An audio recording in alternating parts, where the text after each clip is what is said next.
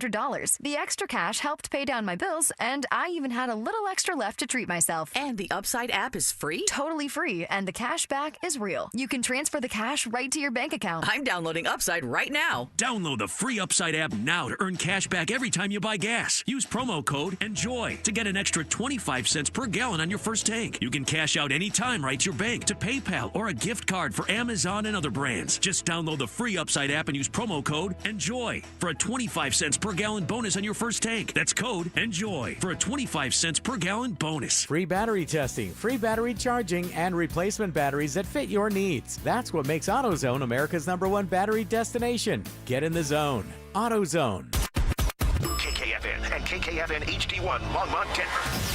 You're listening to Denver Sports 104.3 The Fan. Denver Sports 104.3 The Fan presents Dover.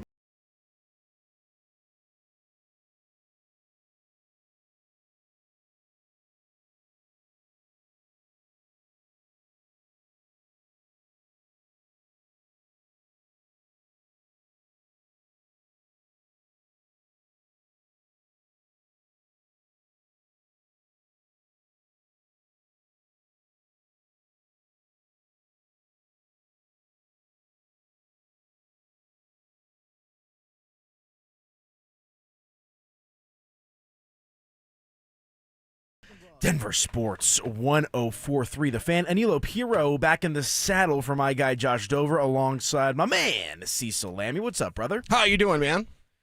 I'm good, man. Went to the gym this morning. Got a little protein shake I'm sipping on. Okay. You know, I'm living life. I'm trying to figure out what I'm going to eat for dinner tonight. That's usually my big question of the day. And watching a little hockey here along the way, too. So all yeah, is we well. got to give a spoiler alert out there for people because, yeah, we got hockey on. It's going to be tough to get Spivak dialed in today because we're going to be watching hockey all day. Olympic hockey is exciting hockey, and we got a good one so far. Yeah, right before we hopped on the air here, with Canada, a spoiler alert. Spoiler alert. Excuse me. Spoiler alert. In case y'all want to watch later. 100%. But Canada tying it up here against. How do we? I heard the morning guys pronounce it. It used to be the Czech Republic, though. This country, I believe. And now it's Czechia. I want to make sure I'm pronouncing this correctly. It's Czechia. Czechia. But it used to be the Czech Republic up until about 2016, I think. Correct. I heard Mike say. They basically just changed the English saying of Czechia. Okay. Basically, to make it more, instead of republic-y, I don't know. I kind of like Czech Republic. It had some aura to it. It's kind of fun. I'm not going to be like Stink and call for the run it back with the Cold War. He's talking about the Eastern Bloc and why are we changing countries' names. I'm not going to go that far. But in my head, because I was like looking at the flag, I'm like, isn't that the Czech Republic? Yes, no, maybe so, somewhere in the middle. But a tribe roll call here on the program to get us started. Hit us up. Let us know what you're doing for a buck on the RomboSlaw.com text line 303-713-1043. Yes, so check. Oh my God, say it one more time. Now I'm like stumbling myself because I want to say Czech Republic. It's Czechia, right? Czechia. I said Czechia and I was wrong, so it's Czechia. Yes. Canada and Czechia knotted up at 2 apiece. We'll keep you guys updated. And at 110, USA versus Sweden.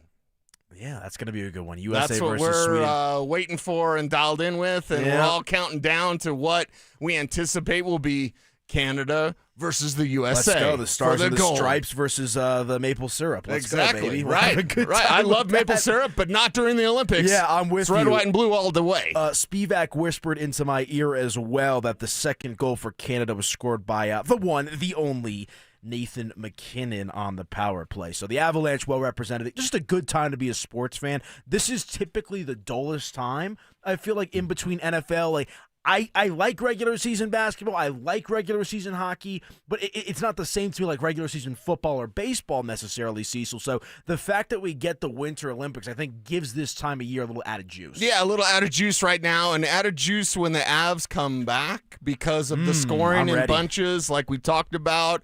If you look at what Coach Hackstall is doing with the power play, we know that Nathan McKinnon runs a lot of that power play, so how does that change things? Do they get a boost themselves when they come back? And we look at the pre-Olympic kind of swoon, if you will, for the Colorado Avalanche, right? They didn't seem Avs-like. They weren't as wagony as they were to begin in the regular season for at least a couple of months, if not more.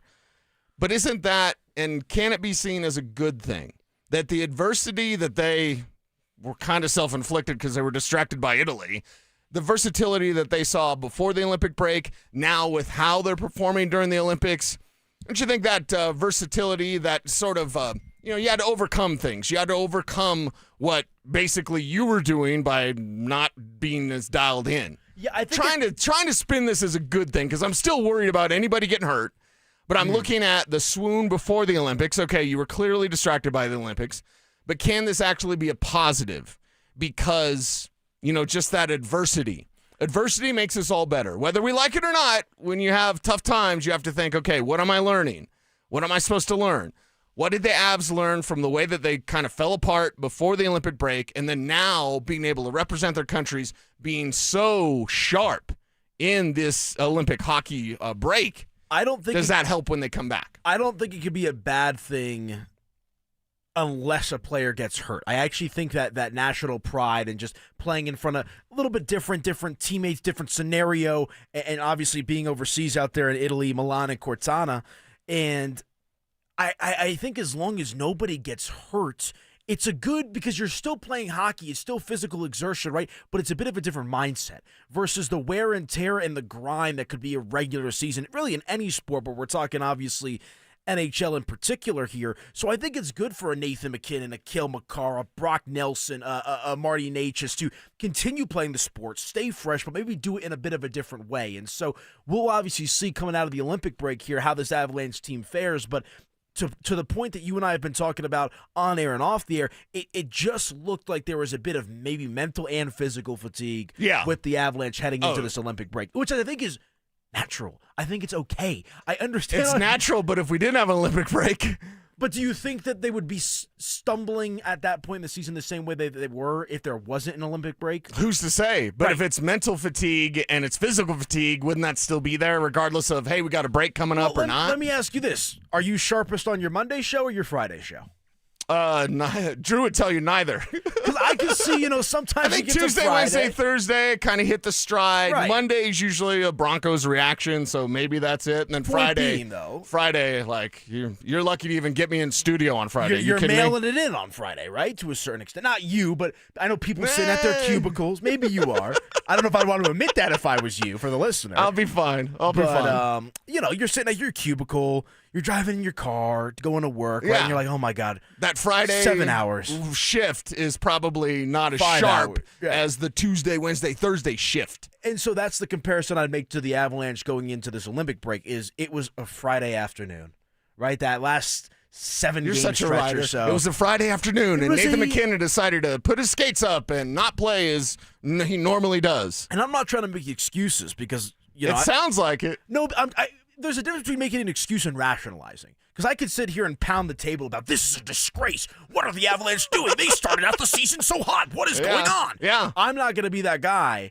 Don't be that guy. Don't be that guy Wednesday. I'm going to rationalize it, though, in the sense of, again, it's human nature to a certain extent. And I just, as much as I want to, as much as the sports fan in me wants to go crazy about how they were playing leading up to the Olympic break, I have to give them a bit of a pass in the middle of the season in which they started the season otherworldly. I can't get overreactionary to January hockey when there's still so much to go. Okay, and it's a larger conversation. We'll continue it as we talk about the Avs hockey and, of course, the Olympic hockey we're watching right now. I think the biggest lessons that need to be taken away from the Olympics include how to be better on the power play. And then just to put this one in your pipe and smoke it and throw it out there on our YouTube chat, okay? So YouTube, what's up, YouTube? I want to hear from people on the RamosLaw.com text line as well. Is Marty Necas playing in big games kind of the precursor to what is needed from him in the postseason? Because we know that Necas is fantastic, good, very good during the regular season, but postseason, maybe not as much. Does this Olympics kind of jump, start, and jolt him? I'm not worried about Nate. I'm not worried about Cale. Kind of worried about Gabe just because of the injury. But, the guy that I'm worried about is Marty Necas. I'm not worried about Brock Nelson. Worried about Marty Necas. Does this Olympics kind of spark him to play his best hockey when the lights are the brightest? Well, we shall see. Quick text here on the RamosLaw.com text line with respect to Quick Czechia. Mountain Dew open up. There you go. My family lives in Czechia. Nobody there calls it that. They all still reference it as the Czech Republic. Okay. That's from Gregory. So, thank you, Gregory. I want to be politically correct and obviously call it what it's supposed to be, but it is. I see that flag and I think Czech Republic, so for what it's worth. But let us know your thoughts. You watching USA? I would say this. None of us that talk sports are geopolitical experts, although some out there, especially on Twitter, try to pretend like it. Leave that one alone. I see where you're going. Leave that one alone. Let's talk about the Nuggets. I'm just a fill-in host. So, okay, let's talk about the Nuggets when we come back right here in the program. Dover and Cecil underway right here on 104.3 The Fan. Back in a few.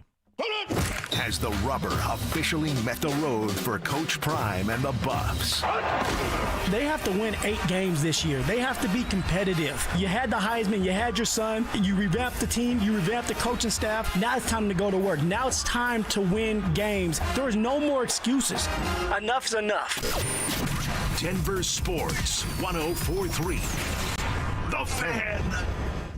Hey guys, your boy Mark Schlereth here. Denver is Truck Month only at Bozarth Chevrolet and Celebration Chevrolet, where every new and pre-owned truck comes with a spray-in bed liner included. That's right, every new truck, every bed protected. Plus, take advantage of deeply incentivized programs on all the new and pre-owned trucks, including the new Silverado and Colorado, with offers designed for their customers to take advantage of. Work harder, play harder, drive smarter. Only at Bozarth Chevrolet and Celebration Chevrolet, your trusted partner in automotive. Comcast Business helps turn today's small businesses into engines of modern business. It's how restaurants become reliably up and running neighborhood favorites. How retailers become seamlessly restocking, cyber-securing, must-visit shops. And how healthcare offices become the data-managing caregivers that we all depend on. With reliable connectivity, enhanced cybersecurity, advanced fiber solutions, and Wi-Fi backup, Comcast Business is powering the engine of modern business. Powering possibilities. Now through March 22nd, switch to Comcast Business and get started with 150 megabit internet plus Security Edge for $59.99 a month for 12 months with a 2-year agreement. Or ask how to lock in your rate for 5 years on a qualifying internet bundle and get a $500 prepaid card when you add 2 lines of mobile. For a limited time only. Call today. Restrictions apply. New customers only. Requires paperless billing and automatic payments with bank account. Equipment, taxes, and other fees extra. After promo, regular rates apply.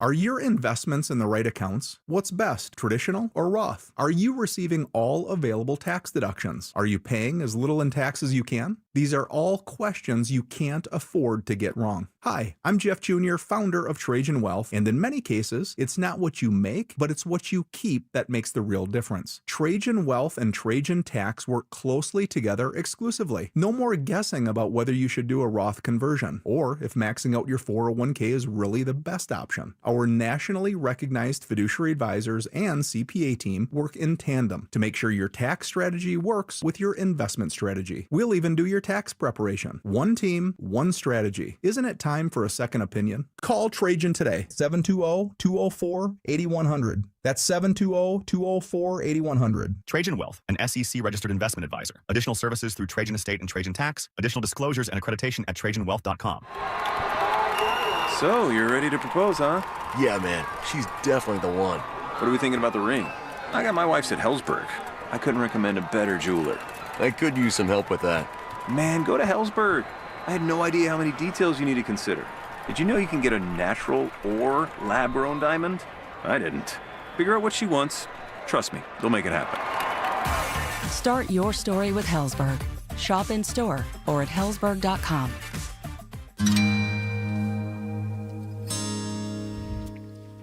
You know, it's funny. All the answers to all the questions are right here in front of us. All we have to do is ask ourselves, as human beings, what we ourselves like. This is Glenn Jamrot. I'm president of Alpine Bank, member FDIC.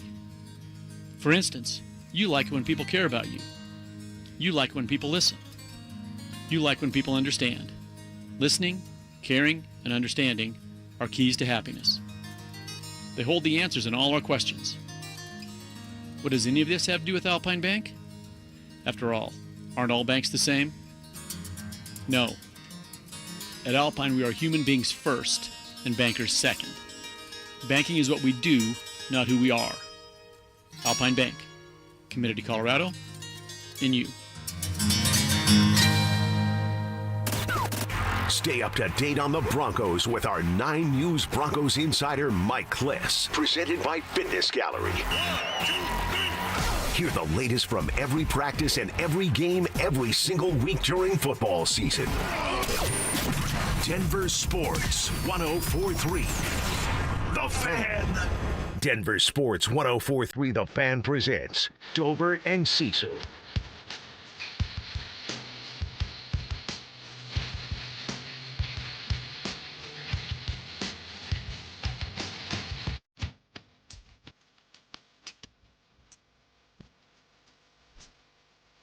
All right, moving along here at 10:15 in the Mile High City. Anilo Piro in for Josh Dover. What up, YouTube? Hope you guys are doing well out there, and everyone that's driving around in the tribe, wherever you're listening on the podcast after the fact as well. It's tribe roll call time. Let's go. So let us know who you are, where you are, and what you're doing for a buck today on a Don't Be That Guy Wednesday. We also have to sprinkle some of those in as well. With those, we just kind of like bring them up as we go along. It's not like a dedicated segment, right? No, it's just wherever I got a few. whenever the mood strikes you to bring it up, usually at the end of the segment. So Okay. I got a few for you today. So we'll have some fun with that. Yeah. And hit us up on the RamosLaw.com text line 303-713-1043. Don't be that guy. I'll do one myself. Don't be that guy that didn't know the meeting was in person and thought it was on Teams and sat around for 10 minutes waiting for people to show up and then was texted like, hey, you're supposed to be here. And I'm like, oh. I'm not saying it was me. I'm just saying don't be that guy. The implication, What are you, Dennis? I'm just saying. The implication. The way that you could, I'm nobody's in danger. It's just the implication. Right, 100%. Okay, Kev, what's up, dude? We didn't introduce you in the first segment. How you doing today, brother? I'm good. I'm getting some stats together for our next segment, Bo's Board. Yeah, I just want to say I'm disgusted at the name, so I'll do my tease early. Really? That is a good tease. That is a good tease. I'm disgusted at the name. Okay. All right. I'll save my hot take about it. I'll compare it to what another franchise might do. But okay, for right now, let's talk a little Denver Nuggets, and we'll keep you guys updated with the Olympics throughout the course of the program. Here today. I went back and listened to our segment from yesterday where I was talking about like the vibes are off, all that kind of stuff, and you kind of tried to walk me off the ledge. And I got to be honest, so I think I was being nice towards you. I was like, I guess, cheer me up.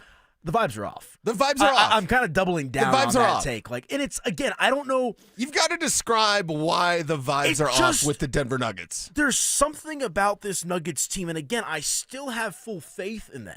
I think they're going to be okay come playoff time. Just my energy, my personal ethos towards this team is just in a different place right now than it was the last handful of seasons. And, of course, those last handful of seasons ended in shortcomings, losing to Oklahoma City, getting bounced in embarrassing fashion by the Minnesota Timberwolves in the year before. But here's what it comes down to for me. Obviously, the injuries is the big one. Nikola Jokic hasn't looked as – he's looked good, but the team hasn't looked as good as around him as we've maybe been accustomed to in years past.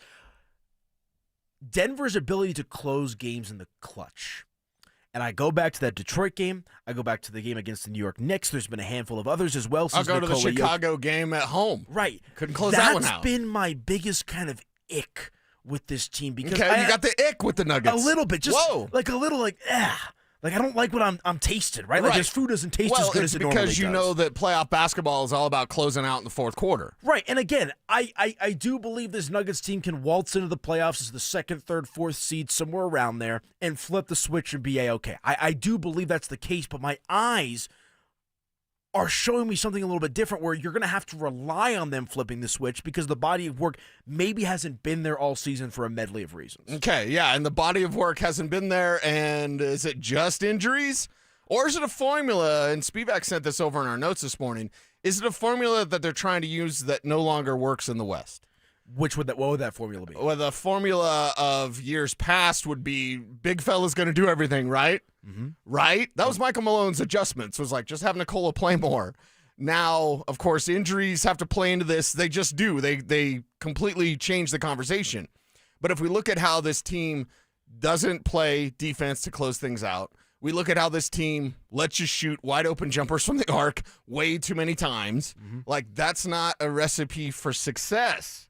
So what are they doing? What are they trying to achieve? What's that perfect look Denver Nuggets team for you? What's the team that doesn't give you the ick? I personally don't have the ick with this team, and maybe I'm being Pollyanna, and I'm like, they got to get healthy. They got to get right. I need to see this team healthy. We've only seen it for a small handful of games when they're at their full strength, so I can't really judge what they're doing. But if you've got the ick, brother, I'm just here to help. I'm not shot of penicillin. And I appreciate. What does it look like, though? And it's not like a total turnoff on this team. Again, I still believe in them. I still think they're going to go out there and contend for a championship. Then why the ick? Because my confidence isn't the same as it has been. And that's what I'm trying to figure out. And you ask what needs to change. I do think first and foremost, it's about getting healthy.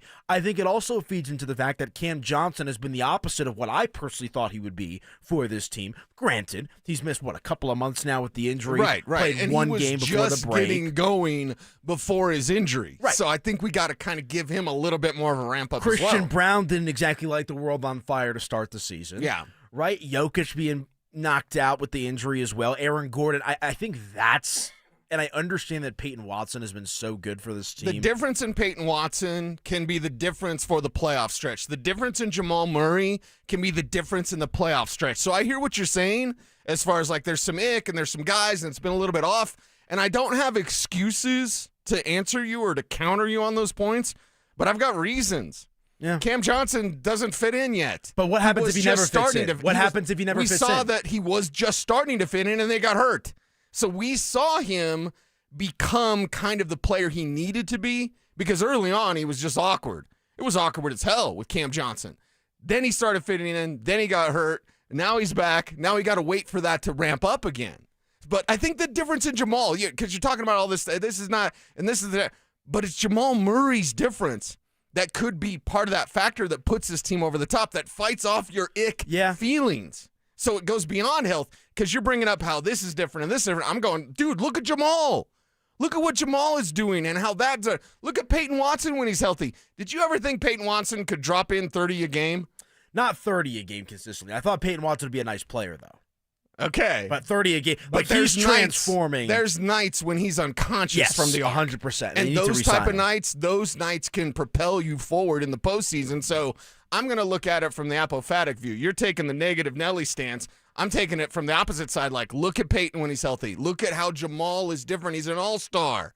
Like, all these things could help the Nuggets grow in ways that maybe, just maybe, your ick is not anticipating right now. Yeah, maybe. And maybe some of it's because I've had just so much time to kind of twiddle my thumbs and collect my thoughts, and I'm just like, I need some meat on the bone, right? It's like that. I forget what TV show it's from. I think it's maybe The Simpsons, but there's that meme that goes around where it's like the kid, or I think it's Rick and Morty, where the kid's like laying on the bed, kind of like looking at the sky, pondering thoughts. Like, that's kind of where I'm at right now with the Nuggets. You son of a bee, I'm in. Yeah, and that's a good one from you. It's one of those situations, though, where I think because of how Denver, much like the Avalanche, limped into the All-Star break, that I still have that bad taste in my mouth. Okay. I texted our guy Jake Shapiro while we were talking as well to kind of support the in the clutch numbers. I mean, Cecil, they're not great, and I think it is something to be a little concerned about. Denver is 14-13 in the clutch this season. Okay. Minus 8.6 net, and this is from our guy Jake Shapiro. That's the 6th worst net in the league in the clutch. Obviously, extremely limited sample size, but below is Brooklyn, Memphis, New Orleans, Sacramento, and Washington. They're all terrible. And Denver is lumped up into that into that category of teams in the clutch, which is arguably the most important aspect of the game. Because to me, and I'm not trying to water down basketball or dumb down the regular season, but it really is, to a certain extent, keep the game close through three quarters. Yeah. And who's going to go on a run? Well, of and the that's fourth. why you make basketball fans mad when you say, all I got to do is watch the last 5 minutes of a game. I'll see everything that happens. Because that's what matters most. Playoff basketball is different. But during the regular season, during this haul, it is play close for three quarters and then try to turn it on in the fourth. Yeah. Let your athletes take over. So what is the disconnect with a team that has the best player on the planet? Let us know your thoughts on the RamosLaw.com text line 303-713-1043. Am I valid? Is the ick something worth discussing further? Is it a valid feeling, or are you with Team Cecil to a certain extent where Just you got to let things play themselves out. They'll get healthy. They'll be all right. Let us know there. We got a couple Tribe roll calls here before we hit a break. I'm the owner of Limelight Services, electrical, plumbing, HVAC contractor in Johnstown, estimating some jobs and moving our offices today. I've been listening to you guys for more than 25 years, driving all over northern Colorado. Love that one. We appreciate everyone up there in northern Colorado. Shout out Weld County. Shout out all my peeps up there around Grover and Fort Collins, Briggsdale, right? Eaton, Alt. None. Eaton, that was my high school rival in baseball. Really? I got to give a shout out. I didn't go to Broomfield, but I grew up in Broomfield, and Holy Family was my alma mater. And them and Eaton used to have a little rivalry, little tussle back in the day. I remember that. So we got another one here. David here from Denver, driving a flatbed from Home Depot, delivering stuff with the Muffet. So that's a good one as well. Shout out to Tribe. Let us know what you're doing for a buck today out there, 303-713-1043. Okay, let's hit a break. When we come back, we'll get this wretched name that Cecil Lammy threw out for today's Bozworth. That's next. Bonneville International Radio Station contests are open to participants at least 13 years of age and older that are residents of the state of Colorado. Unless otherwise specified, employees or agents of the station, Bonneville International Corporation, other area radio stations, or an entity associated with the contest may not enter. Full general contest rules are available at DenverSports.com. Everything is getting more expensive. Gas, groceries, and especially rent, which can go up every single year. But as a homeowner, you have a secret weapon. While the world gets pricier, a fixed-rate mortgage stays exactly the same. That stability isn't just peace of mind, it's your family's financial foundation. American Financing understands home ownership creates wealth. Every monthly payment builds equity and stacks your net worth on autopilot. It's how the middle class actually wins the long game. Your home is a flexible asset. You can live in it, rent it out for passive income, or pass it down to your children. Renting gives you none of that. American Financing salary-based mortgage consultants can help you get pre-qualified with no upfront fees. Call American Financing today and get a pre-qualification letter in 24 hours or less. Call them at 303-695-7000. That's 303-695-7000 or online at AmericanFinancing.net. Secure your rate, build your wealth, and get the cash you need. NMLS 182334, NMLSConsumerAccess.org. Hi, I'm Terrell Davis, two-time world champion and Pro Football Hall of Famer. There is nothing more important than your health. This February, save up to 50% off on select premium equipment. Visit one of Fitness Gallery's 7 convenient locations from Colorado Springs to Fort Collins. Tune in Tuesday afternoons for Injury Insights with Zach Bai and Dr. Joseph Ramos to hear the latest injury news on your local teams and around the world of sports. Ramos Law. What makes us different makes us better. Hey, it's Philip Lindsay here. During my football career, I've seen every kind of medical tech there is. I finally stopped ignoring my joint pain, and I want to tell you guys about RegenRx. They have a blueprint to recovery that is next level. From stem cells to shockwave therapy, it's non-surgical and there's no downtime. Don't just settle for average results with outdated equipment. Go to a clinic that's leading the way. RegenRx offers free consultations, so you need to give them a call today at 303-630-9770 today or visit regenrx.co and let them know that Philip Lindsay sent you. Take back control of your life. Imagine finding your dream home and moving in right away. No waiting to sell your old place first. Sounds perfect, right? That's exactly what Orchard's Move First, Sell Later program lets you do. Buy your new home now and sell the old one later. Here's how it works. Orchard gives you cash so you can buy and move into your new home first, on your timeline.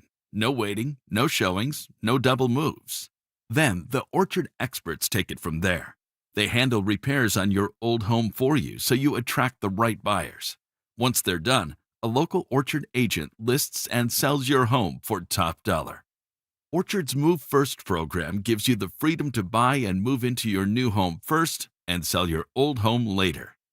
Buy before you sell and get top dollar for your home with Orchard. Ready to find out how much your home is worth? Visit Orchard.com to get your free home valuation.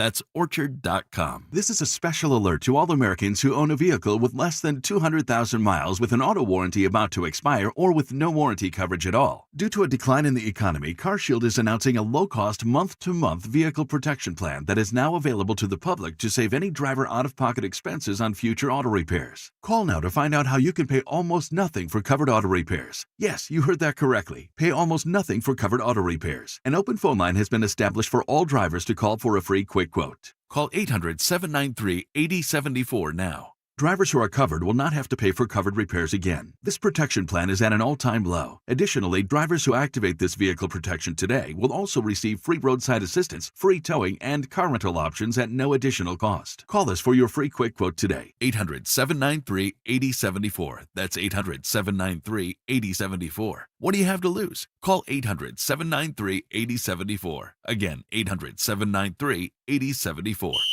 Denver Sports Snapshot. Tonight on ESPN Denver 1600, CSU basketball faces UNLV starting at 9. 104.3 The Fan. We are Denver Sports. You're listening to Dover and Cecil on Denver Sports 104.3 The Fan.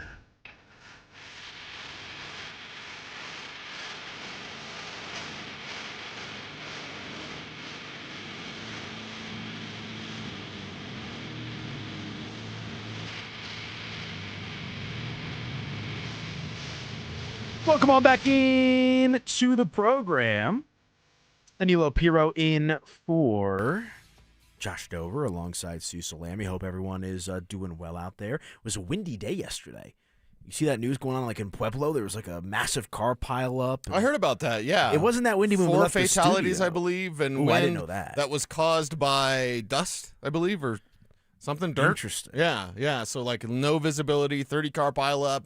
I believe there were 4 fatalities, so just everyone be safe out there. Yeah, 100%. Hate to hear that, but looks like the weather's rebounded a little bit today. Do you hate the suggestion of Bo's board is a thought experiment? No, I know that you're a critical thinker, and my thing in life, 2 rules: don't be dumb, don't be in a cult. You're neither one of those things, so that's great. It's why we get along. But like in this thought experiment, I want to make us think. You don't like this name for Bo's board. Nah. And I'm taking issue with it, man. Not only because Bo's board is my thing, but because, like, we got to think. I think every stone needs to be examined and looked under and all that. We need to look everywhere. And maybe, just maybe, I'm assuming, based on your hatred for this conversation, that this player draws so much ire in your veins that you can't think about what it would be like if they had this guy. Extra jumbo package on 3rd and goal. Play action. Burrow throws wide open. Touchdown. Noah Fant. Smith fires. What a catch made by Fant for a touchdown. Okay, Noah Fant, today's edition of Bo's board. I'm going to hold my nose when you're I talk in holding this your segment. nose. Why? So here's the thing. It's actually nothing. It doesn't have as much to do with Noah Fant, the player. I don't think it's a legitimate upgrade at the tight end position. Again, you and I disagree on the Evan Ingram discussion. I think it was a matter of misusage. You then think tell me how to use him. Well, that's my answer. If you're going to say that, fair. and I don't need to put your feet to the fire or like kind of punch you in the balls. Please but like, if you're going to say take it. I'm a big boy. They used him wrong, tell me how to use him then. Because Sean Payton kind of knows a thing or two about football. I'm going to put my chips on that guy as far as knowing how to use the tight end. I think Evan Ingram wasn't doing his job. Here's the thing, and I'll reference what Stink talked about. I want to say it was in the 9:15 or 9:30 segment this morning. Yeah, the YouTube chat saying Stink like vindicated. Yeah, Touchdown Bo Nick said that about Evan Ingram. And I forget the exact numbers that he used, so I'll go with ballparks here. But I remember Stink was talking about he analyzed 8 games, and let's just say 40 plays in which Evan Ingram was involved with for conversation's sake. I think it was somewhere around that number. More than, I want to say, 30 or 35 of those plays were underneath check release type of play calls and routes from Evan Ingram. There was very few times outside of the red zone you saw the Denver Broncos build an offensive play around targeting Evan Ingram. And so maybe that comes down to attitude, maybe it comes down to understanding and digestion of the offense. There could be a number of reasons as to why they went down that route with Evan Ingram. But the point with me is we were told about this joker role with Evan Ingram, and the joke was on us for feeding into that nature and belief that Evan Ingram could be that type of guy. I just refuse to believe with the production we saw from Evan Ingram of 2 of his 3 years in Jacksonville, that could be as unincluded in that offense as he was last season. Well, and I would say this, and Evan Ingram, one, you could look at the dead money and all that, but with Noah Fant, let's talk about Noah before we completely shut this down, because again, it is a thought experiment. You're looking for weapons. I have Kev on my shoulder every time I think about Bo's board because he's talking about playmakers, weapons. Noah Fant is not a blocker, like not at all. Maybe he's better than Evan Ingram, though. My opinion on Evan Ingram is so down based on this last year. And maybe it is part of the hype that we didn't get. Maybe it is the Joker thing that we were all promised and it didn't do anything. Like, maybe that's it. Full disclosure, I'm very willing to admit, like, maybe it's that thinking it would be like 1,000 yards or whatever, and then it was such a disappointment. Maybe that's part of my kind of distaste, the ick. I'll use your word. There we go. The ick for Evan Ingram. With Noah Fant, you get a cheaper option, and you get a guy that's at least as good of a blocker, if not maybe even a little bit better. And you get a guy that's a proven weapon. He's an offensive weapon. That's what he is. 288 receiving yards yesterday. Cecil, let's take and it do easy. you know who he shares time with in Cincinnati? But what is would he be the different primary here? weapon? Because you don't have Jamar Chase and T. Higgins. You don't have Chase Brown catching passes out of the backfield. And it's more than just a numbers thing. We have to look beyond the numbers. You got to throw those numbers away. Because I can take those Evan Ingram numbers that you have and just say, well, that's not him today. What can Noah Fant be? Can he be better than the 200 yards or whatever disgusts you? Of course he can. Of course he can. Because on your offense, when you have Jamar Chase and T. Higgins, he's not getting anything. Because he shouldn't. Because you have Jamar Chase and T. Higgins. And we'll see what happens with the play calling, but what makes you think, whether it's Evan Ingram or Noah Fant, they're one and the same in the situation. What makes you think if Sean's calling plays that they'll utilize the tight end the right way? Yeah, and utilize the tight end the right way because it's very obvious what Noah Fant needs to be doing. And to me, that's kind of lining up in the slot. Being that primary receiving weapon from the tight end position. With Evan Ingram, they were trying to make him Adam Troutman. It's like, okay, if you're going to need a receiving tight end, Noah Fant is a cheaper version. He's a playmaking version, and he's a player that you're already familiar with, of course, as a former first-round pick. So I'm looking at everything in Bo's board. I'm looking at everything. I want to spark conversation. I want conversation from the viewers and the listeners. So Ramaslaw.com text line, also on our YouTube chat. I want to know, is this the type of weapon? Separate yourself from the ick that was Evan Ingram last year. Look at the weapon that you could be adding and then ask yourself, is Noah Fant someone that you'd want? Noah Fant's best game last season was against the Pittsburgh Steelers. He had 4 receptions for 44 yards and a touchdown. And I understand that Cincinnati was a dumpster fire last season, but what's the concept of Bo's board? Biggest offseason in Broncos' recent memory. Bo's going into year 3. Let's surround this guy with max talent. Bringing in Noah Fant, or rather bringing back Noah Fant, I don't think checks that box. I'd personally rather have Evan Ingram than Noah Fant. I want to get Kevin Kistner's opinion on the situation. Well, I actually mentioned Noah Fant the other day. Oh, my gosh. I would take him over Isaiah Likely. We had that big old discussion last week. Yeah, and I would not take him over Likely because Likely's more all-around tight end. You like that, and I disagreed. But I would take him if he's one of those last few options. This is a cheap option. Yeah, this is not a first wave guy. You're keeping Evan Ingram. I'm not saying Noah Fant's coming in as being the starter right away over Evan, but I like what he can do ahead of Adam Troutman. So say he comes in as your second guy, well, you're upgrading Adam Troutman with Noah Fant.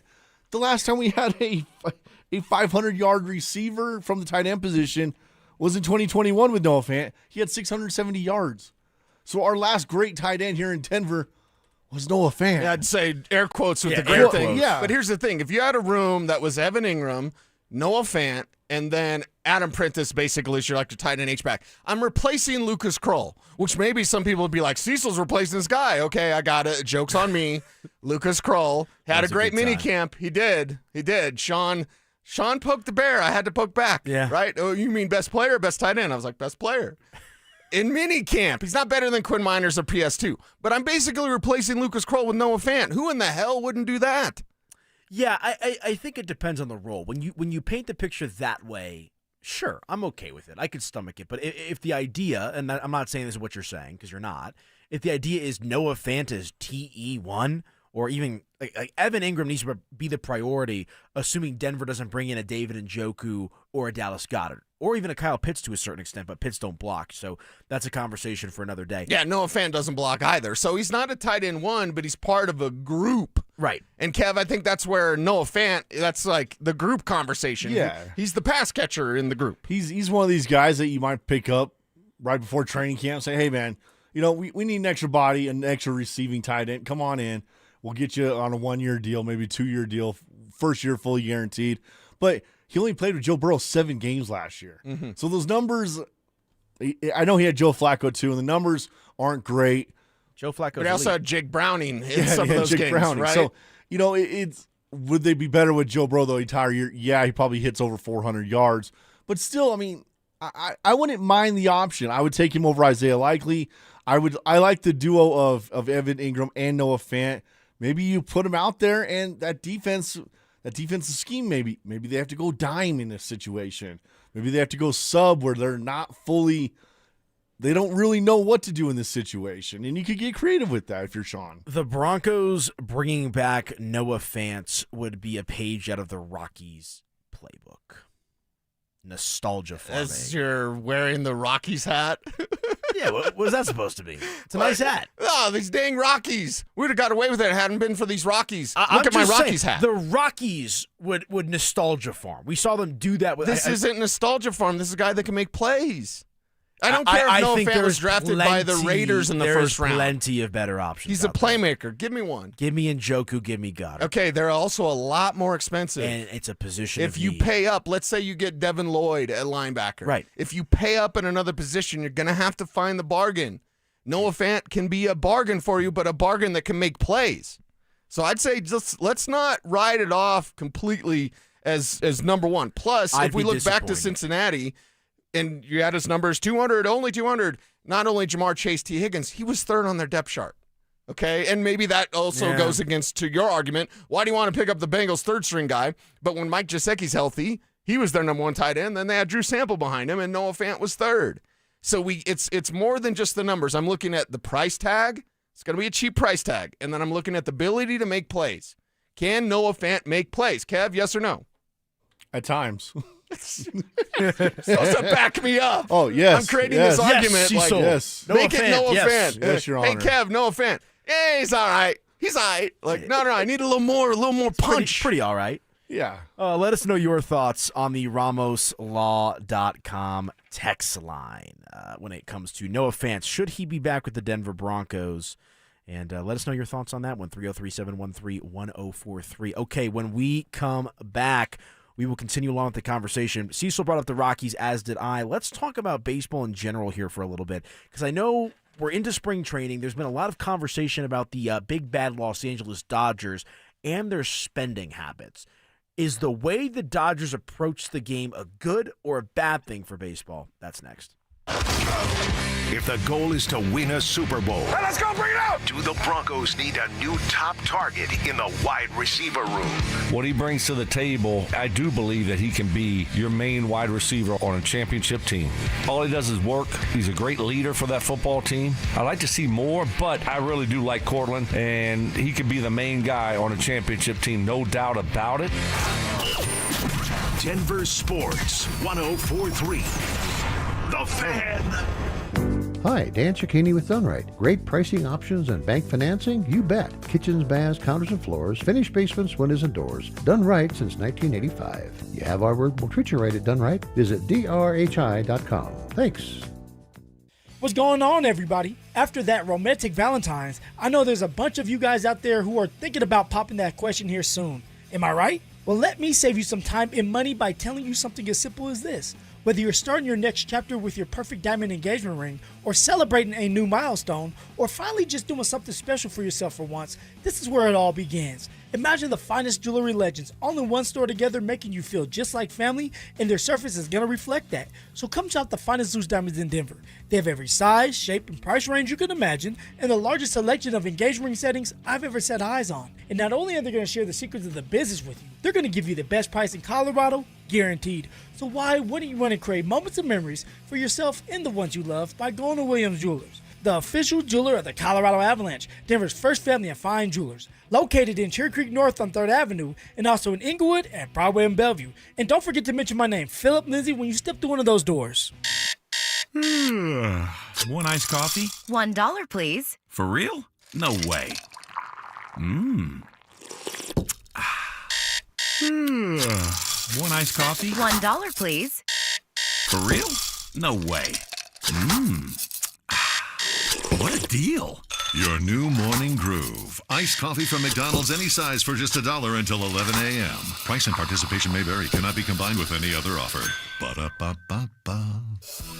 Hey guys, it's Mark Schlereth, and home show season in February is when homeowners make the smartest improvement decision before the demand hits. If windows are in your future, Gravina's Window Center of Littleton offers Infinity by Marvin fiberglass windows built for strength, efficiency, and long-term value. And this February, you'll save 25% plus enjoy 12 months zero-interest financing. Visit windowsforyourhome.com or call them at 303-794-0490.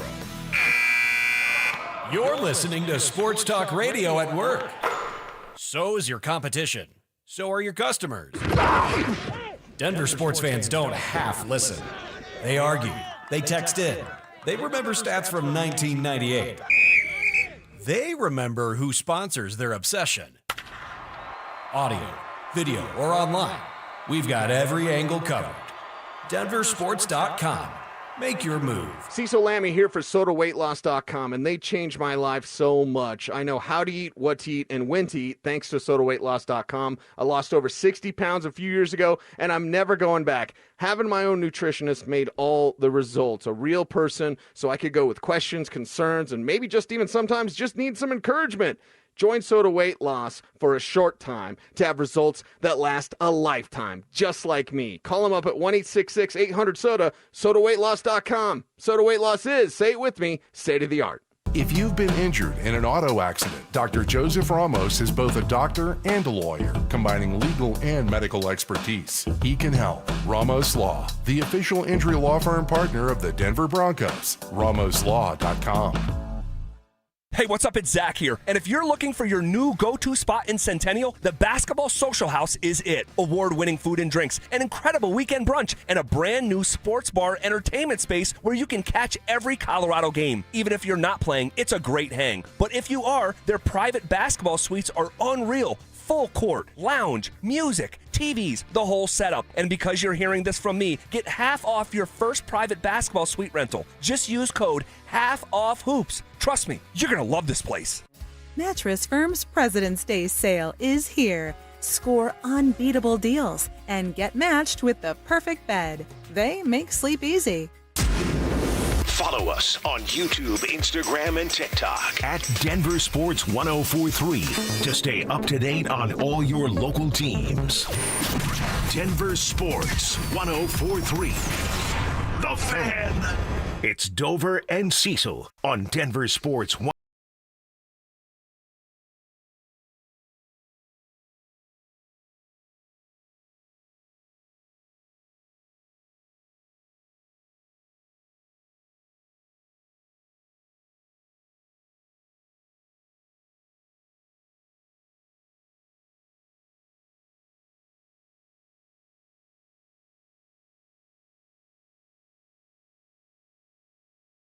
I listened to Chester's other projects, though. Like, he even sung with Stone Temple Pilots for a little bit before his passing. Yeah, and that's really good. I love Scott Weiland, who, of course, passed, I believe it was a heroin overdose. But, like, so they had lost their lead singer, and then Chester sang with them, and it was awesome.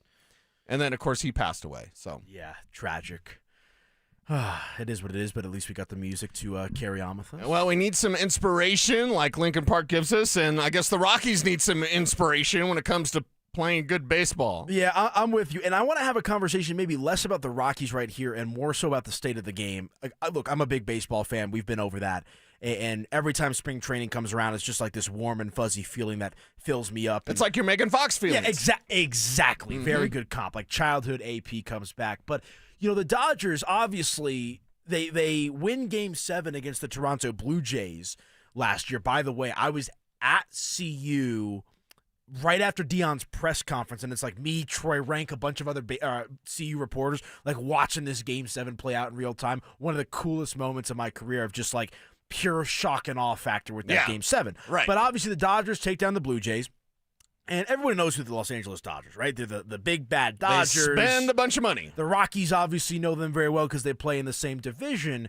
And they've got the most dynamic player, maybe in Major League Baseball history, the Nikola Jokic equivalent of Major League Baseball, that, of course, being the great Shohei Ohtani. Right. On top of the Mookie Betts, the Freddie Freemans of the world. They signed Blake Snell, the starting pitcher, last offseason, too. And so the Dodgers are always going to be at the top of the list. And there's the old saying, right? The rich get richer. Well, that's what happened with the Los Angeles Dodgers over the offseason. And why does it take now for other Major League Baseball owners to cry foul? This has been there forever. They've been crying. Let's go back to the Steinbrenner Yankees. Like, this has been there forever. A non-salary cap sport, which they're going to try to get a salary cap on. It's probably why we're going to have a work stoppage next year. Mm-hmm. But why did it take now? What is it, the deferrals the Dodgers have and that Shohei's going to get paid forever? Like Bobby Bonilla? Like, why now is there this impetus of like, you know what baseball needs? A salary cap. You know what they're going to fight to get? A salary cap. You know what that's going to cause? A work stoppage. Yeah, and you're right about George Steinbrenner with the Yankees. You know, back in the day, it really started with Reggie Jackson, right? And then you see David Justice, and obviously Jeter was a homegrown guy, but they bring in Alex Rodriguez, they bring in Randy Johnson, Gary Sheffield, I believe, was part of that mix in the early 2000s. So the old man is kind of the one that started it. I just think we're teetering on the edge of absurdity when it comes to the Los Angeles Dodgers and what But there's no salary cap. Wasn't the absurdity already there? To a certain extent. Again, we're crying over spilt milk. We're crying over stuff that's been happening for 30-plus years. And this is not the Dodgers aren't doing anything wrong. I think it's the question of, can this be allowed to continue? They just won the World Series. They go out there and they sign former Mets closer Edwin Diaz to a 3-year, $69 million contract. That's a bad one because their bullpen and their pitching staff is already strong. But the absurd one that I think made a lot of people kind of look at their phones, and Jeff Passan's tweeting, and it's like, what's going on with the world, is they signed Kyle Tucker, who played for the Cubs last year, to a 4-year, $240 million contract. That's a $64 million annual average value. So the Dodgers... Can they afford it? They can. Okay, then why are we complaining about it? Because part of it... There's the idea of, like, the Rockies, for example, and I'm not trying to make this a conversation about Dick Montfort and his lack of spending. They can't offer this contract to a Kyle Tucker. Yeah, not many teams out there can.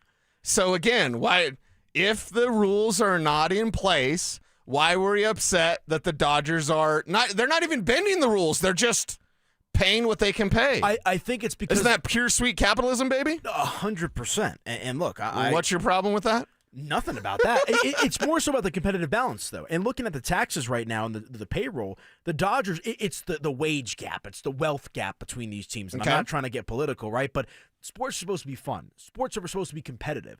And it feels like every single year you go into a Major League Baseball season knowing there's about 4 or 5 teams that are probably going to contend. Yeah. And about 10 or 11 that have no chance. And how long did the NBA have that same sort of thing? Not without the salary cap, but like how long was it like the super teams, the dominant teams? How long did that go on? Because we can make the argument right now as the NBA and the popularity, we can have a debate about that. Like, where's the NBA? Of course, I'm a 90s guy, so it's always going to be better back then. And I'm not saying I'm right.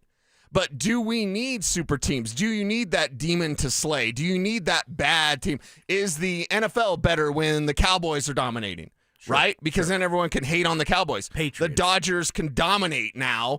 Okay, everybody can go fight to slay the dragon. Do you need the dragon or do you like parody? I think before we get into the conversation of the CMED stuff, it's like, I got to know who you are. Because for me, I didn't like the super teams, but now that we've had, 8 different champions in 8 years, and maybe OKC's a super team now, like a homegrown super team, maybe that's a case, but I also look at it and go, is the NBA better when there's a different champion every single year? Is that a better product, or is it better to have a dynasty and then someone's got to fight to take them down? I would say it's not exactly apples to apples because I think the one of the bigger problems the NBA has right now is the quality of play in the regular season. I don't think that has as much to do with dynasties and super teams as it is guys. Well, Adam Silver's kind of legacy is going to be as known as, 1, a terrible commissioner, and then 2, like the guy that killed the super teams. Right.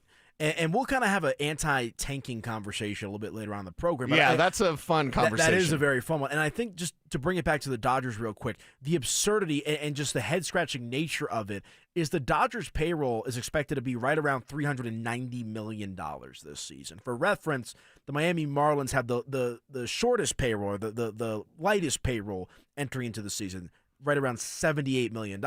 So the Dodgers go out there and sign Kyle Tucker to a 4-year, $240 million contract. Kyle Tucker's AAV at $64 million is essentially within spitting distance of the Miami Marlins' entire payroll. That's the question. That's the confusion and the frustration that I think people have. But if there are no Dodgers rules in place, why are we shaking our fist at the no rules that are in place? Look at what the Dodgers are doing. They're doing what they can do. I agree. The Dodgers are not doing anything wrong. I think it's more so on the system to try to correct itself. And we'll hit a break here in a minute. So my question to you would be, does it need to change? Or are you okay with the Dodgers running wild the way that they are? Would you enjoy more parity? Would you enjoy a hard salary cap? Yeah, and I would enjoy baseball that doesn't have a work stoppage. I'll tell you that. Well, that's a conversation for another second. By the way, conversation spoiler alert. Oh, wow. In 3, 2, 1. Is Canada gonna choke this thing away? They're down 3-2 with about 5 and change left to play in the Olympics. I can't believe it. So we got Olympic hockey going on. We'll continue the conversation. What do you all think out there, YouTube, RamosLaw.com text line, of parity versus super teams? That's the conversation, and we'll keep you up to date on this Canada choke job? Yeah. Question mark? Ooh, they're showing the Canadian fans in the stand. They do not look happy. They are not happy. Going to be plenty of Molson's drank tonight. Yeah, 100%. All right, when we come back, the Broncos are tabbed as a suitor for a free agent running back that might get Broncos country excited. That's next.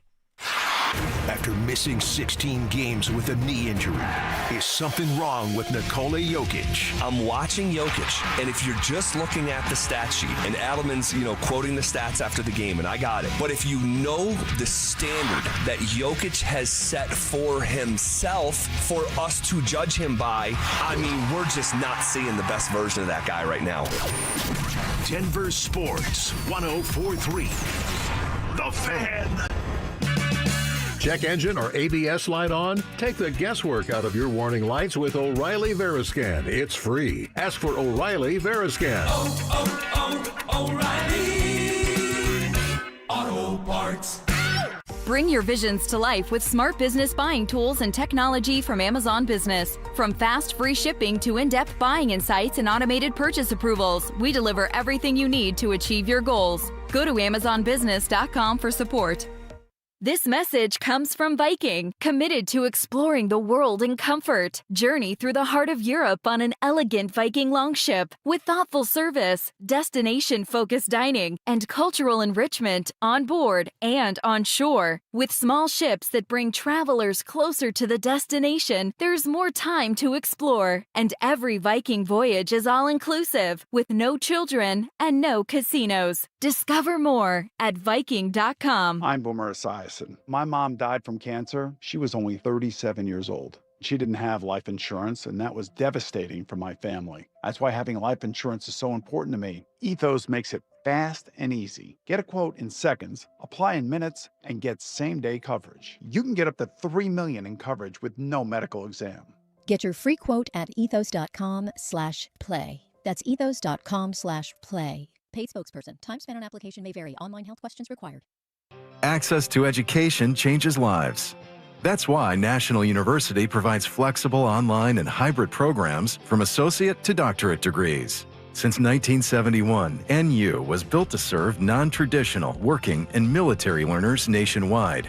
NU understands the demands of work, family, and service. Each year, more than 130,000 learners trust National University to move forward. Visit nu.edu to learn more. Hey guys, your boy Mark Schlereth here. Denver is Truck Month only at Bozarth Chevrolet and Celebration Chevrolet, where every new and pre-owned truck comes with a spray-in bed liner included. That's right, every new truck, every bed protected. Plus, take advantage of deeply incentivized programs on all the new and pre-owned trucks, including the new Silverado and Colorado, with offers designed for their customers to take advantage of. Work harder, play harder, drive smarter. Only at Beaux-Arts Chevrolet and Celebration Chevrolet, your trusted partner in automotive. Hi, I'm Brad Barnett, president and founder of Mountain High Appliance. Looking for the best deal in town this President's Day? Then stop by our Denver Clearance Center, where you'll find savings of 70% or more on open box, overstock, and discontinued appliances from the industry's best brands, including Bosch, Thermador, KitchenAid, and many more. Hurry in for the best selection, or visit us online and take advantage of these huge President's Day savings. When you think appliances, think Mountain High Appliance. Mountain High Appliance, your favorite appliance store. Thank you. Dan Jacobs of 303 Law 4040 and Jacobs Law with another cool story to share. James called 303 Law 4040, and he's like a lot of our clients, not looking to get rich, but he just didn't want to get stuck with a bunch of medical bills. So we met with James like we do all of our 303 Law 4040 clients in person, and it's a good thing we did because we noticed James did not look so good. We sent him to the hospital to get checked out, and they did wind up admitting him. In the end, we got him feeling better and $125,000. He was over the moon. He came into the office to pick up his check and rang that victory bell. And the really cool part is James surprised us with a check of his own, a donation so we could keep the best free meal in Denver coming each and every first and third Thursday. If you've been injured, you may be like James, not looking to get rich, but not sure what to do. That's why we're here to help. Just give us a call at 303 Law 4040. Go ahead, save that number in your phone. You never know when you're going to need it. That's 303 Law 4040. You have this special person. You want to give them a gift. Maybe this will help. My name is Glenn Jammeron. I'm part of the Alpine Bank family, member FDIC. Tonight, before that loved one of yours arrives home, take a seat on the living room couch. The moment he or she walks through the door and looks your way, do nothing but smile. At first, they seem startled. Is everything okay, they ask? Just smile. After a few moments, wait them over to sit by your side. Then say, I was just curious how your day went. Then stop. They ask, are you all right? Pause and say, tell me about your day, then just listen. Eventually, they will share their day. Once they finish, smile again and say thank you. That's it. Because caring enough to listen to others is the greatest gift of all. Alpine Bank, committed to Colorado and you. KKFN and KKFN HD1 Longmont, Denver. You're listening to Denver Sports 104.3. The Fan. Denver Sports Snapshot. Tonight on ESPN Denver 1600, CSU basketball faces UNLV starting at 9. 104.3 The Fan. We are Denver Sports. Denver Sports 104.3 The Fan presents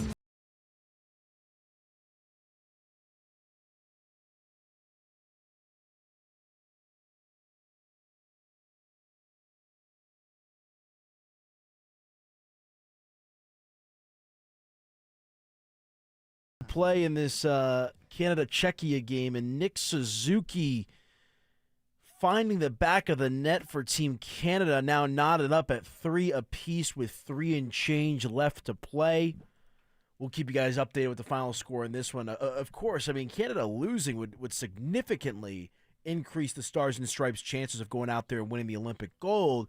But we've got ourselves a hockey game here, and Drew Spivak was just telling me in the commercial break that they will play a standard overtime period followed by a shootout if it does have to go that far. Yeah, we got 3 minutes left, so we'll see what happens here. But Canada getting it even here.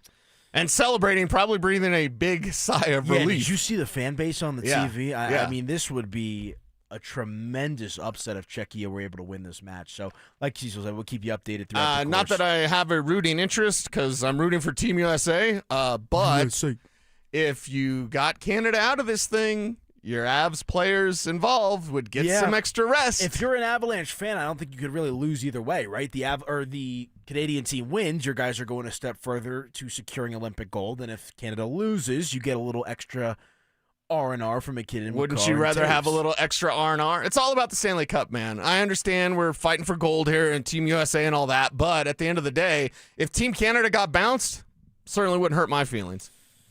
That's fair.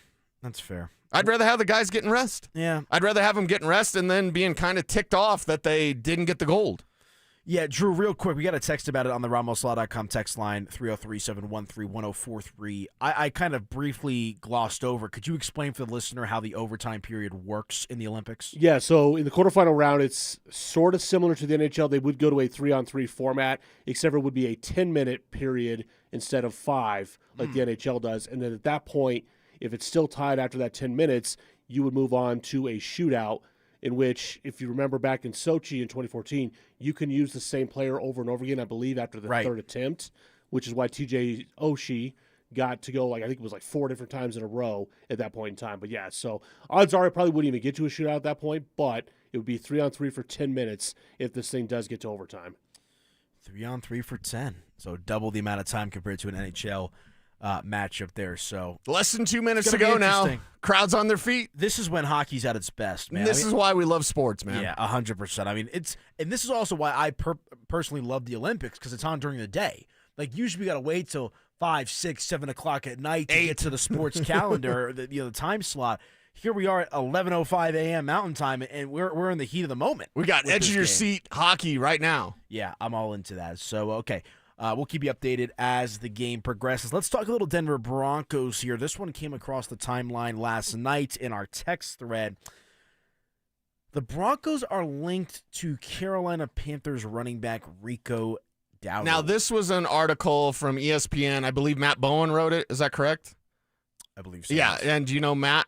I do not. 1, he's a good dude, a really good eye for football. And 2, he was the number 200 pick in the 1990 NFL draft, or 1999. Do you know who picked number 199 was? Tom Brady. Exactly. He's the guy picked after Tommy. Tom Brady. One pick after cool. Tommy. Now, it's safety, of course, so it's not like he was another. He's not part of the Brady 6. But Matt is a really good guy, really smart about football. And, yeah, Rico Dowdle to the Broncos, or at least linked with the Broncos. He was picking the best landing spots for free agents, and he picked Rico Dowdle's best landing spot with the Denver Broncos. Now, yesterday for Bo's Board, we talked extensively about Travis Etienne. And Rico Dowdle may be on a future Bo's Board. For sure. And I think we were all in agreement, Kevin included here, the consensus top 3 running backs that are free agents are Breece Hall, Kenneth Walker, Travis Etienne, in no particular order. Where does Rico Dowdle, in your mind, stack up compared to those 3? He'd be over there with Tyler Algier. Right. Now, a different player than Algier. Algier is a power player, and he's a player that, even though he's a good receiver out of the backfield, you probably want him off the field on third downs.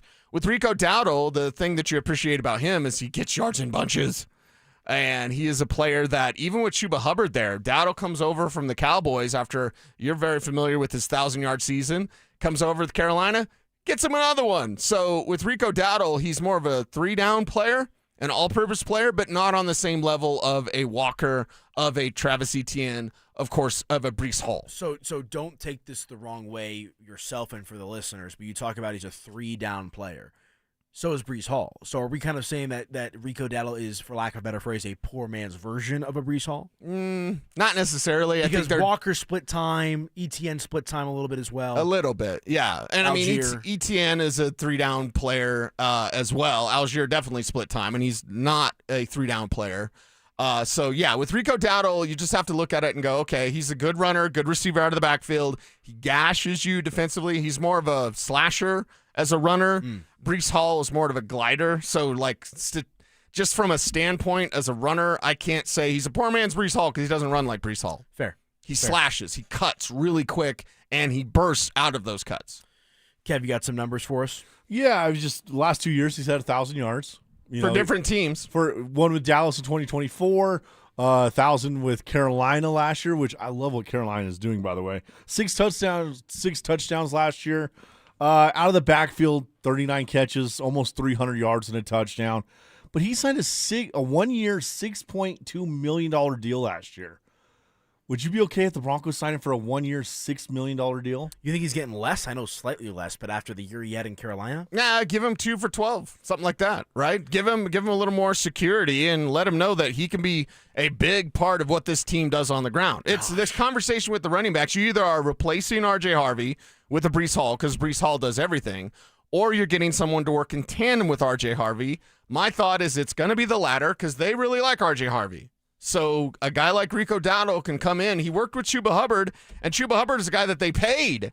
They paid Chuba Hubbard, and then Rico Dowdle was like, I'll come there for a year, and he still was productive. So he's a guy that doesn't have the ego that you'll see with other players, usually different positions. But it's a running back that comes in off a 1,000-yard season, and he gets no love, and then he gets another 1,000-yard season in a one-year deal where Chuba Hubbard's the guy above him. Hubbard gets banged up. Dowdle takes over, doesn't really look back. Hubbard came back. They worked in tandem. So he's a guy that's very familiar with working in a committee. And he had 3 100-yard games last year, including one of them where he went for 200 yards. That's those yards in bunches. If you're a fantasy one GM, of those was against you're Dallas, very too. familiar. Yes, it was his kind of revenge game. Yeah, 100%. You're very familiar with Rico Dowdle if you're a fantasy player because he's been good for you in your fantasy teams. Yeah, I think 2 for $12 sounds like a Wendy's burger special or something like that when you lay out the now contract. you're making me hungry. Oh, I'm starving as well. I might have to go dive into my little snacks that I have here after this segment. But don't let people know that you have snacks in your office because your office is unlocked. Well, okay, I'll stop myself then.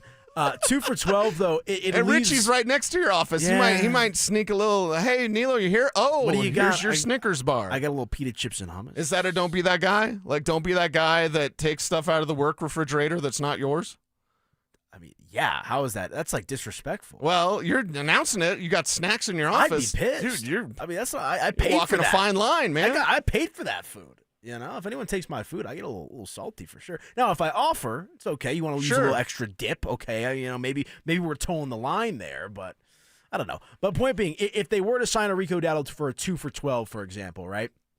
You have some meat on the bone left with your finances to prioritize linebacker, wide receiver, tight end. I like the idea of Rico Dowdle as kind of shooting the middle of. You're not going to get one of these top flight, upper echelon running backs like a Breece Hall, Kenneth Walker, but you're also not going to have to settle for just running it back with a J.K. Dobbins. So that could be a very, very interesting option. I had a couple of guys in the crowd here, and correct me if I'm wrong, they're dressed up like Canadian Mounties, but they're not Mounties.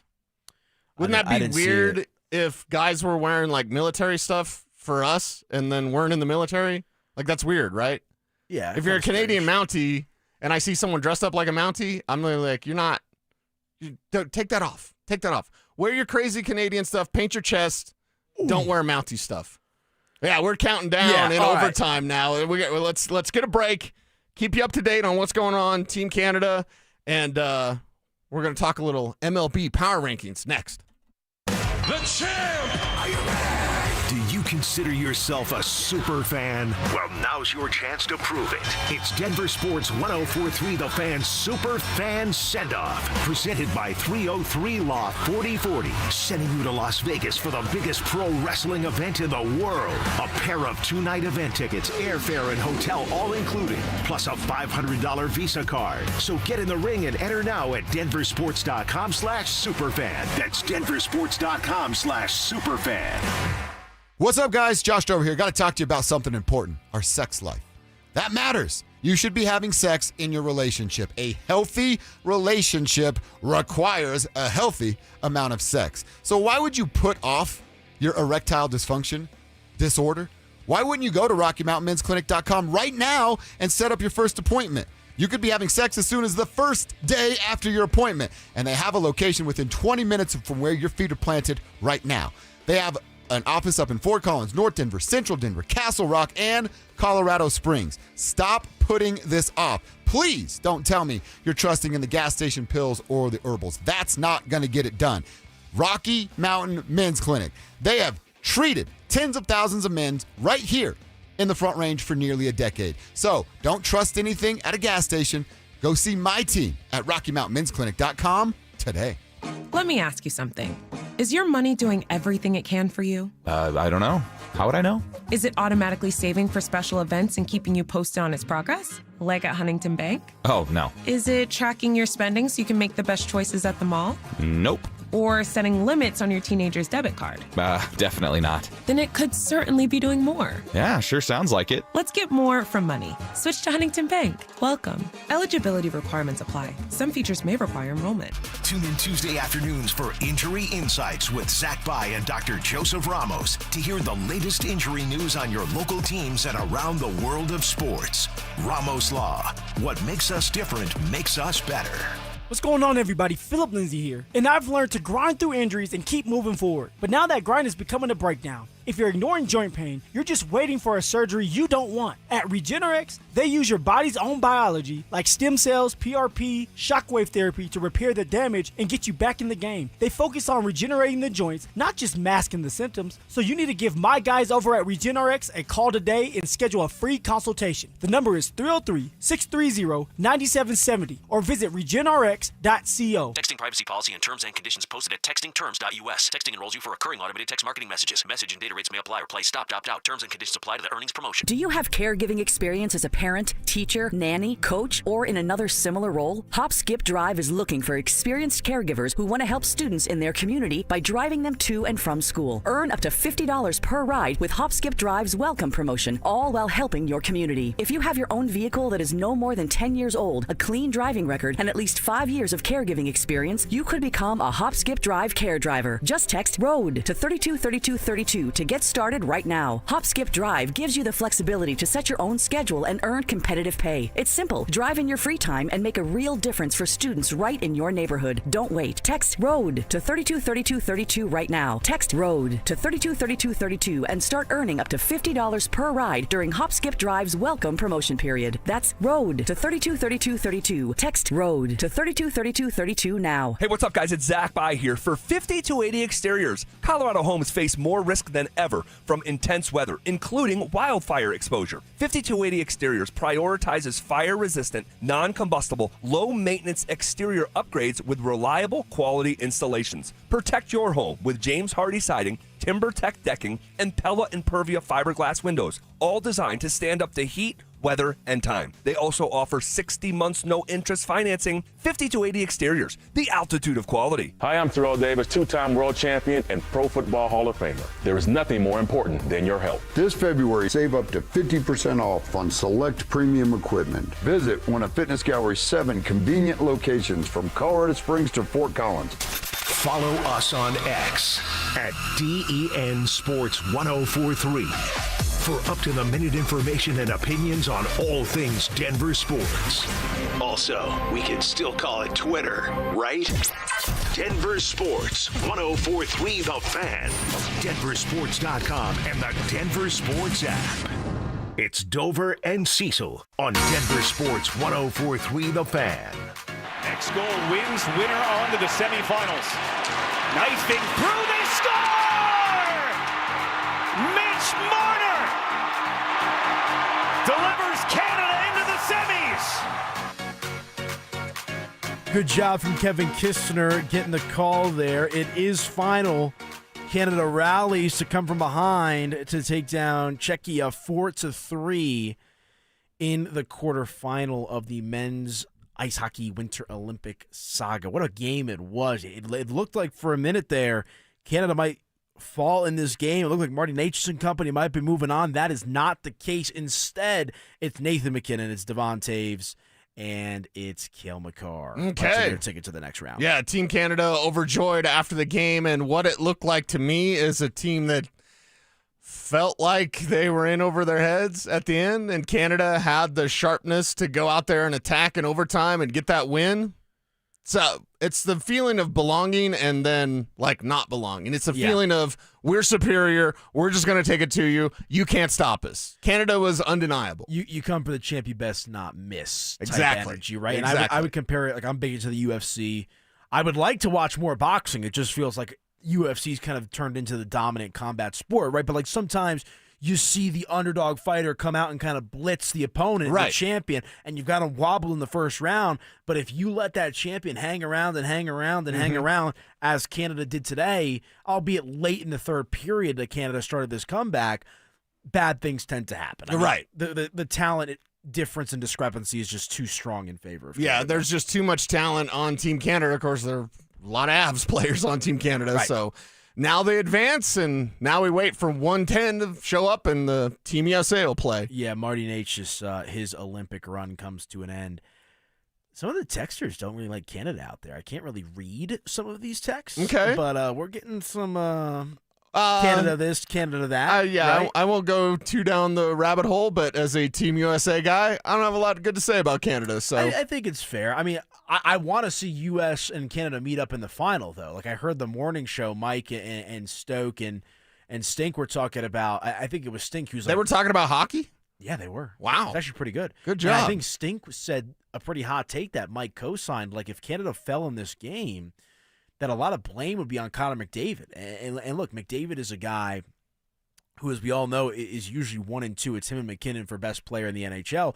And if Canada had fallen short, I think the hammer would have come down much harder, is what Sting said, on Connor McDavid than that of a Nathan McKinnon, which I think speaks to optics and perspectives. Obviously, that's not the case here now.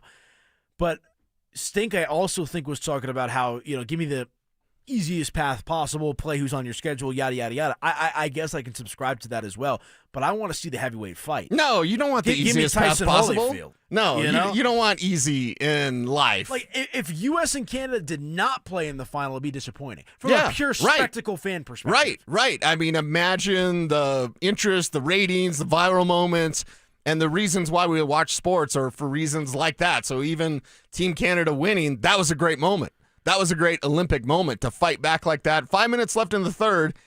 It wasn't a wrap because Canada fought back, tied it, and then won it in overtime. Yeah, I'm with you. Is there part of you that was rooting for Canada to lose less from the USA perspective, but more the rest perspective? Yeah. For me, it's all about rest. I've been nervous about this entire Olympics process. I've been nervous about the Avs out there playing for country pride. That's awesome. But for me, I love Nathan McKinnon. It's because he plays for the Avs, right? And it's because he can go get another Lord Stanley's Cup. That's it. The Canada stuff, that doesn't move the needle for me at all. It's about Stanley Cup. So go get that Stanley Cup, and if you risk injury, risk wear and tear during the Olympics, which you are doing, and now advancing if you're Canada, I don't like it. It just makes me nervous. I'll say that. I think you're right to feel nervous and feel a little anxious about it, but I don't really care, to be honest. Not about you. Of course I care about you, but you're going to play hockey anyway. If Nathan McKinnon gets a little banged up? I could. Little hamstring, little ankle thing. That same injury could happen in a Tuesday night game. Yeah, but he's not playing for the Avs right now. If he gets hurt playing for the Avs, you go, oh, injuries happen. Yeah. If he gets hurt playing in the Olympics. I think it's similar, though, because it's the same sport. It's not like he's going from playing hockey to snowboarding. Sure. Right, you're still playing the same sport. Isn't he risking injury but not playing for the Avs? I mean, I just boil it down to that. You risk injury when you play for the Avs. That's part of the game. Sure. You risk injury not playing for the Avs. I don't care if you're skateboarding or playing for Team Canada. You're risking injury when your job that you're paid for is to win it all. Yeah, I just think it's not as different just because it's the same sport. And I understand it's not the league, right? It's the Olympics and all that kind of stuff. But, there's a reason why, NFL players and athletes have you can't ski or snowboard written into your contract. Right, like Nathan McKinnon is still playing the same sports, and same with Cale Makar and, of course, Devon Taves as well, and Brock Nelson for Team USA and Landeskog.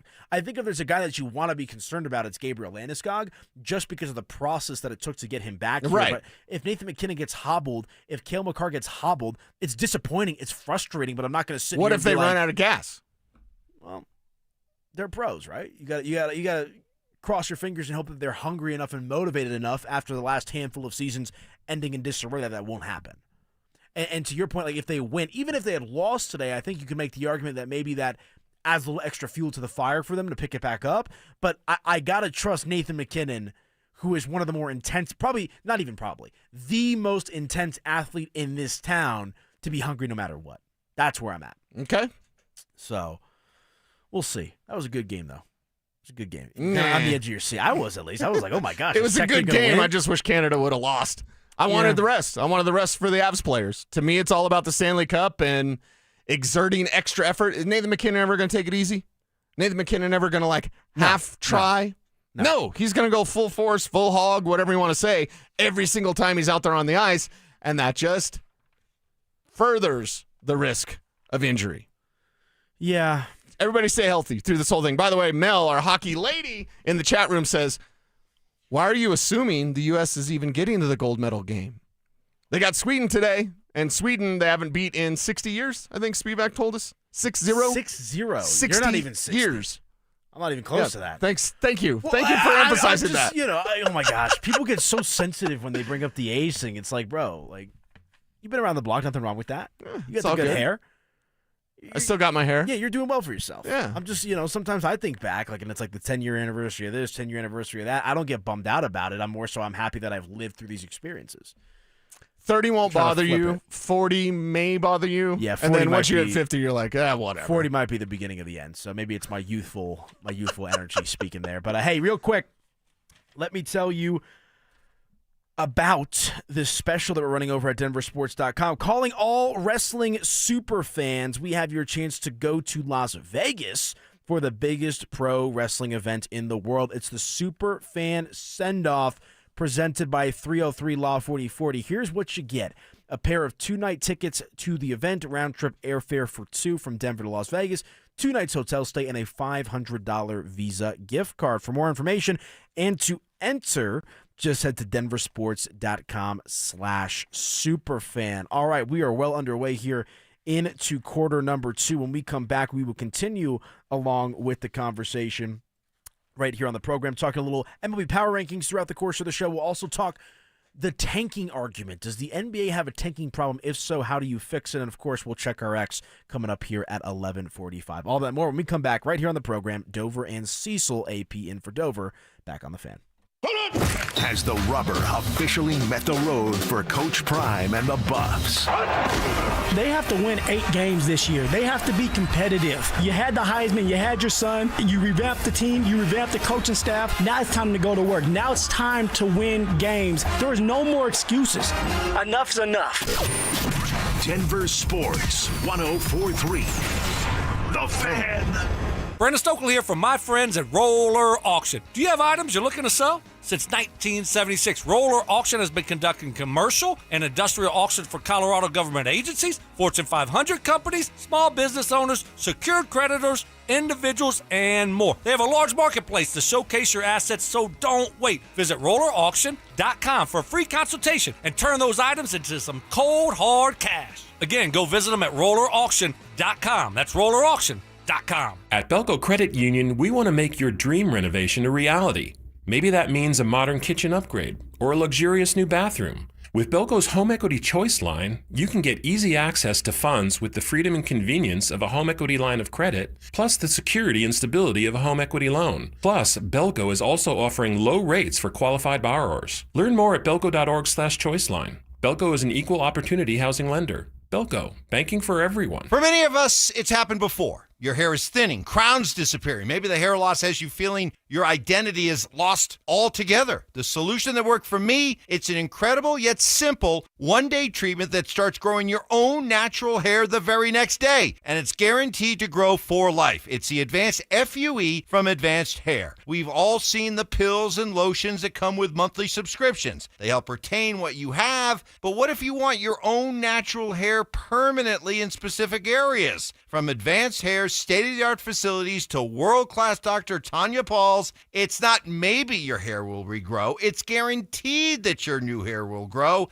You decide how much, how thick, and where. It's why Advanced Hair is the winner of Westward's Best of Denver. For your free consultation, $250 off and 250 free hair grafts, call 720-459-HAIR. That's 720-459-HAIR or advancedhair.com. Low testosterone can be a real problem for many men. It causes poor sleep patterns, decreased energy, low sex drive, and it makes it really hard to stay in shape. And as we all know, a healthy body is very important to our overall health and well-being. This is Jeff for the Rocky Mountain Men's Clinic, and if some or all of these symptoms sound like you, we can likely help you be done with low T. We can also help you lose weight, support your metabolism, improve your gains in the gym, and more with our new targeted body composition plans featuring GH peptides, NAD+, GLP-1s, PDA, and more. Our low T protocols, applied in conjunction with our body composition plans, will help most men see real improvements, true weight loss, higher energy, improved sleep, stronger workouts, shots, and a renewed sex drive as well. Your initial visit is just $99 and includes blood work and a medical consult. And if you start on treatment the same day, your visit is free. Call 720-440-7900 or go to RockyMountainMen'sClinic.com. Featured therapies are compounded and have not been evaluated nor approved by the FDA. Provider prescription required. See website for details. 1-877 Cars for Kids. KARS Cars for Kids. 1-877 Cars for Kids. Donate your car today. Call 877 Cars for Kids to reach your friendly live agent. Donation's super easy and your car can be picked up by tomorrow. Call now or go to carsforkids.org. 1-877 Cars for Kids. Donate your car today. Did you know you can donate real estate too?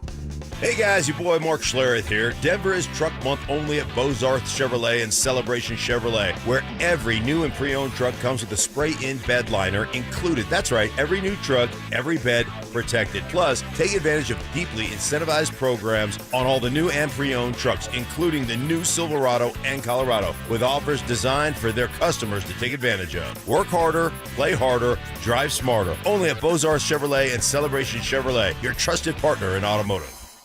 Every now and then you find a deal where you get more and pay less. Now that's a good deal. That's Straight Talk Wireless on Verizon's 5G network. Find it exclusively at Walmart and StraightTalk.com.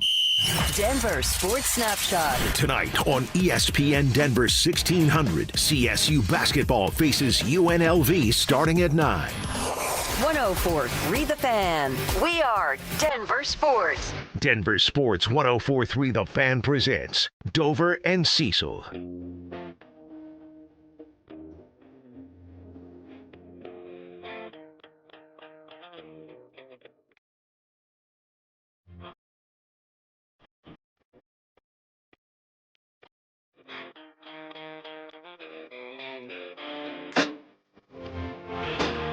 What movie do you envision? What movie trailer when you hear this song? Yeah, you tell me.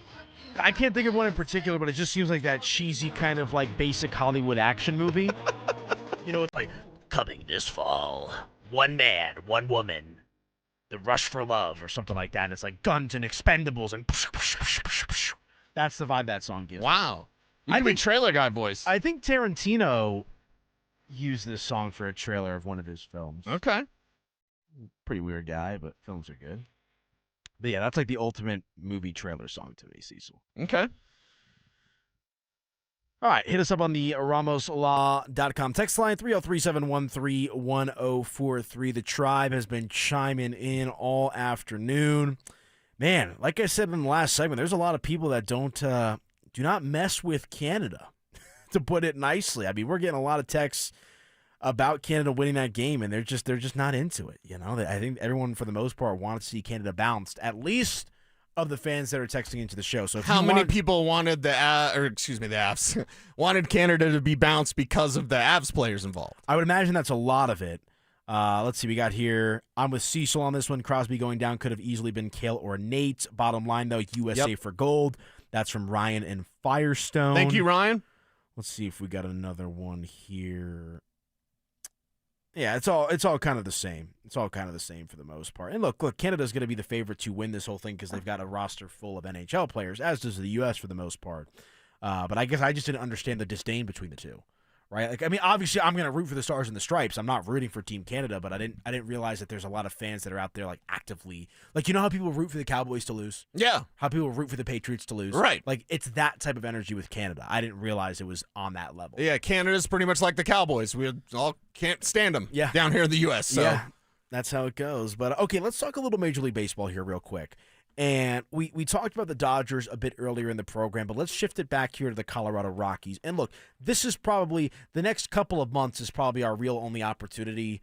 I shouldn't say that. That's not nice. But point being, typically by the time we get to May, June, the Rockies are out of it. So if we're going to talk Rockies, we might as well do it now. I don't think you need to use kid gloves when we talk about the Rockies. Things are probably going to be off track about May. Yeah, but I also think it's a bit overdone. It's redundant with just how badly that people like to beat up on this team. And look, they're worth beating up on. I'm not trying to say that they're not. They're terrible. Last year was an absolute disgrace. The year before wasn't much better, right? But I feel like the Rockies, for the first time in a long time, I'm not even a Rocky fan, so maybe there's some people out there that think I'm a homer with how I'm phrasing this conversation, but I'll always look for a reason to smell the roses. I'll always look for a reason to have the glass half full. And it feels like for the first time in a long time, the Rockies actually have some semblance of an identity and a plan, which is why, we're not going to talk Chris Bryant necessarily here in full, but the Chris Bryant stuff doesn't irk me as much as it maybe does the masses, because I think the Rockies, under the leadership of Paul DePodesta, acknowledge Chris Bryant as kind of dead weight at this point. Right. And so, as it pertains to the Rockies, we know that they're in full-fledged rebuild mode, but we're no longer like living on a total prayer with them. It's going to be a few years for them to be relevant again. Define rebuild, because I think that's kind of the crux of our conversation. This is like the Chicago fire of 19 whatever it was, where it destroyed the entire city and they had to rebuild the city entirely. Like, that's where we're at with the Rockies. Like, this isn't like, oh, we're going to tear out the bathroom, oh, we're going to put new tile in. This is we're burning the house to the ground and building it back up. Now, thankfully, they do have a couple of pillars, or maybe I should say one pillar, in shortstop Ezekiel Tovar.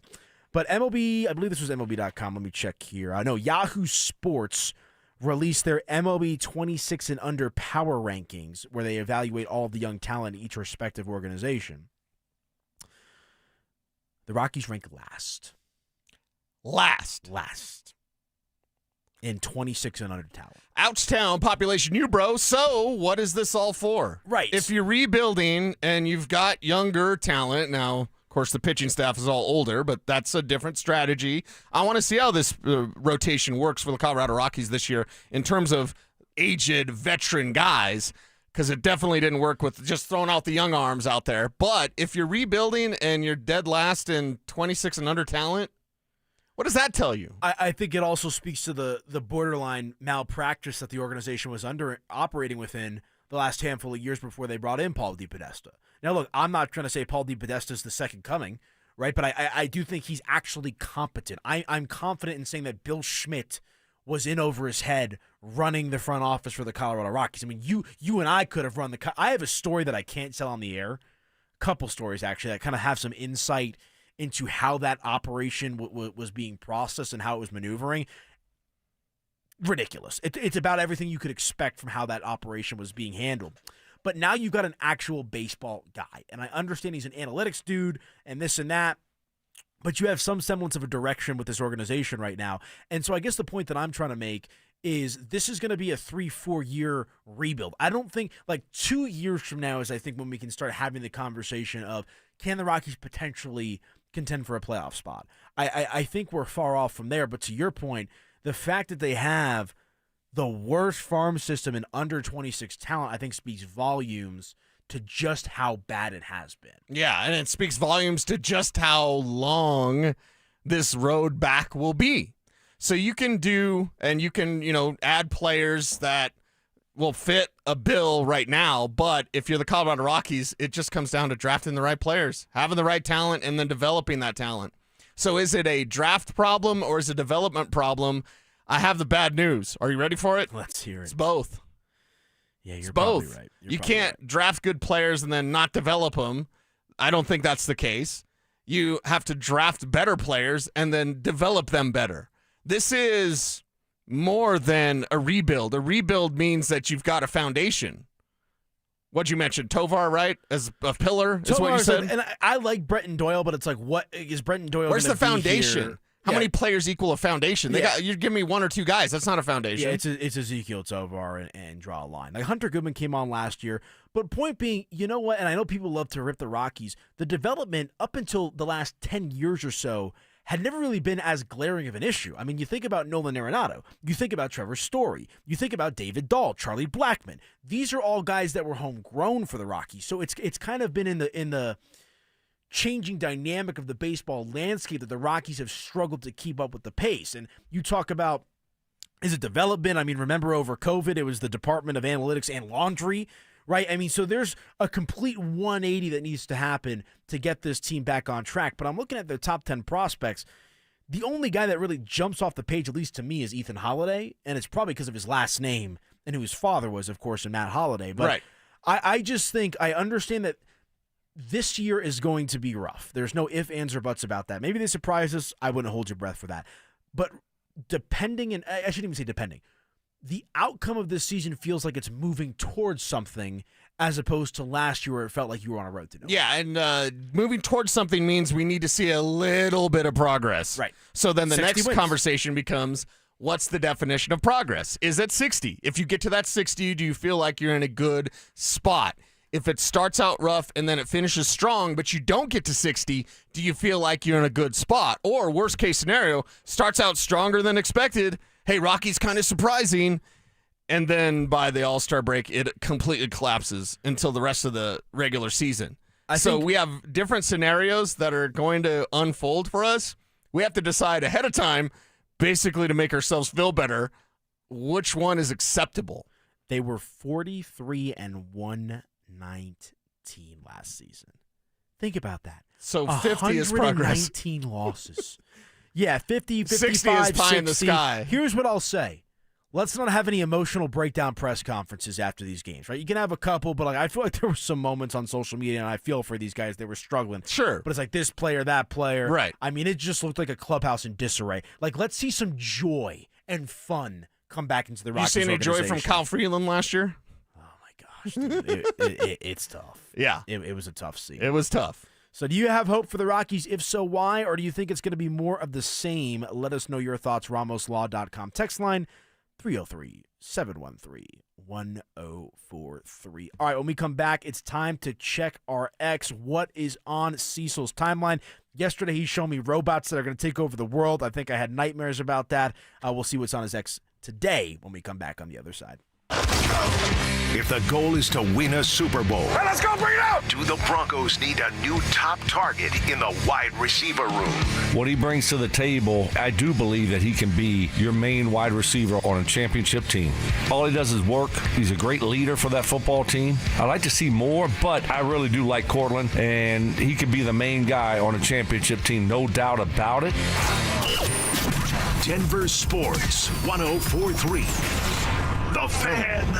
This is a special alert to all Americans who own a vehicle with less than 200,000 miles with an auto warranty about to expire or with no warranty coverage at all. Due to a decline in the economy, CarShield is announcing a low-cost month-to-month vehicle protection plan that is now available to the public to save any driver out-of-pocket expenses on future auto repairs. Call now to find out how you can pay almost nothing for covered auto repairs. Yes, you heard that correctly. Pay almost nothing for covered auto repairs. An open phone line has been established for all drivers to call for a free quick quote. Call 800-292-4541 now. Drivers who are covered will not have to pay for covered repairs again. This protection plan is at an all-time low. Additionally, drivers who activate this vehicle protection today will also receive free roadside assistance, free towing, and car rental options at no additional cost. Call us for your free quick quote today. 800-292-4541. That's 800-292-4541. What do you have to lose? Call 800-292-4541. Again, 800-292-4541. What's going on, everybody? After that romantic Valentine's, I know there's a bunch of you guys out there who are thinking about popping that question here soon. Am I right? Well, let me save you some time and money by telling you something as simple as this. Whether you're starting your next chapter with your perfect diamond engagement ring, or celebrating a new milestone, or finally just doing something special for yourself for once, this is where it all begins. Imagine the finest jewelry legends all in one store together, making you feel just like family, and their surface is going to reflect that. So come shop the finest loose diamonds in Denver. They have every size, shape, and price range you can imagine, and the largest selection of engagement ring settings I've ever set eyes on. And not only are they going to share the secrets of the business with you, they're going to give you the best price in Colorado, guaranteed. So why wouldn't you want to create moments and memories for yourself and the ones you love by going to Williams Jewelers, the official jeweler of the Colorado Avalanche, Denver's first family of fine jewelers, located in Cherry Creek North on 3rd Avenue, and also in Inglewood and Broadway and Bellevue. And don't forget to mention my name, Philip Lindsay, when you step through one of those doors. I can't believe how spotless my floors look after using the Swiffer Power Mop. No more dragging around a heavy mop and messy bucket. Now I get the same deep clean without all the work. Thanks to the powerful solution and scrubbing pad of the Swiffer Power Mop, dirt and grime don't stand a chance, and I don't break a sweat. Mic drop. Mop drop. Swiffer Power Mop. Swiffer Power Mop. A smarter way to mop. Try it or your money back.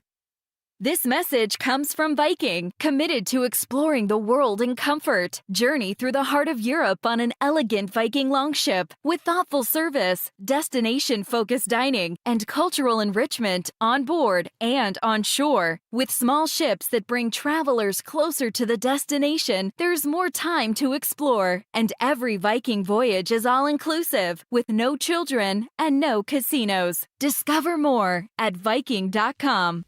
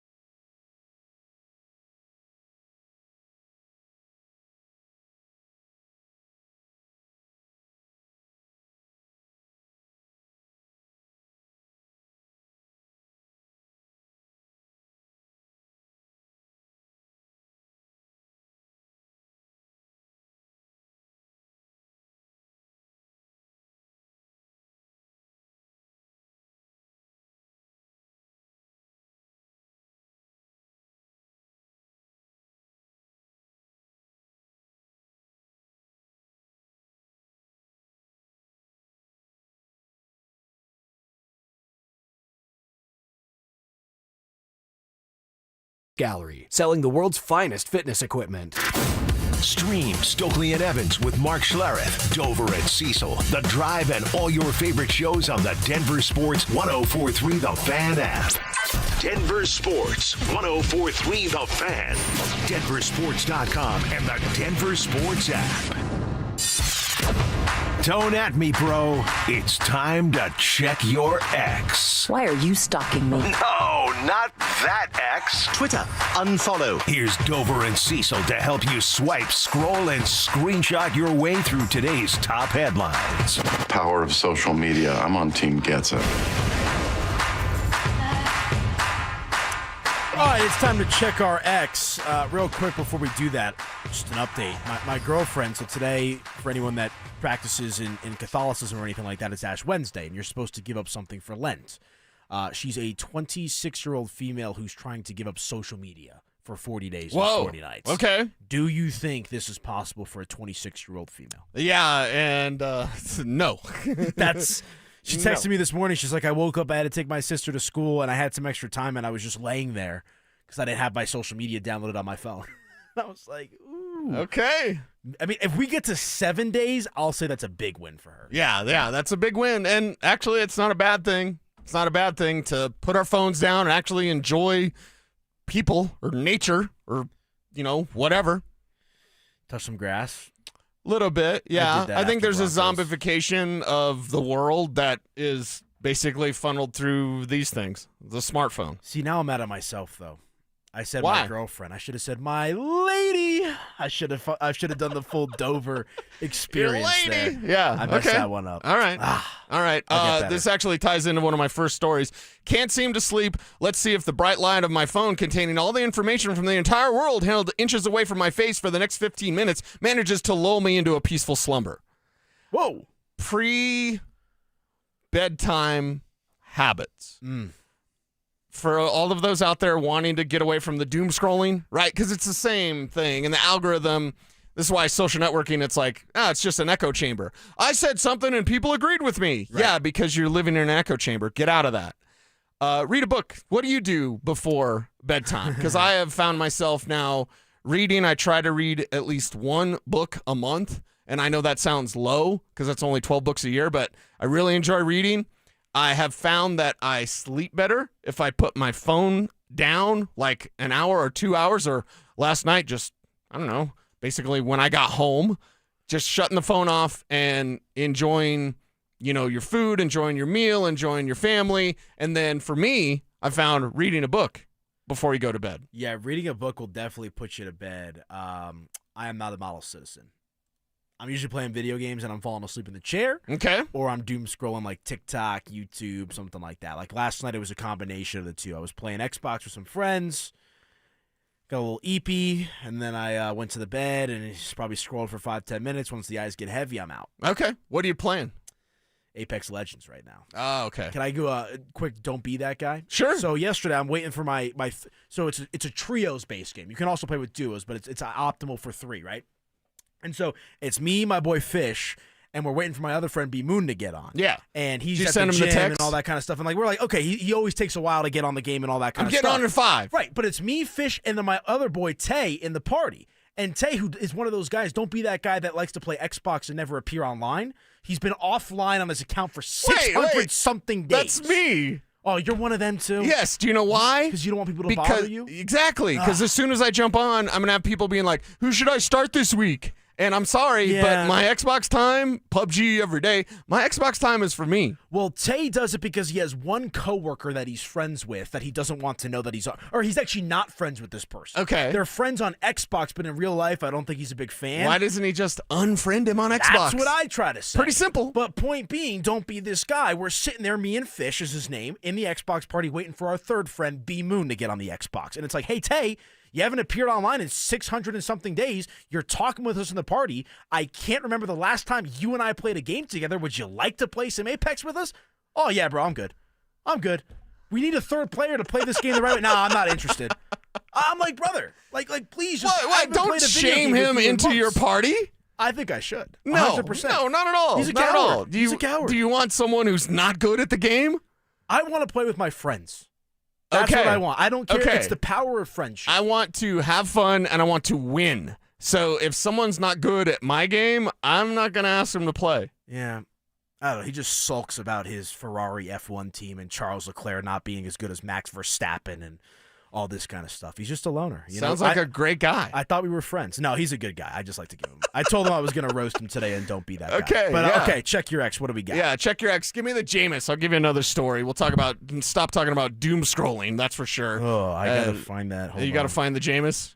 Well, I don't know. Here we go. Wobble with me, wobble with me, wobble with me. That is Jameis. That counts. You familiar with Florida Man? Refresh my memory. Florida Man. Drew Spivak lived around Florida Man. There was a Florida man arrested recently for riding an alligator through a Wendy's drive-thru demanding chicken nuggets. Wait, say that one more time? I need to make sure. Now, this has not been community noted, so I'm just going to assume that it's real because usually, and I've got a story that actually was community noted, which is very unfortunate because it was a really cool story, but this story is Florida man, there's his mugshot, arrested for riding an alligator through a Wendy's and demanding chicken nuggets. That's sick. That's sick. Wait, Florida man is sick? Yeah. You're saying that's good? Yeah, it's kind of dope. I mean, like if I'm like driving in my car and I see a man on the back of an alligator demanding chicken nuggets. Yes. Could he pay? That's pretty big. Where's his wallet? Was he wearing a saddle? I have way too many questions about this. It's Florida. It's Florida. That's why all the bets new are off. GTA game is going to be based in Vice City again. Yeah, and then Miami. None of us are going to be able to do anything because we're going to be playing GTA all day and all night. I will be calling out. Yeah. So Florida man usually has all these kind of stories. This is the latest one, and I've actually never heard that from Florida man. So arrested for riding an alligator through a Wendy's drive-thru. Do you ever walk through a drive-thru?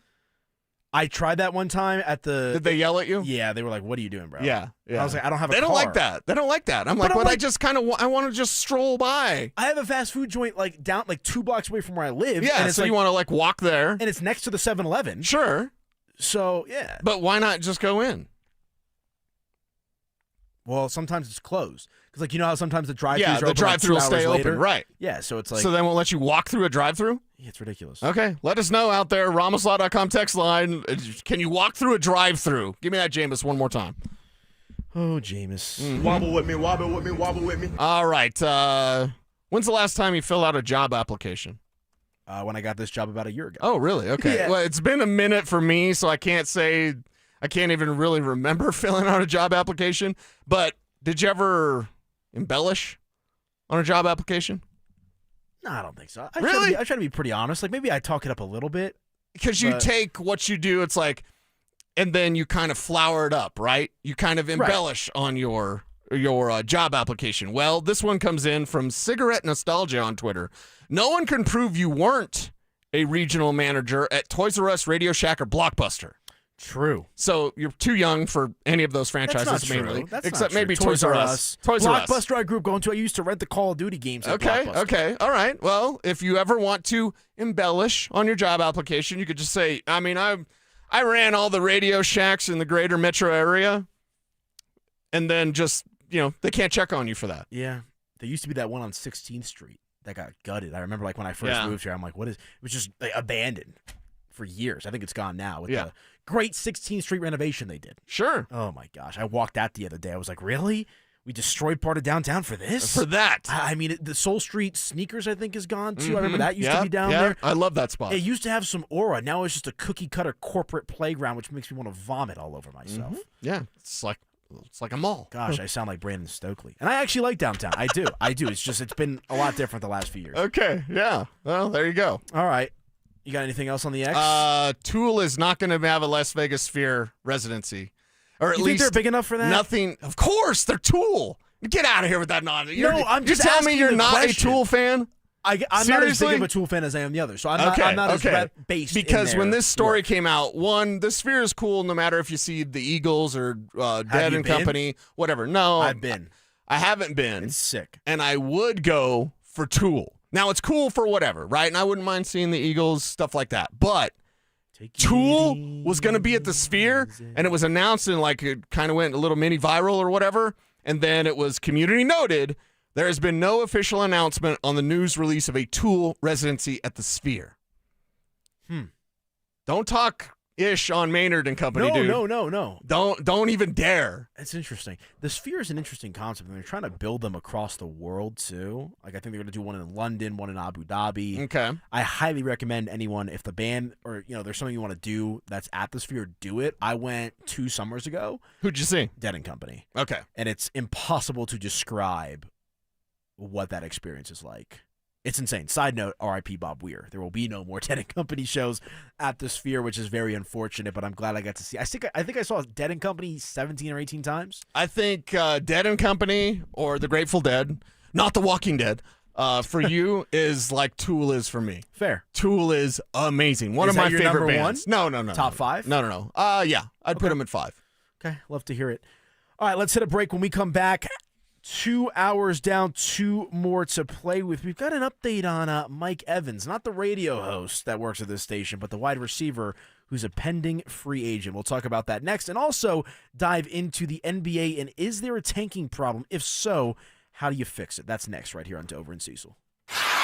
After missing 16 games with a knee injury, is something wrong with Nikola Jokic? I'm watching Jokic, and if you're just looking at the stat sheet, and Adelman's, quoting the stats after the game, and I got it. But if you know the standard that Jokic has set for himself for us to judge him by, I mean, we're just not seeing the best version of that guy right now. Denver Sports 104.3. The Fan. I lost 60 pounds with SodaWeightLoss.com, and it came off naturally. It's so great to have real food, a real support system with a real nutritionist. And that real support is what helps keep you consistent. And that's what it's all about. Learning how to eat, what to eat, and when to eat with SodaWeightLoss.com. You can join Soda for a short time and have results that last a lifetime. Soda is the #1 weight loss company in America for client satisfaction and results. I look and feel 10 years younger. I'm moving easier. I'm sleeping better. I got my confidence back, baby. And that's all thanks to SodaWeightLoss.com. There's no injections. There's no mystery chemicals. You're not popping pills. You're eating the right way. And it's all thanks to SodaWeightLoss.com. I want you to go to SodaWeightLoss.com. And the best part now, you join and your partner joins for free. You start together, you support each other, and you both get younger feeling, healthier versions of yourselves. It's SodaWeightLoss.com or call them up, 1-866-800-SODA. That's 1-866-800-SODA. Soda Weight Loss is state of the art. Sex, intimacy, love. These 3 things are critical to a good relationship, and that's the problem with erectile dysfunction. It often destroys sexual enjoyment and intimacy. It stresses the love between partners, often to the breaking point. This is Jeff for the Rocky Mountain Men's Clinic, and if you're suffering with ED, you likely know exactly what I'm talking about. But I also want you to know that ED doesn't have to impact your relationship anymore. At the Rocky Mountain Men's Clinic, we're ED experts with our focus on men's sexual health. We've treated tens of thousands of men and have treatments that are effective in well over 90% of cases. I promise you, if you're like most guys, you can get your sex life back, perhaps even performing like you haven't in years. So if ED is affecting you, it's time to get back to better sex, better intimacy, and deeper love. Call us. Just $99 gets you blood work, a medical consult, and if medically advised, a test dose. And if that test dose doesn't work in the office, your visit is free. Call 720-440-7900 or go to RockyMountainMen'sClinic.com. One iced coffee? $1, please. For real? No way. One iced coffee? $1, please. For real? No way. What a deal. Your new morning groove. Iced coffee from McDonald's, any size for just $1 until 11 a.m. Price and participation may vary. Cannot be combined with any other offer.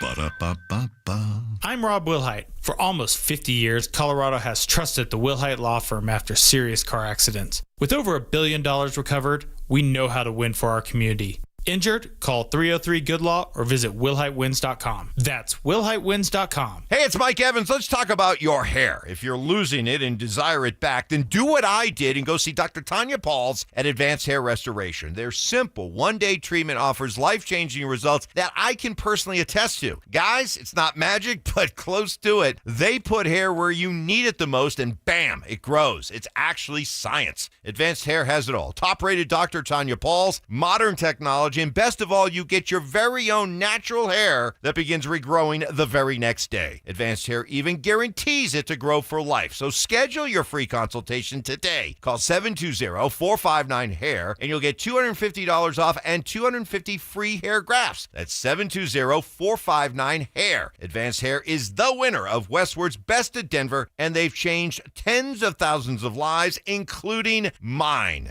Become inspired with the before and afters at advancedhair.com. That's advancedhair.com. Hi, I'm Terrell Davis, two-time world champion and Pro Football Hall of Famer. There is nothing more important than your health. This February, save up to 50% off on select premium equipment. Visit one of Fitness Gallery's 7 convenient locations from Colorado Springs to Fort Collins. KKFN and KKFN HD1 Longmont, Denver.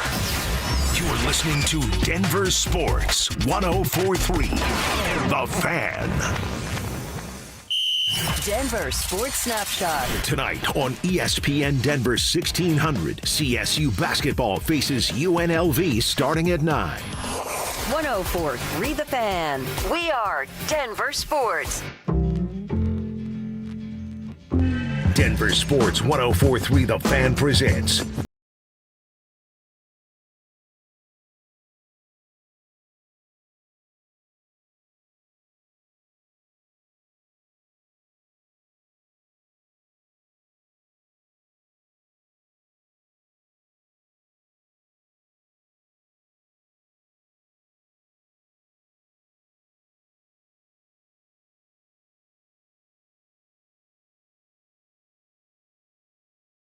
Hope everyone is doing well out there. Make sure to check us out online, DenverSports.com, the corresponding social channels as well. I'm on social too at Media by AP if you ever want to keep the conversation going off the air. Real quick, before we get to some Broncos football here, we got a text from the 1986 Cecil. Awesome tip on cowboy coffee with black pepper. So you're getting a little love from that little crosstalk action there yesterday. Yeah. I mentioned that to Zach By and Philip Lindsay yesterday during crosstalk, and yeah, it's an old cowboy trick, and you throw a little black pepper into your coffee, and it fires it up a little bit. It's got a different taste. Interesting. I think I'm going to try that now. I needed someone to co-sign it besides you. I don't mean that as a slight, but I was like, let me see someone else say this. Wait. That's a don't be that guy. Is it? If you're my boy, you're my boy, right? True. Are we turning the trust tree? Yes. You're my boy. If I tell you something, I'm not telling you something willy-nilly. I'm not going to tell you something that's going to put your taste buds in a bad spot. I'm telling you the real. So if I'm telling you the real and I'm your boy, like if you don't know me, you'd be like, yeah, some chucklehead said something about black pepper and coffee. Yeah, okay, whatever. But if I'm your boy, like you got word is bond, right? Yeah. All right, shame on me. I'm going to try it out maybe tomorrow. Could have done it this morning if I wanted to, but I don't really want to. I don't have to do the show or anything like super early tomorrow, so if it goes awry or if it doesn't taste good, I'll have some time to decompress and think about my actions and recommendations from my friends. So we'll see. But clearly one listener liked it on the RonmoSaw.com text line. Good. 303-713-1043 if you want to get involved with the program. Okay, some news involving a potential Denver Broncos free agent target.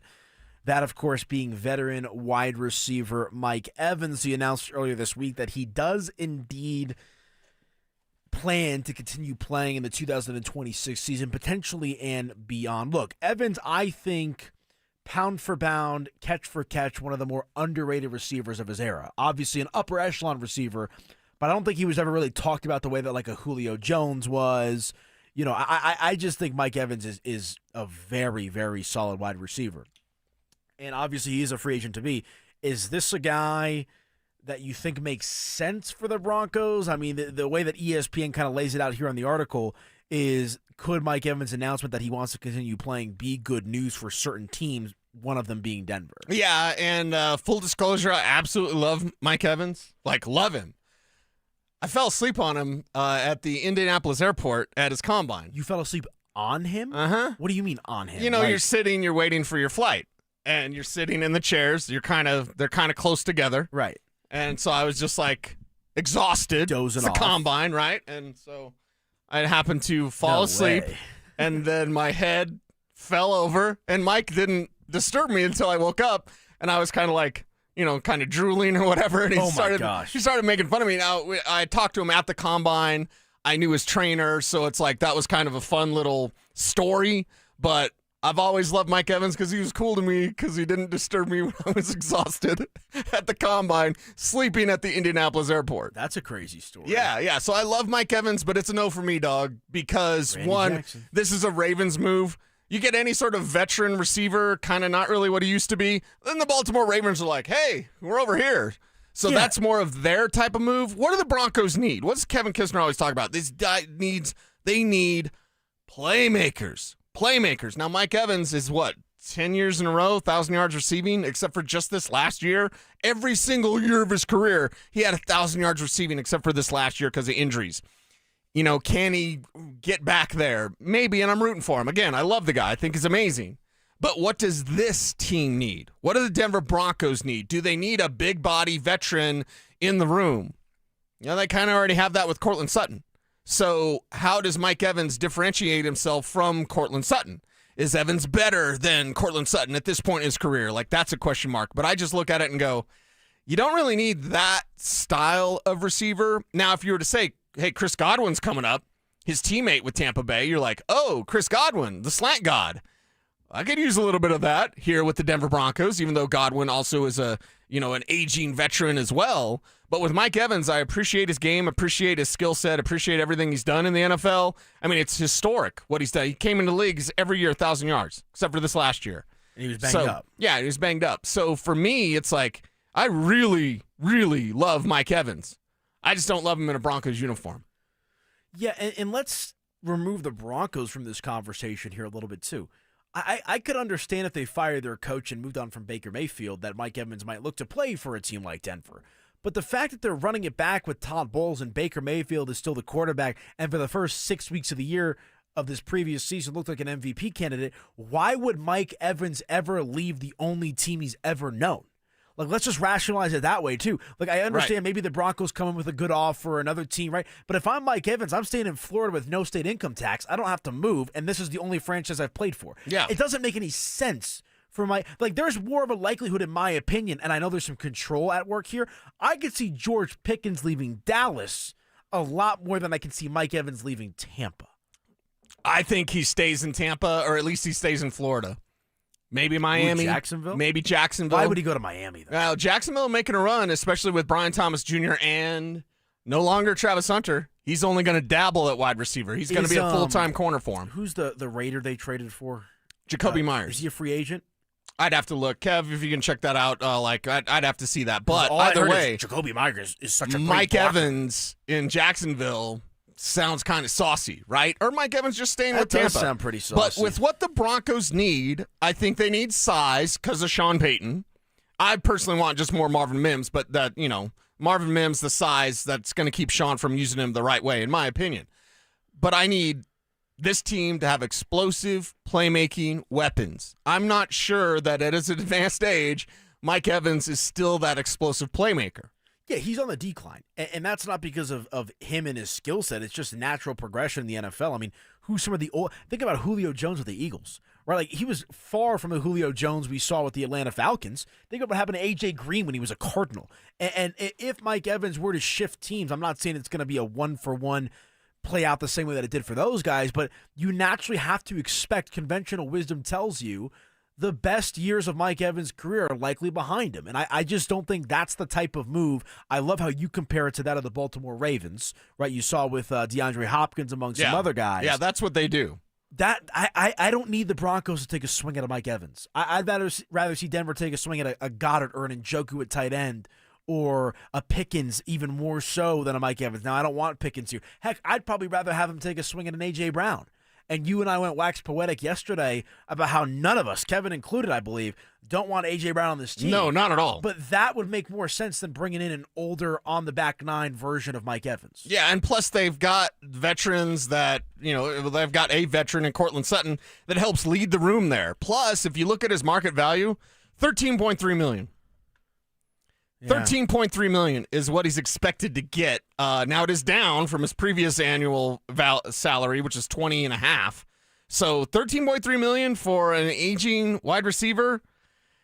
Again, love him, but no thanks. That's a spot, and that's money that you're going to spend elsewhere. Maybe it is on linebacker. Maybe it is Devin Lloyd who gets that money. Like, you're going to take that money and you're going to spend it elsewhere. It's not a place where you're going to go and put that in that style of receiver. There might be a free agent receiver that has not yet been on Bo's board. And remember, we did Alec Pierce because everyone's talking about Alec Pierce. It's not been on Bo's board. He hasn't been there yet. That it actually is on the books for $17 million, or at least projected salary. And we'll save that for a little bit later on, maybe even tomorrow's Bo's board. But if I look at Mike Evans, go 13.3, it's just not a fit. Salary-wise, it's not a fit. Skill set-wise, it's not a fit. Plus, it would be somewhat redundant, and then he's the new guy, because it's like veteran, take over the room, lead the young guys. You have Court for that, and Court does a great job with that. It would make a little bit more sense if Court was not there, right? And it was really just a bunch of young guys with Troy and Pat and Marvin. Or it would make a bunch of sense if it was a different skill set, like Chris Godwin. You could take Chris Godwin and put him on this Broncos team and not have redundancy. You take Mike Evans, he's a great player. You already have Cortland Sutton. There's a bit of redundancy there. Kevin, your thoughts?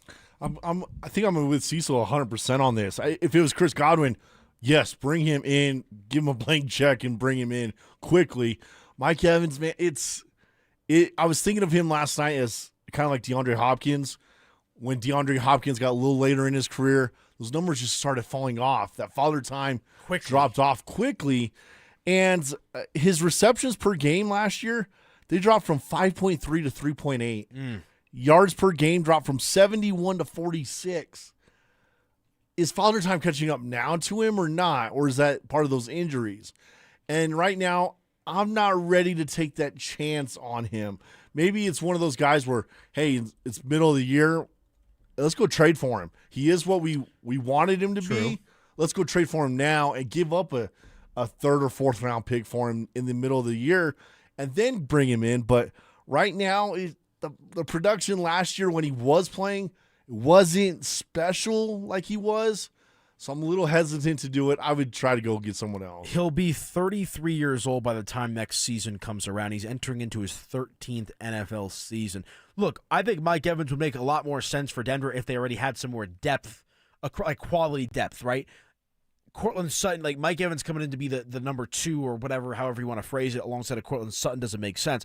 I don't mind Kevin's thought of we're maybe a piece away at receiver because Troy and Marvin took this step. Let's double down and bring in a Mike Evans. I don't hate that, but I think we're far, kind of like how the inverse of what the Rams did when they traded for Von Miller, where they knew they were a Super Bowl contender and they're like, let's go get Von. I forget if they traded for OBJ or if they had him the whole season as well, and they kind of just shored up some edges with some known commodities. I wouldn't mind that in the middle of the season, but I don't think that's a great plan for them entering into and that's why the trade deadline coming up, that's where you would have that conversation. That's where you look at a Jalen Waddle and be like, hey, Miami's not going anywhere.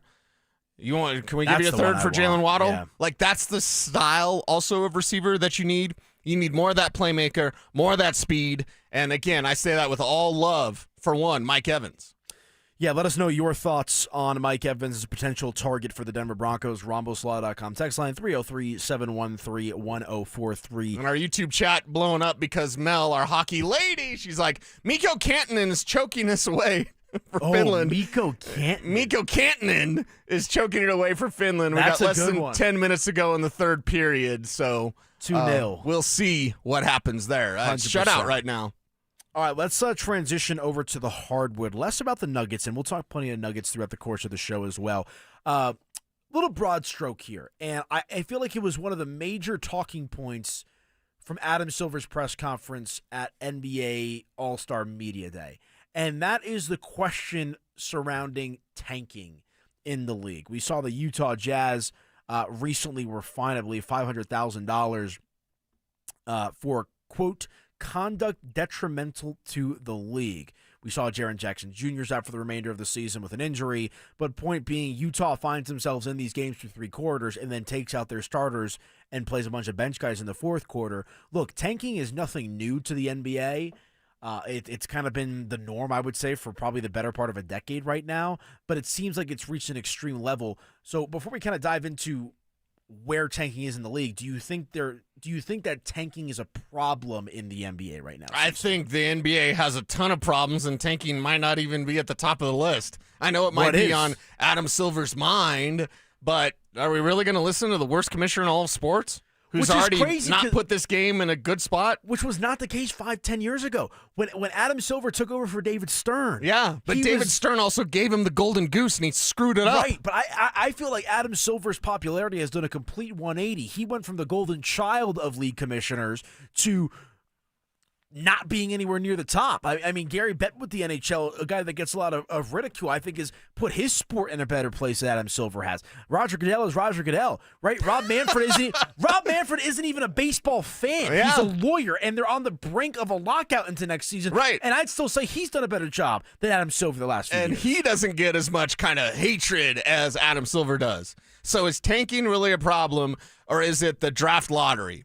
Why can't you have like a round-robin sort of tournament at the end to determine that number one pick, to keep teams playing at the end? Because that doesn't have anything to do with the players that are playing in those games. Right. If I'm a one-year vet minimum contract player and my last game of my season is the quote-unquote championship game for my team to get the number one overall pick, what do I care? I'm not going to be here next year. Right, and that is the main flaw in the argument against the current system that they have, which is whatever. Now, if I have my tinfoil hat on, which, Kev, I don't know if we need my theme music for this or not, but the NBA draft lottery's probably been rigged since Patrick Ewing.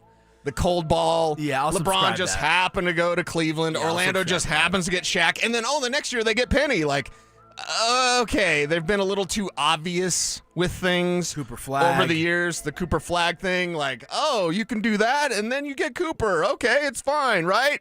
So do we want to go down that rabbit hole, or do we just want to say there's going to be tanking in the NBA, everybody? There's really not anything you can do about it, because how do you know if they're really tanking? How do you know if that coach's decision is really putting his team in the best spot to lose instead of win?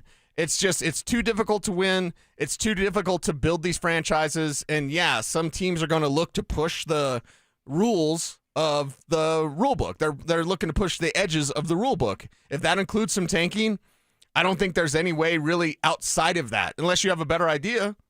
Because the better idea that everyone comes up with, the tournament for the number one pick, I'm out. We just ruined that in one take. Major League Baseball did something, like the Rockies were just affected by it this past season. I think it's like if you pick in the top 3 or the top 5 for a handful of seasons in a row, you're ineligible to continue picking in those slots. So like the Rockies naturally having the worst record in Major League Baseball last year, you would think would be, the number one overall pick. I believe they picked somewhere near 10 or somewhere around there because they've been penalized essentially for having too many top picks in previous seasons. So we've seen that kind of play out with Major League Baseball. I'm looking at some other options here that I've seen online.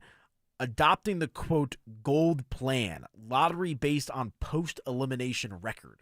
So the team with the best record after they've been mathematically eliminated from playoffs would get the number 1 overall pick. But again, that's dealing with coaches, not players. Players just, I'm not going to be here next year. Why do I care?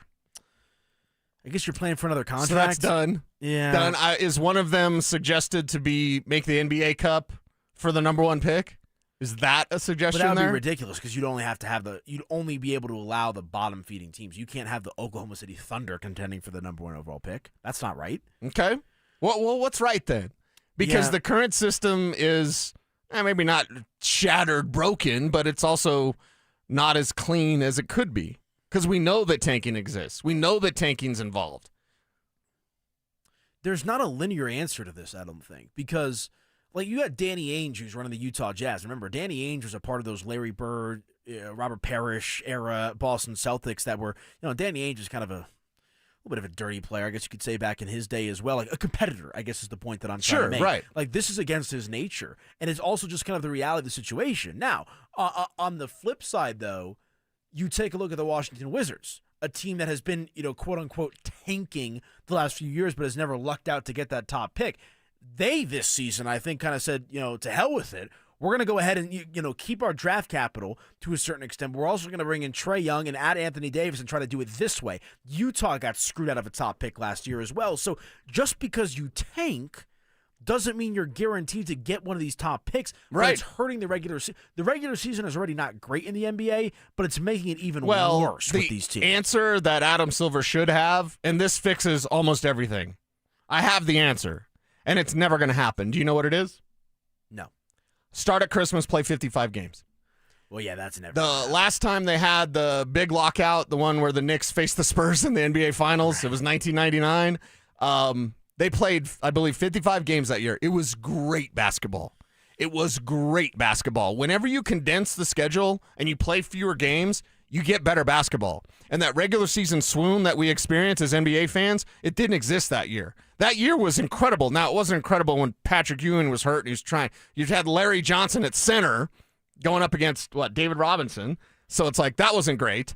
But at the same time, the product in the regular season was better. And you had teams competing. You didn't have the time to tank because somebody else got your time. You had a very brief period to make a run. And I think they started around December that year. So, a condensed schedule would solve almost every one of these issues. Yeah, but they're never going to do that because it's taken 30 games away, 25. I could even live with 72 games. Right? But they're not going to do that either because you're taking 10 games away from concessions and parking and all that. Tickets, it's never going to happen. Never going to happen. Couple more ideas. So don't here. you just have to deal with tanking? You just have to deal with the current structure. Yeah. You can't come up with a better idea. This is the best of the bad ideas, you can't right? even fix the All-Star game, right? I think it is a player interest problem more than it is a league problem. Now, obviously, the league is responsible for correcting these issues, but you can't force these players to play hard. And look, these bench guys do play hard, but there's just when Utah is playing well for 3 quarters and saying, okay, you're done, how are you supposed to manage that? That's not right. The objective should be out there to go and play and win every game. It's hard to do that when there's essentially incentives to lose these games to up your chances of getting a top pick. And you're looking at this year in the NBA draft, Carlos Boozer's kid, and there's a couple other kids as well. There's about 3 players that you can think are franchise type of guys. Now, that's not a guarantee necessarily, but there's 3 guys that profile as that. And Utah is probably looking at themselves and saying, we got to get one of these 3 because Lauri Markkanen ain't cutting it. Hasn't been cutting it for a long time. They haven't been relevant since they had Donovan Mitchell and Rudy Gobert. So a couple of more options here. This one I'm not opposed to. Reducing lottery benefits where you smooth out the odds further so that having the worst record offers minimal advantage over teams with, say, the 5th or 6th worst record. So you're basically saying if you're a bottom 7 team, your odds are all the same. So that prevents the incentive from just being the worst. Okay, but then doesn't that make the product even worse? When you're going down the stretch and you're like, hey, you're facing whoever and they're one of the bottom 7, they're not going to try, they're not going to put anybody out there. You're basically giving gimme games to the schedule, even more so than the gimme games that are there facing some of these bad teams. They should do relegation like European soccer. They should be like, if you're the worst team in the league, you get relegated to the G League. That's never going to happen, of course, but that's part of what I think keeps. And I'm not as familiar or well versed with the European soccer, but you always hear those conversations about this team's on the verge of being relegated and this and that. I agree with you. It seems like tanking to a certain extent is kind of inevitable, but it has just made the regular season in the NBA it's embarrassing to the sports fan. Where does this all stem from, though? I'm old enough to remember when Larry Johnson got paid a 10-year, $84 million contract, and people thought it was crazy. Like, how do you pay that guy $84 million over 10 years? Dude, that's $8 million a year. Yeah. Doesn't it start with salaries? It starts because you mentioned, hey, the bench guys play hard. What about the stars? We talked about the All-Star game. Hey, nobody's out there really trying. Not really. Well, why is that? I think it's also the old They got saying, guaranteed money. Give an inch, take a mile. You think back to the early 2000s with Greg Popovich and the San Antonio Spurs. They're the ones that kind of started this load management maintenance day wave. Sure. Like there's the famous quotes from Michael Jordan about, when I was on the road, I'd try to do everything in my power, even though I was banged up, to go out there and play, because up in the 300 levels, there's the guy there with his son that put his last few dollars to get them to this game. Yeah. Like there's been a massive mindset shift in the sport as a whole that I think has kind of resulted in where this game is at today. It's disappointing we even have to have this conversation. Yeah. Because, like, if you or I were professional basketball players, for me, it seems like not even just in basketball, but in sports in general, the love of the game is being extracted. And I understand it's a for-profit system and there's corporations that are involved in all this stuff now, but it used to be about the love of the game.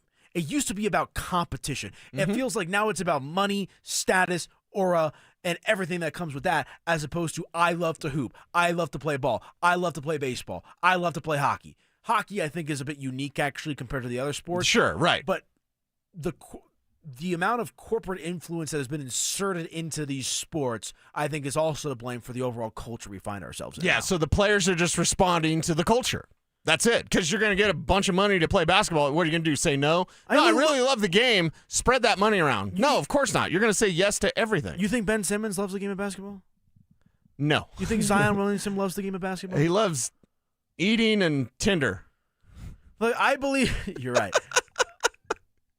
I believe Jokic loves the game of basketball. I believe Jamal does. And I'm not saying this is a one-size-fit-all I believe Joker loves horses more, though. That I agree with.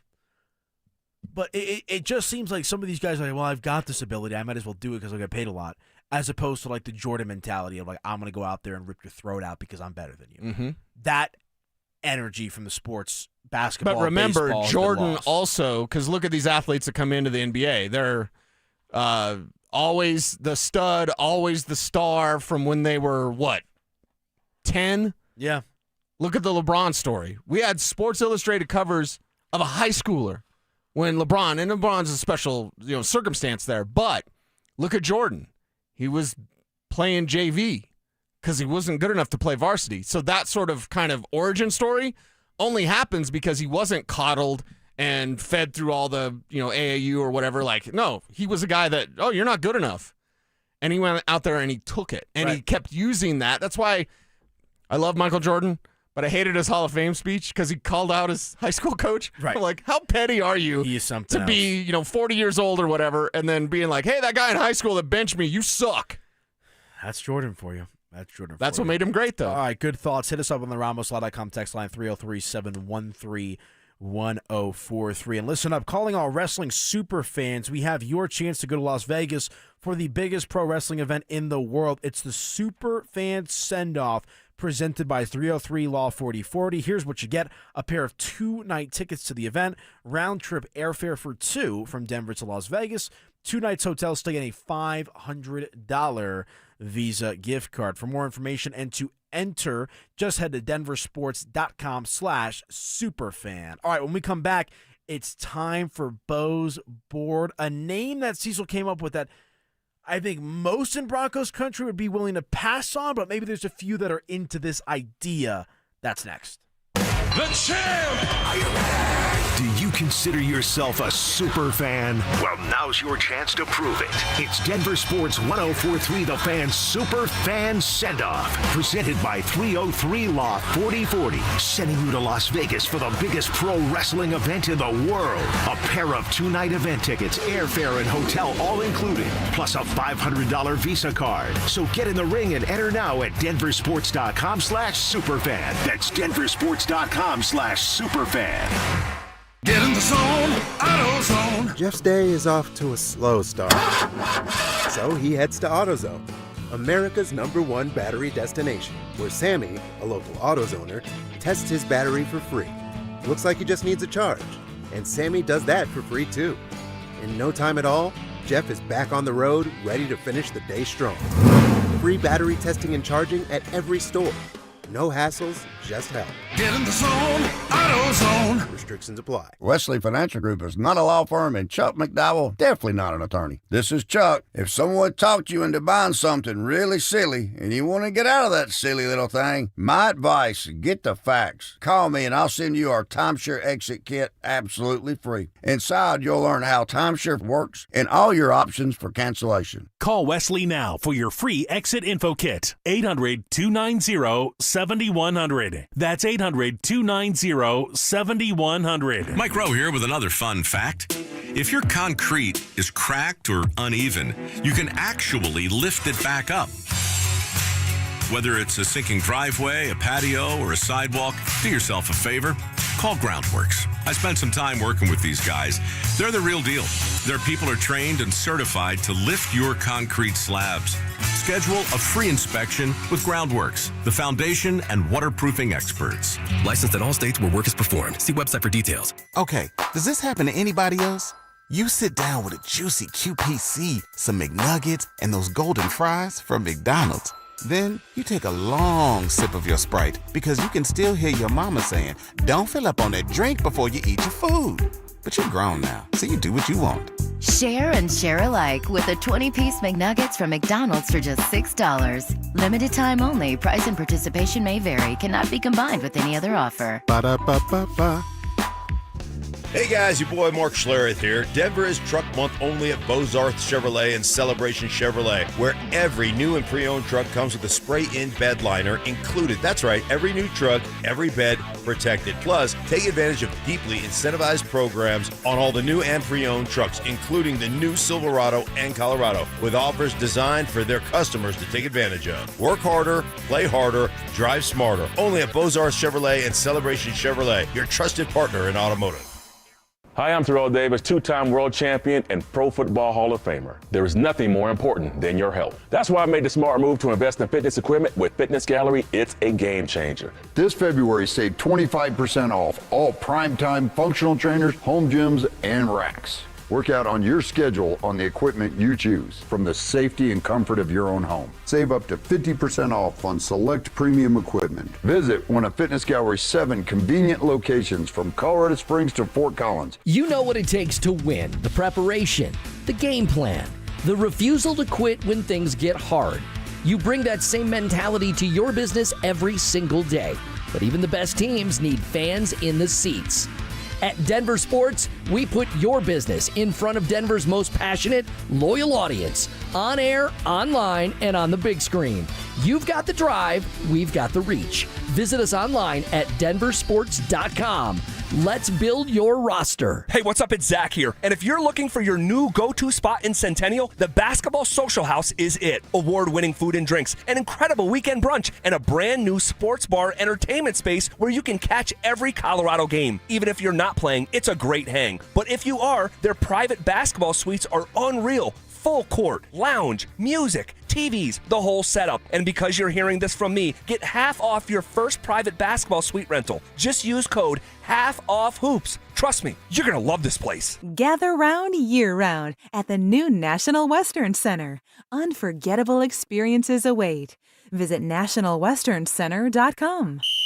Denver Sports Snapshot. Tonight on ESPN Denver 1600, CSU basketball faces UNLV starting at 9. 104.3 The Fan. We are Denver Sports. You're listening to Dover and Cecil on Denver Sports 104.3 The Fan.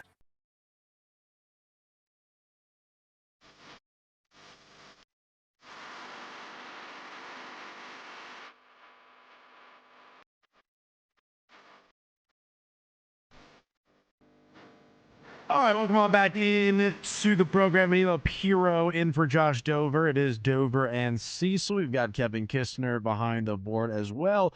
A lot of good reaction on the RamosLaw.com text line 303-713-1043 about the tanking conversation that Cecil and I had there at the end of the sweep. We'll maybe get back to that a little bit later on in the program, as you guys seem pretty fired up at how you fix it, why you think it's a thing, and where the NBA should go from here. But it is 12:30, which means it's time for us to do Bo's Board. We all know this is a massive offseason for the Denver Broncos. Yesterday we talked about Travis Etienne as a potential target for Denver and Bo Nix in this offense. Today, though, we'll kind of take a little throwback to a familiar face and a familiar name. Here's today's Bo's Board.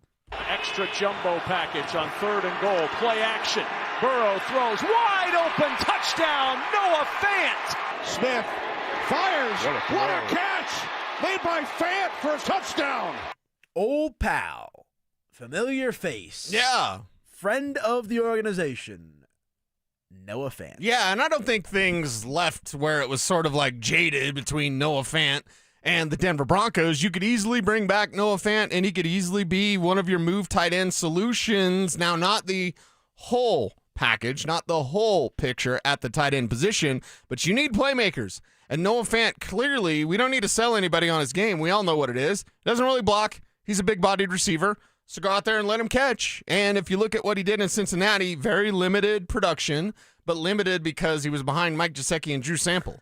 He was the third guy there in Cincinnati. He was dealing with Joe Burrow being banged up. So even when he was out there, it's not like he played a full season with Joe Burrow and then didn't do much of anything. So with Noah Fant, it's simply an answer for you need playmaking bodies in the tight end room, and then you go fight. And then you fight in training camp for the pecking order in terms of who's the number one tight end, who's the blocking tight end. It's not going to be Noah Fant. And then who's the third tight end? Essentially, my idea for Noah Fant was based off of something Kevin Kistner says every day on Bo's Board, which is you need playmakers, you need playmakers, you need playmakers. Guess what? It's proven that former first-round pick Noah Fant is a playmaker. It's just he's been on some teams, been on Cincinnati where he was a backup. He was a third-string reserve guy. How about you bring him to Denver and see what that looks like in this offense, in a Sean Payton offense? I know that he would have a role for Noah Fant. But you, my friend AP, seem a little down on the suggestion, on the thought experiment that is Bo's Board. I wouldn't say that I'm down. No, I like the experiment that is Bo's Board. I just think that there's probably a lot of better options out there than Noah Fant. Give me some.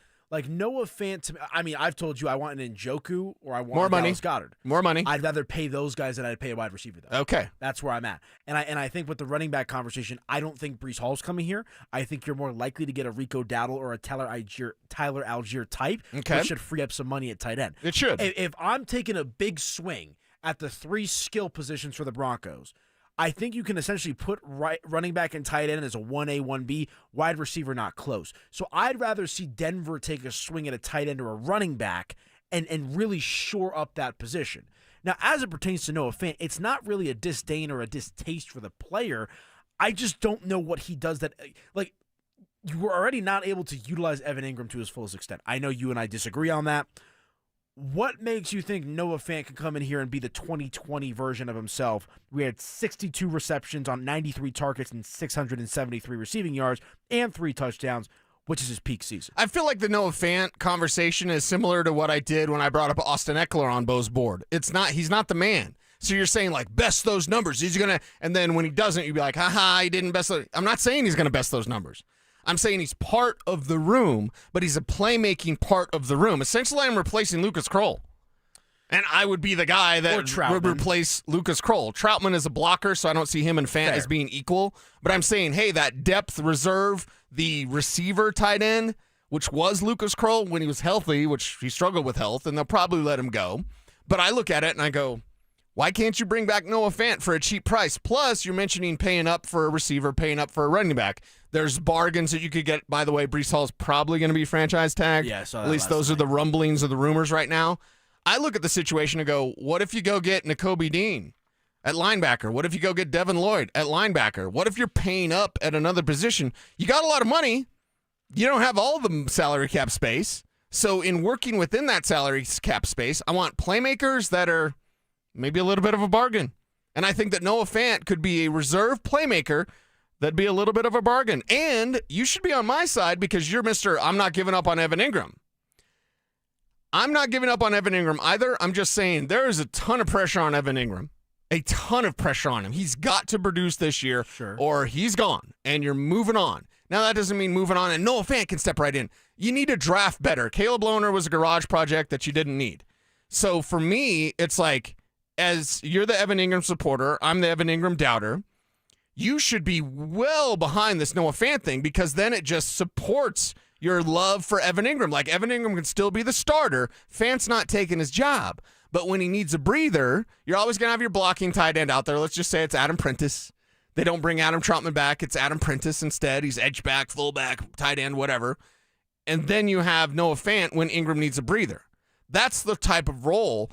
Noah Fant's not coming here to take over the position and get 62 catches for 700 yards. He's not, and never going to do that. That's not going to happen. But he's going to come here and be a piece of a tight end room that needs a lot of improvement. I just don't think bringing Noah Fant and adding him to this tight end room makes them significantly better in that department. Give me a $2 million tight end that does. Well, I don't have the list pulled up in front of me, but again, that's where I go back to the point of go invest in a tight end. Get me an Njoku. Get me a Dallas Goedert, a guy who's been there, one that has. Then what happens to your boy Evan Ingram? You get David Njoku, Evan Ingram's not playing. I'm okay. You get Dallas Goedert, Evan Ingram's replaced. I'd be okay cutting Evan Ingram if it means you get an Njoku or. Then why defend Evan Ingram? Because if you're looking to cut him anyway, we're paying up a tight end. I'm saying not to cut him just straight up because of what last year had. I'm looking for a way to upgrade the position, not stay the same. I think bringing in Noah Fant keeps the tight end room virtually the same. Now, I do think there's some upside with Evan Ingram. I don't think Evan Ingram was utilized the right way. That's a separate conversation. Even if Evan Ingram was utilized to the max, which obviously we didn't see last season, I still think there's room for improvement. I'm looking at Njoku. I'm looking at Goddard. I'm saying let's shore this thing up and not live on a prayer with play calling and Webb and Payton and Ingram stepping up to the occasion. Let's go get a known commodity. That's what I'm saying. Well, then, as a number 2 or essentially 3 tight end, because 2 would be your blocker, your Y. So as your number 3 tight end, you're telling me you don't want Noah Fant? Noah Fant would be your best third tight end you could get. Sure, it's a fun story. It's nostalgic. No, he none of that. that. Many yards after the catch. Nostalgia is a form of depression, by the way. Fair. But, it's not about he used to be here. It's about who makes plays. Oh, and you're cheap? I like that. Kev Kistner, always the guy I look to in Bo's board to give me the thumbs up or thumbs down on Noah Fant. I'm giving 2 thumbs up. I like him. I like him better than Isaiah Likely. That's a mistake. I said that last week. We had that good debate. But, again, it's not like he's coming in here to replace Evan Ingram. He's coming in to be the backup to Evan Ingram. And I wouldn't mind seeing some creative packages on offense between Davis Webb and Sean Payton to put both of those guys on the field. It creates a weird mismatch for that defense. Whoever they're playing, are they putting a linebacker out there? Are they bringing the safety down? I mean, gosh, could they put a corner on one of the guys depending on how the situation goes? And maybe that helps the run game a little bit just based off their formations defensively. I look at Evan Ingram Noah Fant. His 2 best years were right here in Colorado, right here in Denver. He had a little down years in Seattle compared to Denver. But then last year in Cincinnati, his number's not great, 288 yards. But he only played with Joe Burrow in 7 games last year. He had Joe Flacco. He had, Jake Browning. So the numbers aren't really there. I'm not saying he's my number 1 tight end on the board. If I can upgrade the position, I would do that. But if it comes late July and we need an extra training body for training camp to be that 2nd or 3rd tight end, yeah, bring him in. I think it'd be fine. I don't think it'd be inspiring. And I think what you're looking for with the tight end position in the offseason is some inspiration. And I think Mark Schlereth had a really good breakdown on the morning show about Evan Ingram's usage. I could think of one play that Evan Ingram made, and it was that down the sideline catch and run against the Washington Commanders on Sunday Night Football. I think that there's more to Evan Ingram's game than we saw last season. Obviously, that remains to be seen, but I tend to agree with Kevin, too. I think you're looking to upgrade the position. I think there's better options than Noah Fant. So, again, you bring in Noah Fant, let the good times roll. You draft him with the 20th overall pick. Okay, cool, fun story. But at the end of the day, I think there's room for improvement at the position. Okay, let's hit a break. When we come back, we'll stick with the football. The Kansas City Chiefs did something today that might set them up with some roster flexibility this offseason. How does that impact the Broncos? That's next. Has the rubber officially met the road for Coach Prime and the Buffs? They have to win 8 games this year. They have to be competitive. You had the Heisman, you had your son, you revamped the team, you revamped the coaching staff. Now it's time to go to work. Now it's time to win games. There is no more excuses. Enough's enough. Denver Sports 104.3. The Fan. I love a day on the water with friends, but my moderate to severe plaque psoriasis sometimes holds me back. Now I'm all in with clearer skin thanks to Skyrizi. Risankizumab Riza, a prescription-only 150 milligram injection for adults who are candidates for systemic or phototherapy. Teaching music is my passion, but my active psoriatic arthritis can limit me at times. Now I'm treating my joint symptoms with Skyrizi. With Skyrizi, most people with plaque psoriasis saw 90% clearer skin at 4 months. Or if you are an adult with active psoriatic arthritis, Skyrizi helps you move with less joint pain, stiffness, swelling, and fatigue. Don't use if allergic to Skyrizi. Serious allergic reactions, increased infections, or lower ability to fight them may occur. Before treatment, get checked for infections and tuberculosis. Tell your doctor about any flu-like symptoms or vaccines. There's nothing like clearer skin. There's nothing like better movement, and that means everything. Ask your doctor about Skyrizi. Visit Skyrizi.com or call 1-866-SKY-RIZI to learn more. Hi there, I'm Kim Rudell, owner of Wills and Wellness Estate Planning. Did you know that taking the time to create your estate plan isn't really for yourself, but it's for your loved ones? Show your family some love and give them the gift of peace of mind by creating a plan that outlines your wishes in case something unexpected happens. We can help you get organized by creating a new plan or by revising an old one. Find us at willsandwellness.com or give us a call at 720-266-8190. You've been sharing your wish for happiness. You've learned that life offers different pathways. But what if your pathway is filled with fire? This is Glenn Jameron, Chairman of Alpine Bank, member FDIC. Let's be frank, life isn't always happy. You can feel real pain, real fire, like the loss of a loved one. But know this, fire can change you for the better. Just like iron must go through fire to become steel, so it is with each of us. Look back over your life. You may discover the most painful things, giving you empathy, new perspective, and a new realization of how precious life is. You have countless pathways ahead. Some bring pain, others happiness. It's what you do afterwards that counts. Alpine Bank, Community Colorado, and you.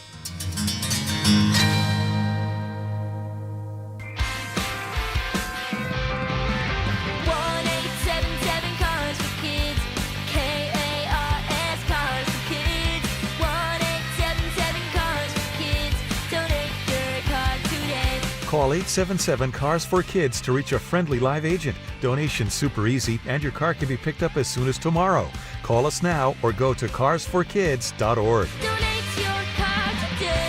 Did you know you can donate real estate too? Men, we all know how important sex is in a relationship, both for you and your partner. But erectile dysfunction ruins sex, which can often have serious impacts on your relationship as well. This is Jeff for the Rocky Mountain Men's Clinic, and if ED is a problem in your life, you understand the impacts it has on you and the one you love. But I'm here to tell you that ED is a treatable condition, and almost without exception, you can have really good sex again. At the Rocky Mountain Men's Clinic, we're experts in treating ED. We've treated tens of thousands of men with protocols that are effective in well over 90% of cases, which means if you're like most guys, good sex will be the norm. You could even last up to an hour or more and bring a level of intimacy for you and your partner that might just astound you both. It's time to have really good sex again, so call us. Just $99 gets you blood work, a medical consult, and if medically advised, a test dose. And if that test dose doesn't work in the office, your visit is free. Call 720-440-7900 or go to RockyMountainMen'sClinic.com. We have 5 offices across the Front Range to serve you. Stay up to date on the Broncos with our 9 News Broncos insider Mike Kliss. Presented by Fitness Gallery. Hear the latest from every practice and every game every single week during football season. Denver Sports 104.3. The Fan. It's Dover and Cecil on Denver Sports 104.3.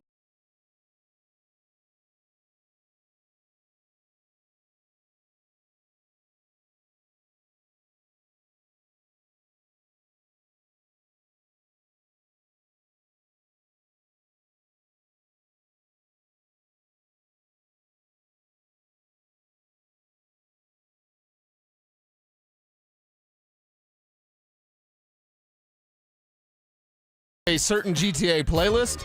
Oh. So if I'm in the car or the Jeep, I get to listen to some GTA music. Okay. But the problem with that is then I think I can drive on the sidewalk. And you can't drive on the sidewalk. Nobody do that. That's not what you're supposed to do. Probably not. You can do that in Grand Theft Auto. I saw a video over the weekend of some guy getting his car repoed, I think somewhere in Florida. Okay. And Florida man? Yeah, maybe. He was like parked in like a parking spot like in a strip mall, right? So like in front of you is like the entrance to the stores, whatever. And the repo man pulled up behind him. And he just like got back in the car and refused to have the car get repoed and like drove onto the curb and just like blew his transmission. And he's like just sitting there trying to rev the engine. It's not moving. It's like a hilarious video. Like it's absurd Florida things. GTA 6 things that we'll be doing in that game when it comes out. But get ready to not have a life. Oh, I can't when wait. GTA 6 gets there. GTA 5 came out for reference when I was a sophomore in high school. My 10-year high school graduation anniversary, I believe, is this year. Yeah, and GTA Online is still fun. Yeah, I was just playing it the other day. Not the other day, like a couple weeks ago. I was bored. I was like, what do I want to play? Okay, let me go steal the fighter jet and have some fun in Los Santos, right? It's tougher to steal the fighter jet than it used to be. It used to be pretty 100%. easy. That's what AP does on a Wednesday night. You jump the fence from the road or the one on the mountain? Because there's two places you can jump the I fence think in the I Air did the Force road. Base. Sometimes I'll also just drive through. Like you can drive straight through with like an armored car or like an SUV, and you can just get to the jet before they start picking you off along the way. It's better to jump the fence. Yeah, no, 100% it is. So good times in Los Santos. RamosLaw.com. Text line 303-713-1043. Let's check in with the tribe. How you doing out there in the lunch hour? What are you doing for a buck today? What's on your mind? Let us know on that RamosLaw.com text line. Okay, the big bad Kansas City Chiefs did something today, Cecil. Yeah, they did. They moved around a bunch of money. Yeah, they restructured quarterback Patrick Mahomes' contract, lowering his salary cap number from $78.2 to $34.65 million for the upcoming season, which in turn creates $43.56 million in salary cap space. Now, look, I'm not one of the Mahomey guys. I don't want to talk Chiefs if we don't have to. I'm one of those guys. But this is a significant amount of money that Kansas City has now shifted. Not exactly surprising. You see this happen time and time again with other respective franchises and their highest paid players. But if we want to see the Chiefs continue to be down and out and be miserable as they were last season, you don't want them to be able to acquire as much talent as humanly possible. This move provides Kansas City with some flexibility. A little bit of flexibility, but according to OverTheCap.com, they're still over the cap. Right. So I believe the number in effective cap space is almost $19 million. So yeah, they freed up $43 million with one move. They still got $19 million to go just to break even, just to be above the cap. You have $19 million to go. So this move was expected. It's something to be anticipated. They're obviously not going to be over the cap. They can't be over the cap for the regular season. When all this new league year begins is when that number needs to be adjusted, and before that. So yeah, this is one of the steps that the Chiefs are going to take. They're not done making said steps, and that's why when Chris Jones is asking for Tyreek Hill, I'm like, yeah, how are they going to afford him? Well, I think they could get Tyreek at a minimum deal because he's still getting a bag. They don't have any money. They're still $19 million over the cap. But even with this they Mahomes do clear move. it, they're eventually going to clear it. I mean, Sure, they have right, to, right. They have to. So, yeah, we'll see what happens But they're still going to be picking from the bargain bin. There's not any sort of move. Like, let's say they had a couple million in space, but they were like, oh, they're right there. And then they free up $40 million with this move. Now they can be a player. They can't be the player in free agency that the Broncos can be. Now you have that allure that you're Kansas City and you're the Chiefs and Chiefs Kingdom and you can go get another ring and all those sorts of things. Like, you have that allure playing with Pat Mahomes. That's a big allure out there for free agents. Sure. But you know what the biggest allure is? Money. Money, money, money, And to quote Eddie Murphy, you ain't got no money. You got no ice cream. Yeah, it's the Broncos division until it ain't. That's kind of the mindset that I'm taking right now. Look, I think the Chargers are a respectable team. I do. I think adding Mike McDaniel, the Smoky Hill product, that's a fun little story, and I do think they'll be better for it.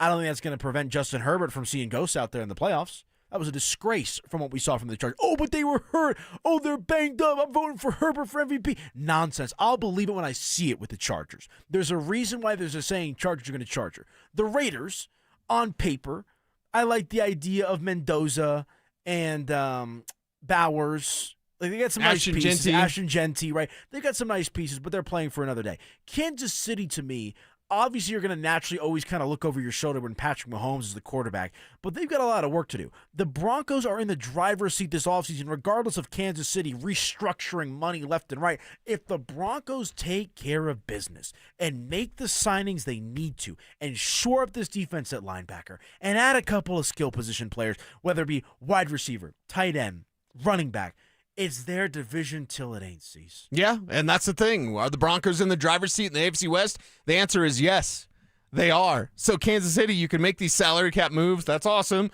You're still not going to be the player in free agency that the Chargers are. Chargers have a lot of money in free agency. And then the Broncos are. Broncos have a decent amount of money in free agency. And we also don't know how many games Mahomes is playing next season. I mean, we don't know if he's starting week 1. We might not see Mahomes till October.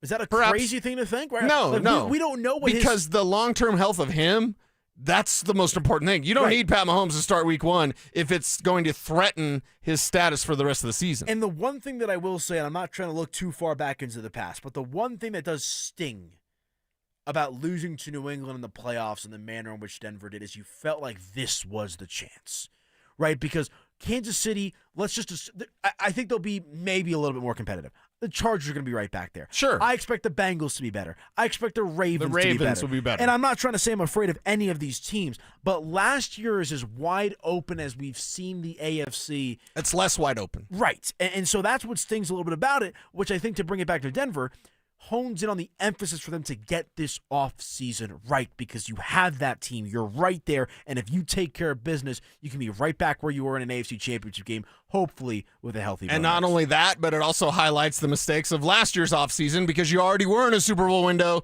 yet you had to draft garage projects and a first-rounder that played 5 snaps in the AFC Championship game. That's just wrong. It just is. It doesn't say anything about Jahdae Barron. It says a little bit about Caleb Lohner. But at the end of the day, thinking KC's going to be down and stay down is foolish. They're going to be back. You've got to be ready. And if you're the Broncos, go out in free agency, go out in the draft, and get this thing ready because the AFC West is yours. It's a matter of when, not if, with the Kansas City Chiefs. I think that's a fair thing to say, but I also do believe the Broncos are in the driver's seat. All right, let's hit a break. When we come back, fourth quarter time, 4's up. We'll take you up to 2 o'clock before Philip Lindsay and Zach Bye take over. Let's talk a little Denver Nuggets basketball here. How many games do we need to see this team play together healthy to have supreme confidence in them heading into the playoffs? A little State of the Nuggets next right here on Dover and Cecil. If the goal is to win a Super Bowl, Let's go, bring it out! do the Broncos need a new top target in the wide receiver room? What he brings to the table, I do believe that he can be your main wide receiver on a championship team. All he does is work. He's a great leader for that football team. I like to see more, but I really do like Cortland, and he could be the main guy on a championship team, no doubt about it. Denver Sports 104.3. The Fan. I am down 60 pounds because of SodaWeightLoss.com, and I've kept it off for years now. Why? Because I joined Soda for a short time to have results that last a lifetime. And I thank SodaWeightLoss.com for the real weight loss, the real food, and the real nutritionist. I could text my nutritionist, Trisha, at any time, text her anytime with questions, adjustments, and sometimes just straight up encouragement. She always had the right answer for me. And that kind of personalized support makes the process feel so much better. And that's what Soda does better than anyone else. Fast, easy, convenient weight loss. No hunger, no guesswork. Also, no mystery pills, no injections, no mystery chemicals in your body. It's real food. It's real results. It's right there for you. And right now, the best deal of the year. Join Soda today, and your partner joins for free. 2 people, 1 price, 2 transformations. If you want results you can see and feel with the nutritionist, you can text anytime. Go to SodaWeightLoss.com. That's SOTA weightloss.com, or call them up 1-866-800-SODA. Soda Weight Loss is state of the art. The right financial strategies can make a huge difference, especially if you're nearing retirement. Adam Mueller talks retirement strategies with Mile High Money. Saturday mornings at 8 on Denver Sports 104.3 The Fan. Hey, it's Philip Lindsay here. During my football career, I've seen every kind of medical tech there is. I finally stopped ignoring my joint pain, and I want to tell you guys about RegenRx. They have a blueprint to recovery that is next level. From stem cells to shockwave therapy, it's non-surgical and there's no downtime. time. Don't just settle for average results with outdated equipment. Go to a clinic that's leading the way. RegenerX offers free consultations, so you need to give them a call today at 303-630-9770 today or visit regenerx.co and let them know that Philip Lindsay sent you. Take back control of your life. Is your money doing everything it can for you? Like automatically pushing more of your money to savings every day? I don't think so. Then switch to Huntington Bank. And let's get more from money. Huntington Bank. Welcome. Eligibility requirements apply. Some features may require enrollment. Hoops in Hamilton on the DU campus is intense this season. And the Denver Pioneers have scored more points than any game in program history. The threes are flying and the atmosphere is electric. Join us to create a home court advantage as conference play heats up. Goes down low, feeds Wysocki, up with a two-handed dunk. Group discounts and one-of-a-kind experiences await. Denver basketball. Get your tickets today at DenverPioneers.com. Looking for the best deal on TRT? Don't pay hundreds of dollars out of pocket for a franchise or settle for one of those one-size-fits-all from your doctor just because they take your insurance. At Centergenics and Low T Center, you can get powerful TRT dosed to your body and get it covered by insurance. Centergenics and Low T Center work with your insurance plans and customize each dose of TRT for maximum effectiveness and safety. It's TRT that actually works with your body. And this February, they're offering free testosterone tests and discounted peptides and GLP-1s to make getting your life back as easy as possible. Don't miss this opportunity. Go to Centergenics.com or LowTCenter.com to book an appointment online. Dan Jacobs with 303 Law 4040 and Jacobs Law with another cool story to share. James called 303 Law 4040, and he's like a lot of our clients, not looking to get rich, but he just didn't want to get stuck with a bunch of medical bills. So we met with James like we do all of our 303 Law 4040 clients in person, and it's a good thing we did because we noticed James did not look so good. We sent him to the hospital to get checked out, and they did wind up admitting him. In the end, we got him feeling better and $125,000. He was over the moon. He came into the office to pick up his check and rang that victory bell. And the really cool part is James surprised us with a check of his own, a donation so we could keep the best free meal in Denver coming each and every first and third Thursday. If you've been injured, you may be like James, not looking to get rich, but not sure what to do. That's why we're here to help. Just give us a call at 303-LAW-4040. Go ahead, save that number in your phone. You never know when you're going to need it. That's 303-LAW-4040. KKFN and KKFN HD1 Longmont, Denver. You're listening to Denver Sports 104.3. The Fan. Denver Sports Snapshot. Tonight on ESPN Denver 1600, CSU basketball faces UNLV starting at 9. 104.3 The Fan. We are Denver Sports. Denver Sports 104.3 The Fan presents Dover and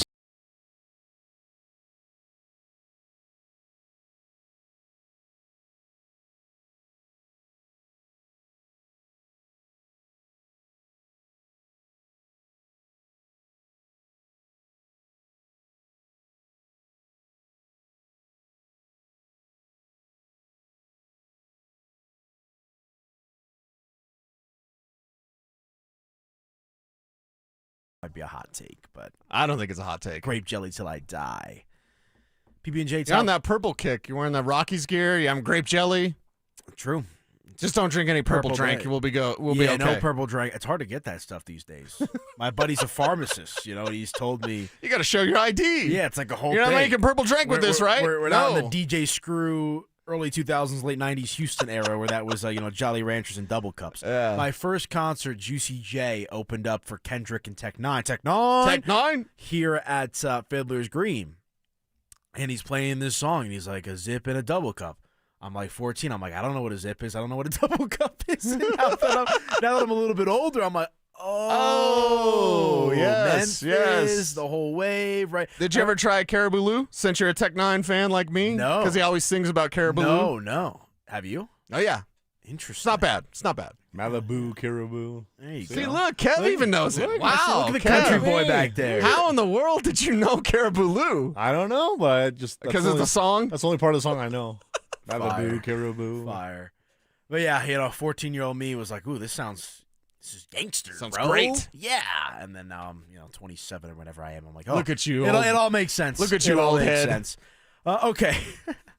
Let's talk a little Denver Nuggets basketball here, 303-713-1043 if you want to get involved on the RamosLaw.com text line. So Denver's got 27 games left.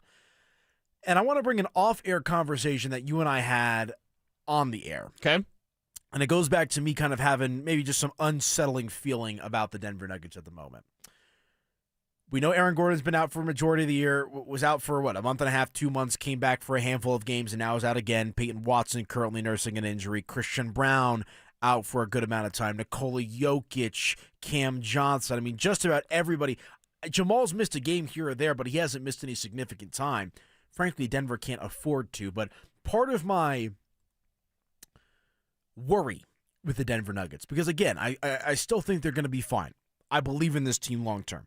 But what maybe has me holding back from feeling supremely confident is just the lack of continuity and playing time with these guys. So we obviously know they're not going to be able to play all 27 games fully healthy.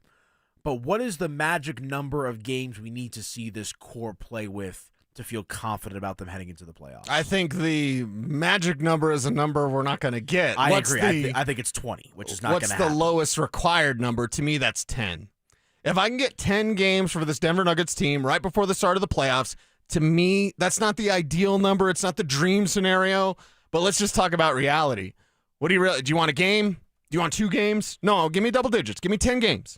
If they have 10 games together, where the starters are together, where the bench is together, where we can get a peek, a glimpse, a preview of what this team could look like in the playoffs, then that's when I'll say, okay, that'll do, Pig. That's enough. Fair. It's not ideal. Again, 20 is the number, but 10 is what I'll take. And I'm not doing that as some sort of like bargain. I'm just thinking you need a 10-game sample size because you're going to get different opponents, different runs, fourth quarter comeback, easy wins, maybe heartbreaking losses, last-second shots that go in, last-second shots that go out. It'll give you enough of a sample size. You'll get a variety of how that starting core reacts together because they haven't been together much this year, and when they have, they've looked good. So I want that good looking to continue, and I need it for about 10 games. I really don't believe we're going to get much more than that, and I'm not going to lose my mind if they only get 11 games instead of 20. Give me about 10, and we're good. Yeah, they might be able to get a month's worth of games relatively healthy. And that's good enough. Again, not ideal. Yeah. But it's good enough. Well, you rely on that because they do have that championship medal, right? Like Aaron Gordon was here, Jokic, Jamal, Bruce Brown, even to a certain extent. I know he's not hurt, but you have guys that have been there and done that. Even Payton Watson was on that championship team, albeit didn't have the same role that he currently has right now. But January 29th is when we got the last update on Aaron Gordon. He's dealing with a hamstring. Will be reevaluated in 4 to 6 weeks, so we still got at least probably 2 weeks without Aaron Gordon. Then on February 6th, Payton Watson is expected to miss at least 4 weeks with a grade 2 right hamstring strain. So we're looking at, maybe halfway through that timeline. So we've got to get through the month of February. I think once we get to March is when you can finally start to hope that, okay, Gordon might come back, Payton Watson might come back, Spencer Jones had a concussion, he'll be fine. Jalen Pickett had a knee injury, did not return in their final game before the All-Star break. So we'll see a status update on him. We got a text from the 4106. I want to get your opinion. Do you just bench Aaron Gordon until the playoffs? Do you not even run the risk of, even if he is healthy, you be extra cautious with AG because, again, he's gelled with this team. He's made an impact on and off the court. Right. Do you put the kitty gloves on AG and make sure he's 100% for the playoffs, even if that means preventing him from coming back in the regular season? Well, what's my name? I'm the guy that's nervous about the Olympics with the Avs, right? Sure. So, of course I'm nervous about Gordon being rushed back too soon. Here's the difference, though. I would do exactly what you're saying, but I do it for a different reason. Do you know what it is? No. You can go to Payton Watson and say, this is what it's going to look like next year if you can stay with us. We're going to figure it out. We're going to maneuver. We'll figure out what we can. We love you. We want to stay with you. But Watson as a starter and AG coming off the bench could be the future of the Denver Nuggets. And if you can get that glimpse now, one, you're keeping AG fresher. You're not having that, kind of impetus on him to you're going to go produce, right? You're starting. You're going to produce, right?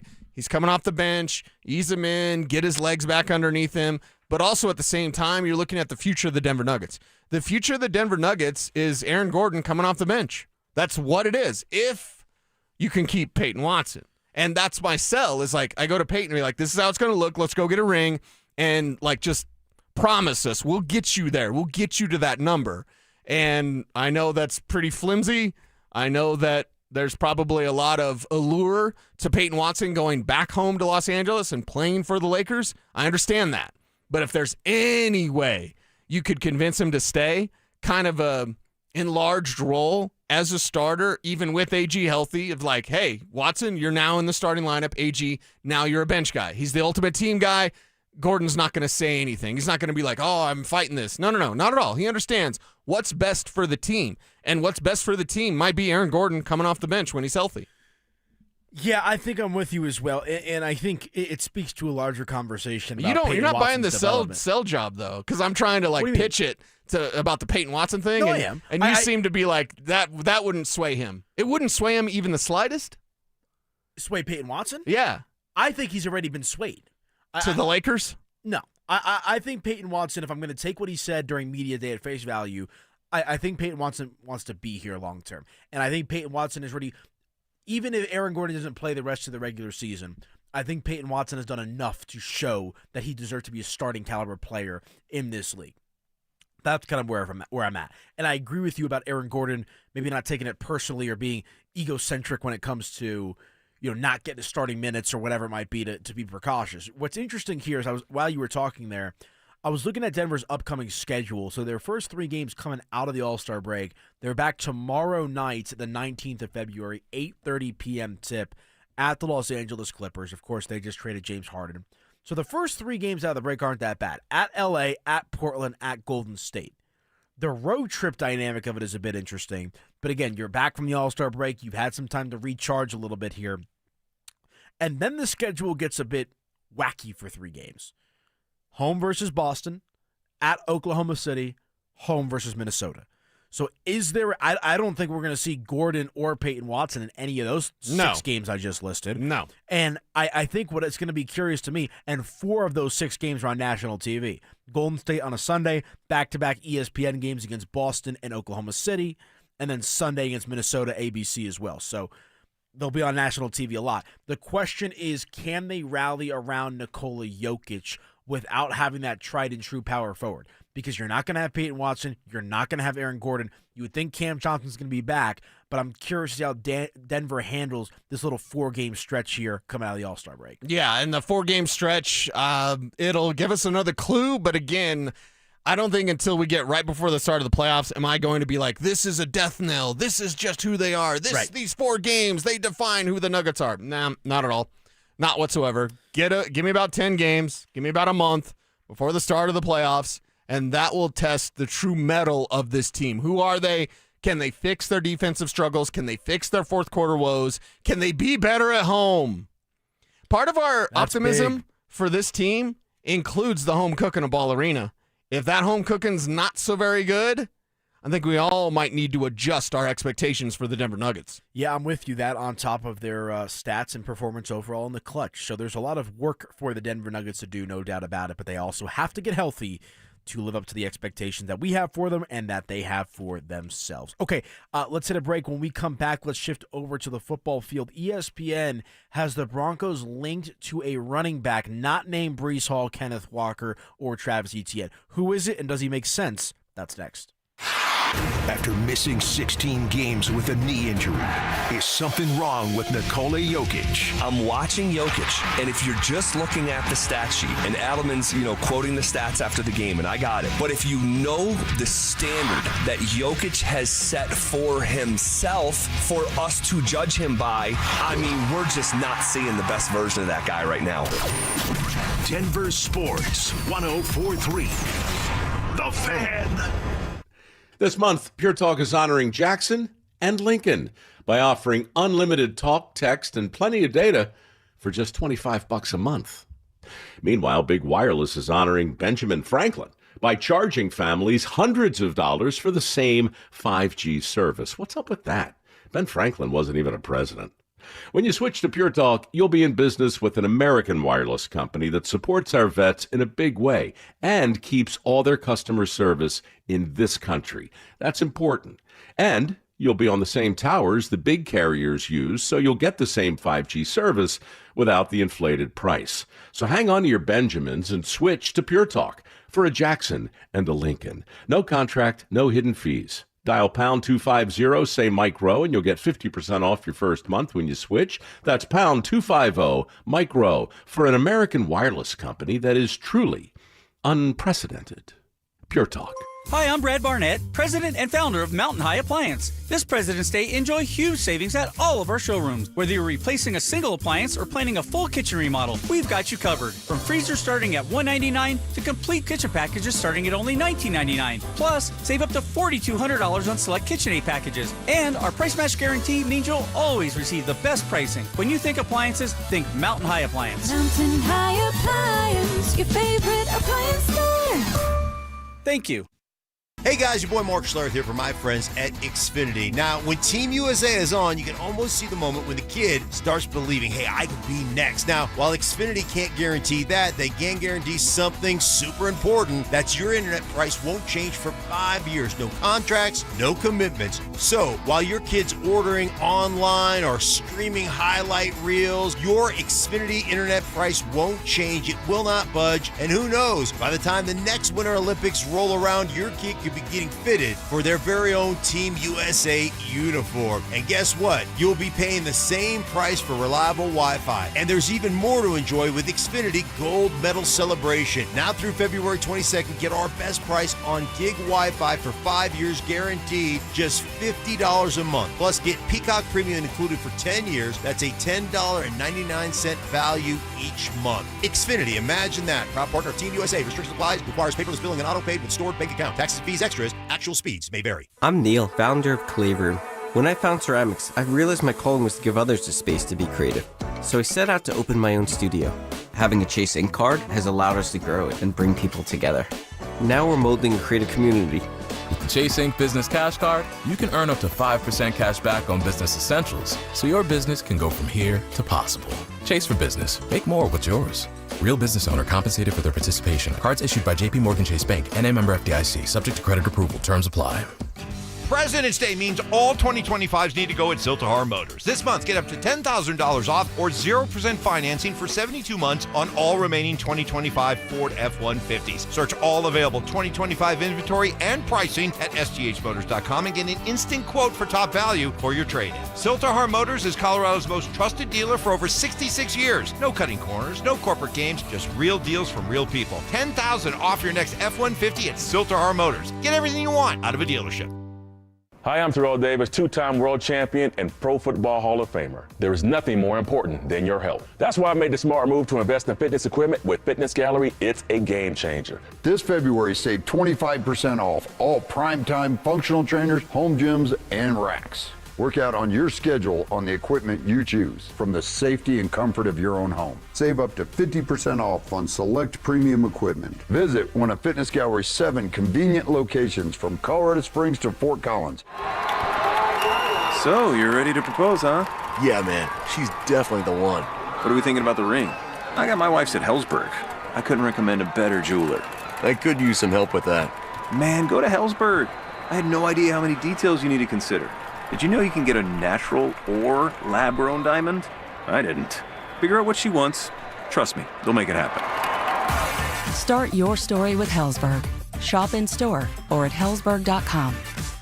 When you've been hit by an 18-wheeler, there's 3 things you need to do. First, call the police and get medical care. Second, don't talk to the insurance company alone. And third, call the truck crash lawyers at Berg Simpson Law Firm. Berg Simpson has 50 years of experience holding them accountable and over $50 million recovered after truck crashes. Call Berg Simpson today and let us fight for you so you can focus on healing. If you've been injured, call Berg Simpson for free now at 303-790-2525. BergSimpson.com. Good lawyers changing lives.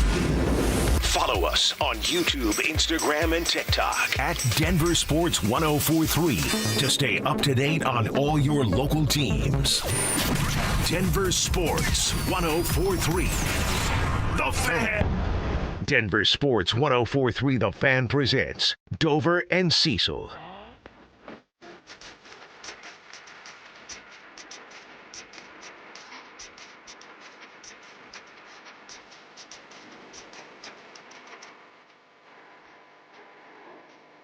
right, we'll fall back into the program. Manilo Piro in for Josh Dover. Cecil Lammy, my guy, riding shotgun with me today. We've also got Kevin Kistner behind the glass. Hope y'all are doing well out there in and around the Mile High City. Tribe, you guys have been lighting up the text line here today. If you want to get involved, RamosLaw.com text line, that is 303-713-1043. Like to hear from you guys as always.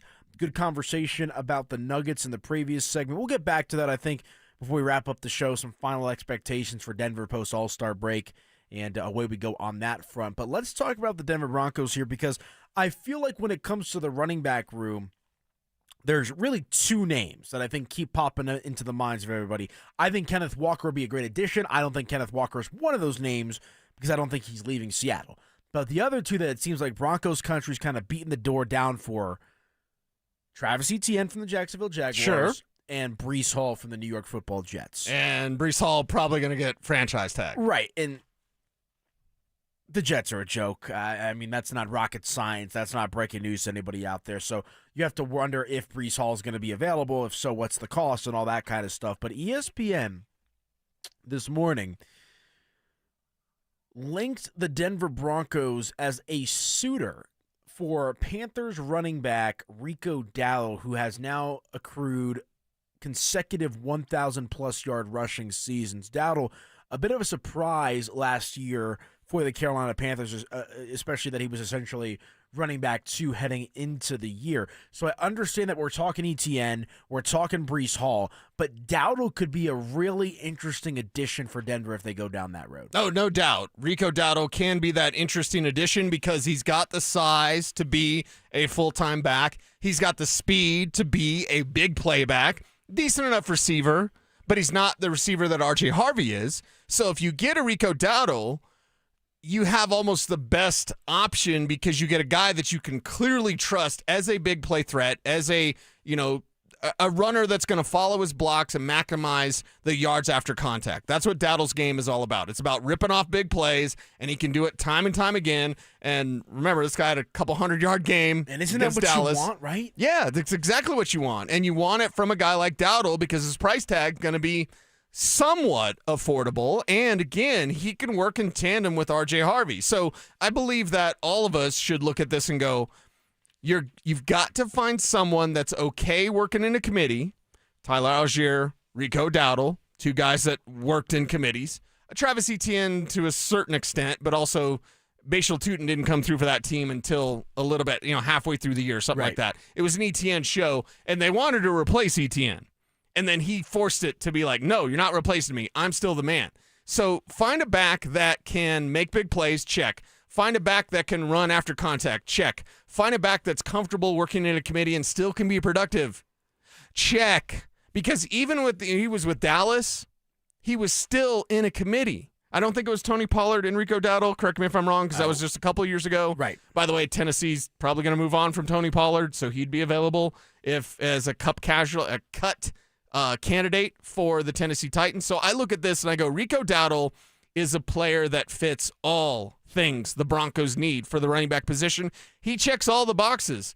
And because of his price being a little bit lower, because of his ability to work in a committee and still be productive in a committee, just 27 years old, going to be 28 over the summer, I like the idea of a Rico Dowdle being picked up by the Denver Broncos. He had 26 carries of 10-plus yards last season. So this is a guy that I also think is not only a midfield threat, a drive starter, but also a threat to be a downhill runner and just kind of a bully in the backfield in the red zone, which it felt like at times, right? R.J. Harvey had some moments as a receiver, right? But you want a little bit more toughness, and I think that Rico Dowdle would bring that to the table because, again, J.K. Dobbins was great when he was healthy.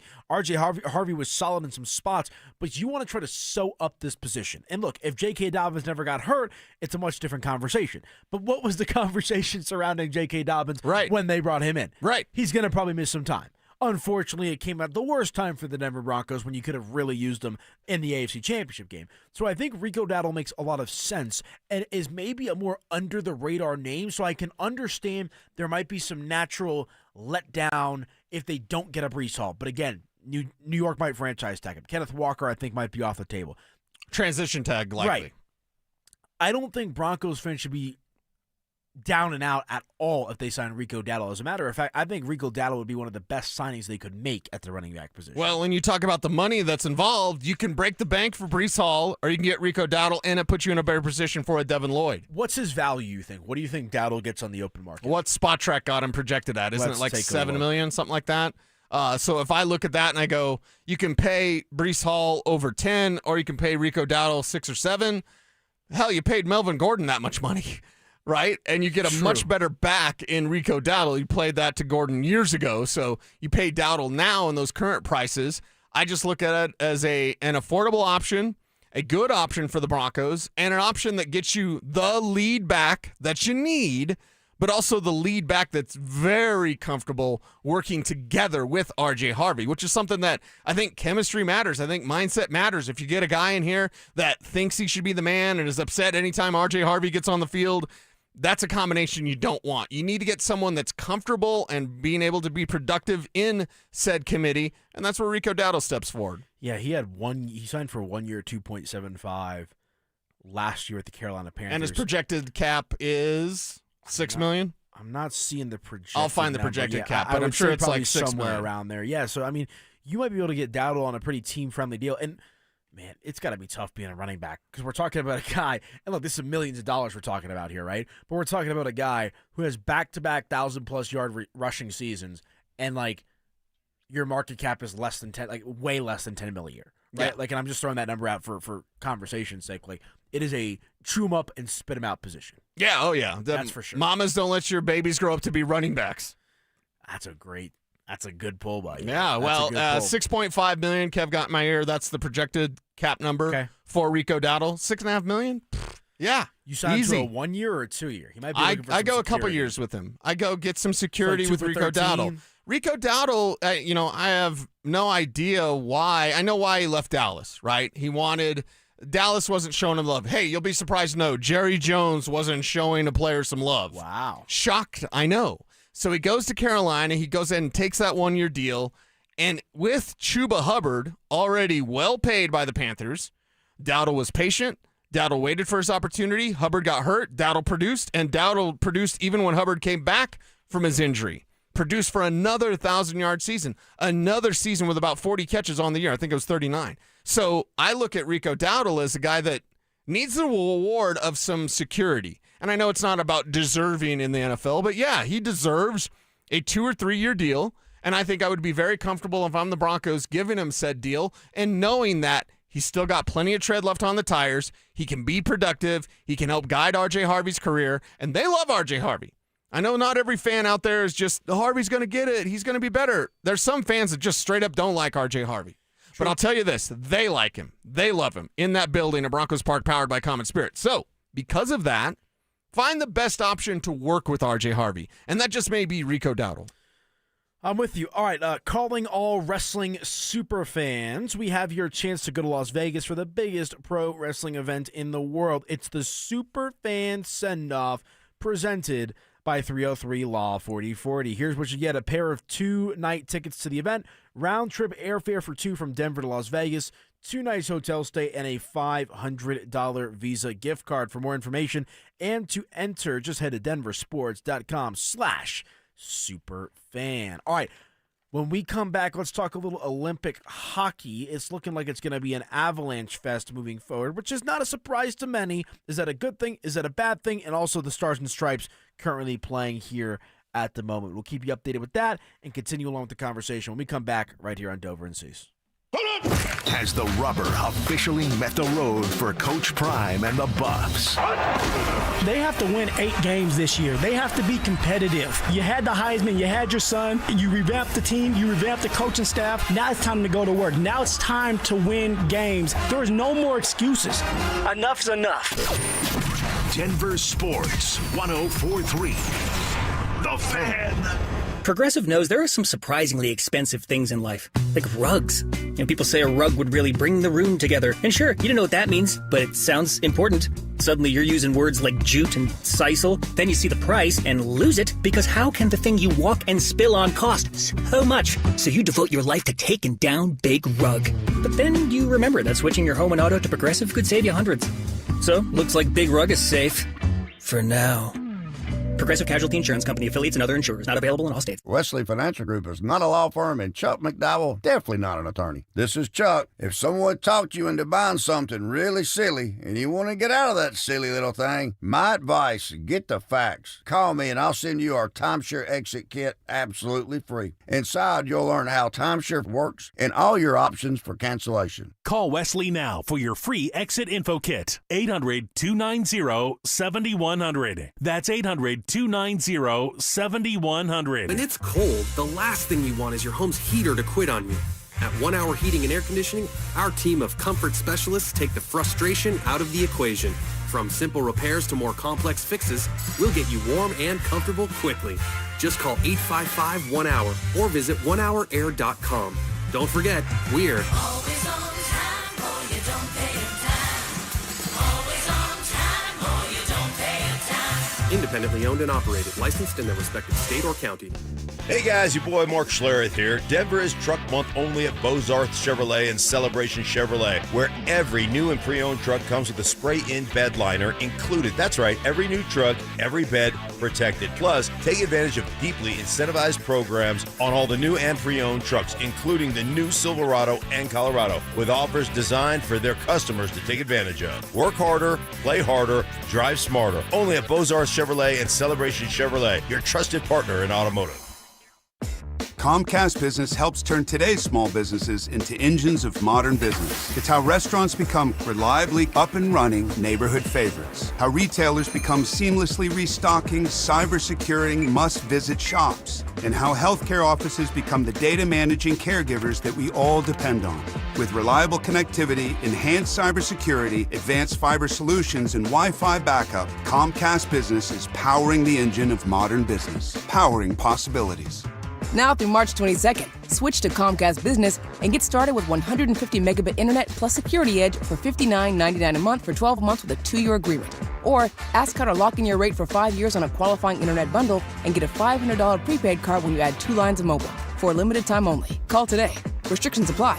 New customers only. Requires paperless billing and automatic payments with bank account. Equipment, taxes, and other fees extra. After promo, regular rates apply.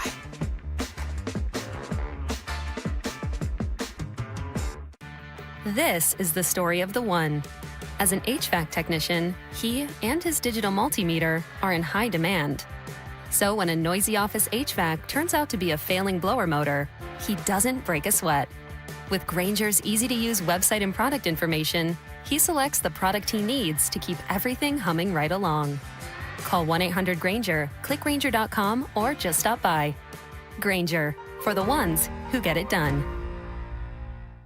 Need life insurance but have diabetes, high blood pressure, or on anxiety meds? If you're a 50-year-old male, even porky, or with type 2 diabetes, $1 million of life insurance may only cost you about $200 a month. For affordable term life insurance, call Term Provider and speak with Big Lou at 800-230-2777, 800-230-2777, or visit biglou.com. Remember, Big Lou's like you. He's on meds too. 800-230-2777. In the zone, AutoZone. Jeff's day is off to a slow start. So he heads to AutoZone, America's #1 battery destination, where Sammy, a local AutoZoner, tests his battery for free. Looks like he just needs a charge, and Sammy does that for free too. In no time at all, Jeff is back on the road, ready to finish the day strong. Free battery testing and charging at every store. No hassles, just help. Get in the zone, AutoZone. Restrictions apply.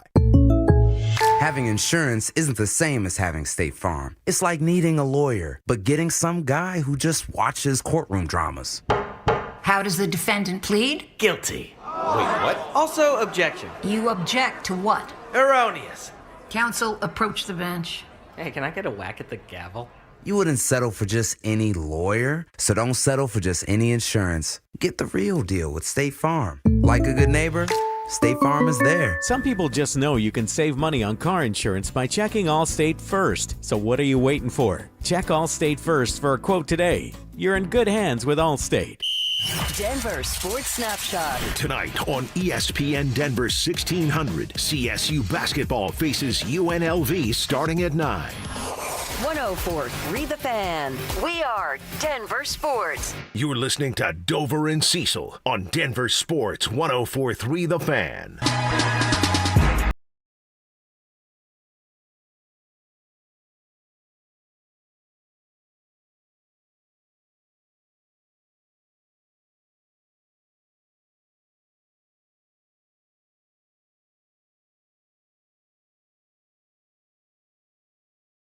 We appreciate each and every one of you listening live on the radio. Also, shout out to our YouTube chat. You guys are the best. Make sure to check us out at Denver Sports 104.3 on YouTube. Hit that like button, subscribe button. Really helps us out. And, hopefully keep you entertained throughout the course of the day. That's the goal. That's our goal, right? Entertain and talk about sports. 100%. I have a don't be that guy that I did want to give you real quick before we get to the hockey. I forgot to mention it earlier. So I'm at the mall on Saturday, day of Valentine's Day. My girl had to pick something up, or my lady had to pick something up rather instead. Very good. And this dude, I'm walking by the Foot Locker or whatever. He's like, "Hey, bro, let me see your hat real quick."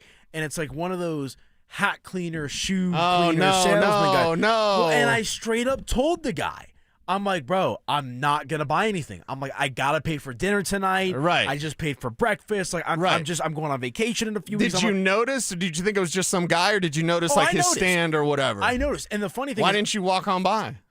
Because I'm not that Dude, guy. Kelly Clarkson said, "Just walk away." I know. I'm a nice guy. Just walk away. Don't be nice. I know. I caught myself in a pickle. But the funny thing is, I actually have the shoe cleaner that they sell. I've bought it before, and so that's what Rejuvenator? Yes, and that's what I told the guy. Rejuvenator's awesome. It is. I'm like, just so you know, bro. I already have. I this. support your product. And then he's like, "No, let me see your hat." And I'm like, "My hat? Okay." He's like, "I ain't trying to sell you the shoe cleaner, bro. I'm trying to sell you the hat cleaner." Oh my god! And that's when I told him, I'm like, "Bro, I'm not gonna buy anything. I got dinner, all this kind of stuff as well."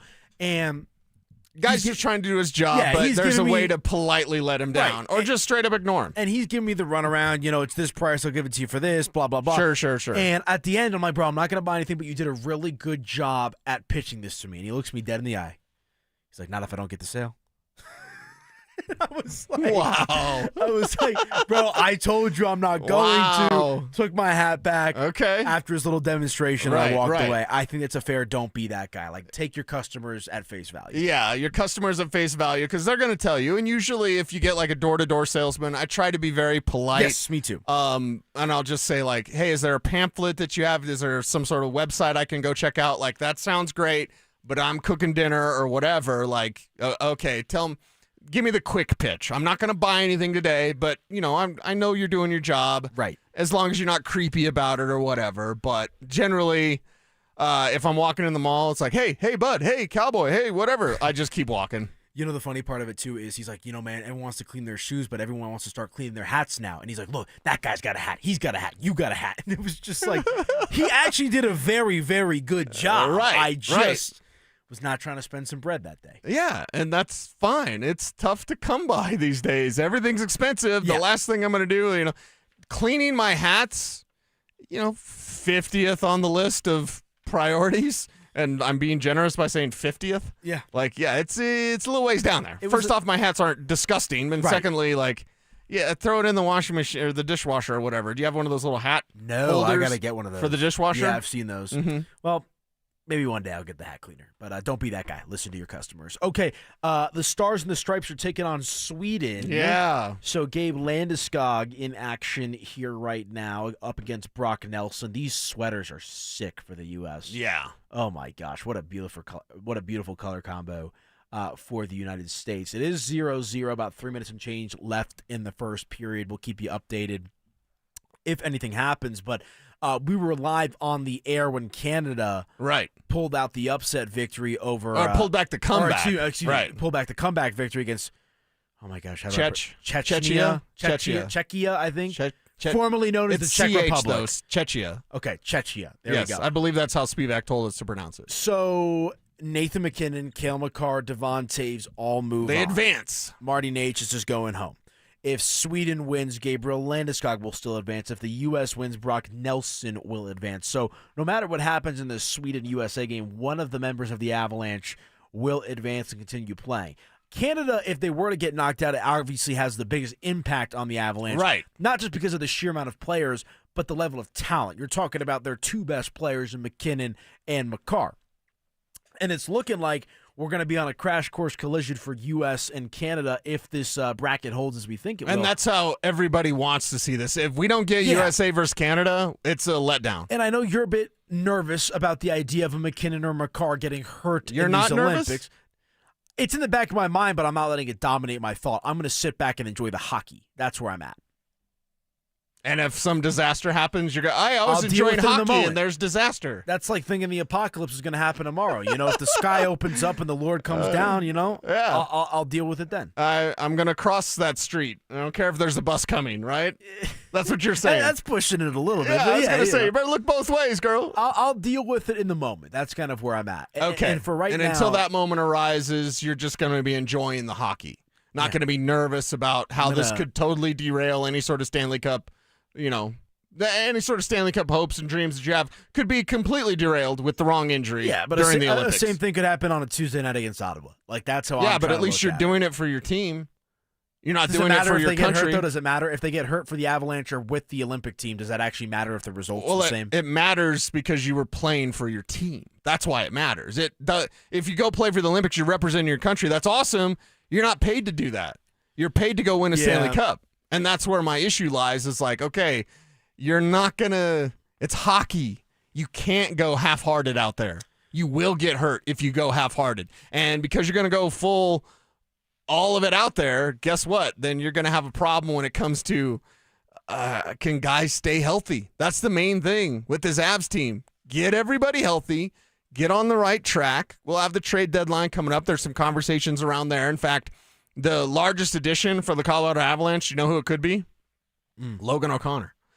So it's like, okay, get Logan O'Connor back, keep everything pretty much where it's at, and just make your run. Make your run, but everybody's got to be healthy to do just that. Yeah, I'm with you. I believe the Avalanche, let me check my notes here. I believe they're back. Their first game is, February the 25th, so we've obviously still got a little time to go, about a week or so before we see the Avalanche back in action, but I think they're in good spirits right now. Is there anyone that's had something happen to them in the Olympics that has maybe put their stock up a notch from what you've seen? So obviously we've seen Landeskog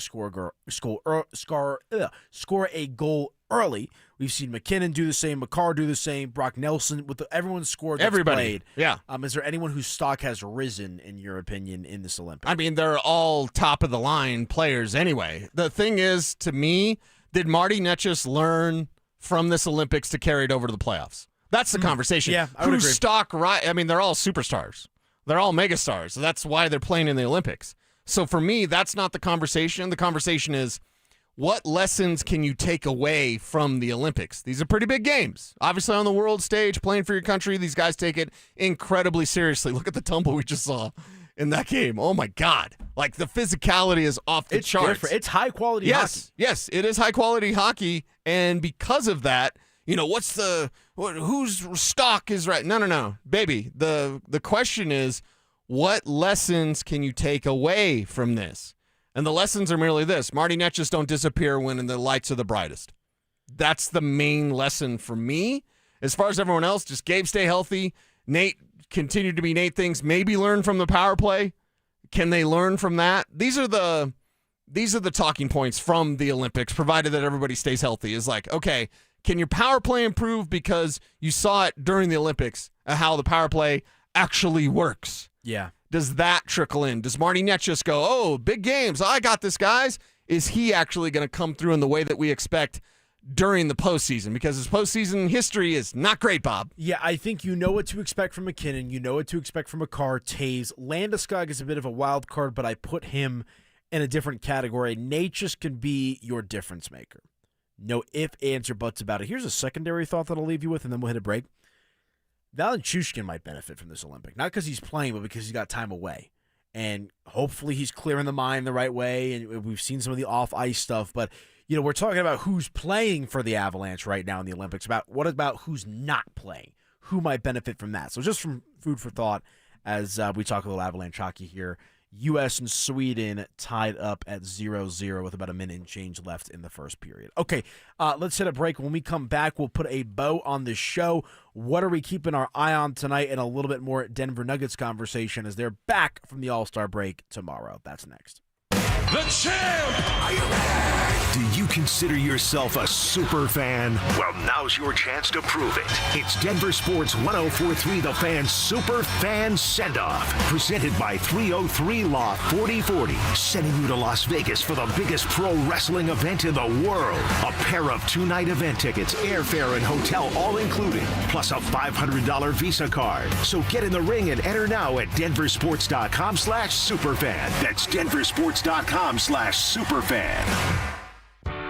Still haven't filed your taxes? Hey, you're not the only one. A lot of good people fall behind. But here's the thing. The longer you wait, the harder the IRS can hit back. Penalties stack up. Interest piles on. The letters get more aggressive. None of it magically disappears. It's why I always tell folks, call my friends at Advanced Tax Solutions. These are not generalists. They don't dabble in tax problems. They live in this world. Resolving IRS issues is all they do. Maybe you're 1 year behind. Maybe you're 10. Maybe you've got unfiled returns, wage garnishments, bank levies, or you're just losing sleep wondering what the IRS is going to do next. Their licensed tax professionals can step in fast, talk to the IRS for you, stop the stress, and start putting a real plan in place. And listen, waiting never makes it better. Every day you delay is another day the IRS gets to tighten the screws. One quick call to Advanced Tax Solutions, that could be the start of a quick resolution. So take control of your tax situation before the IRS does. Reach out to Advanced Tax Solutions today and breathe again.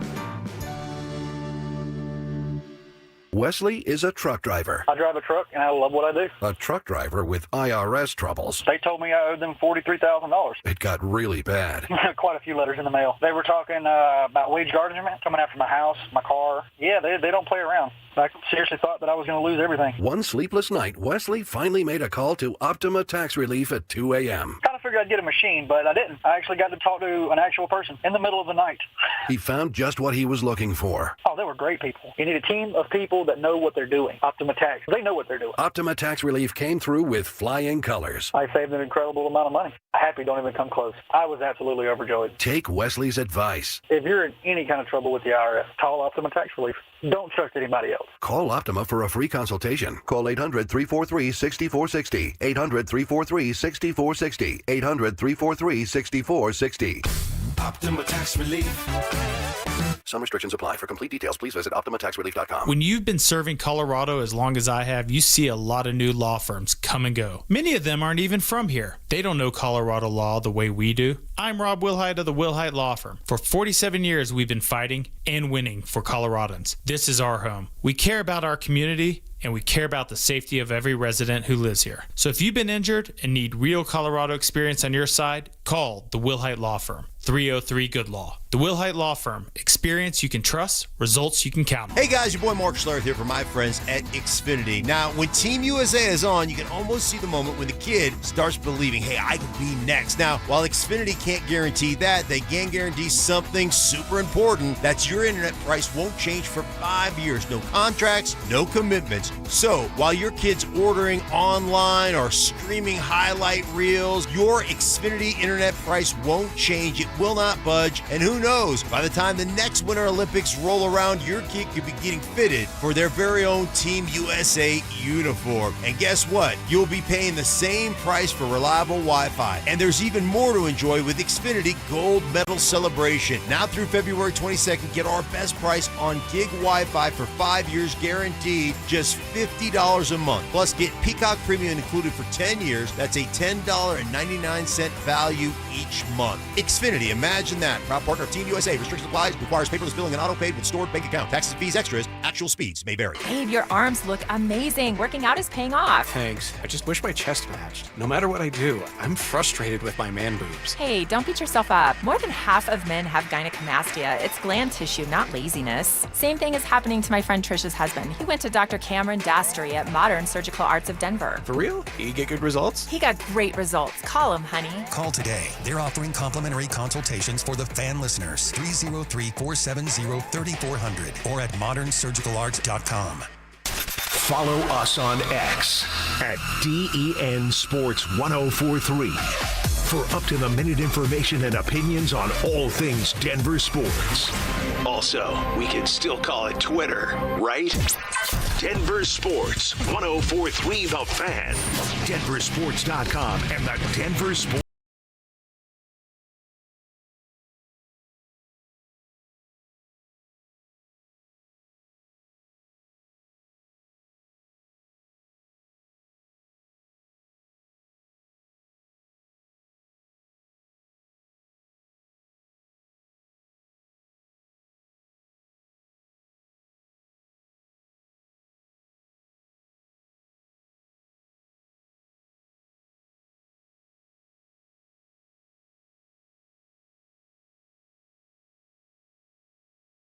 As usual, so make sure to tune into them. We appreciate you guys tapping in with us today.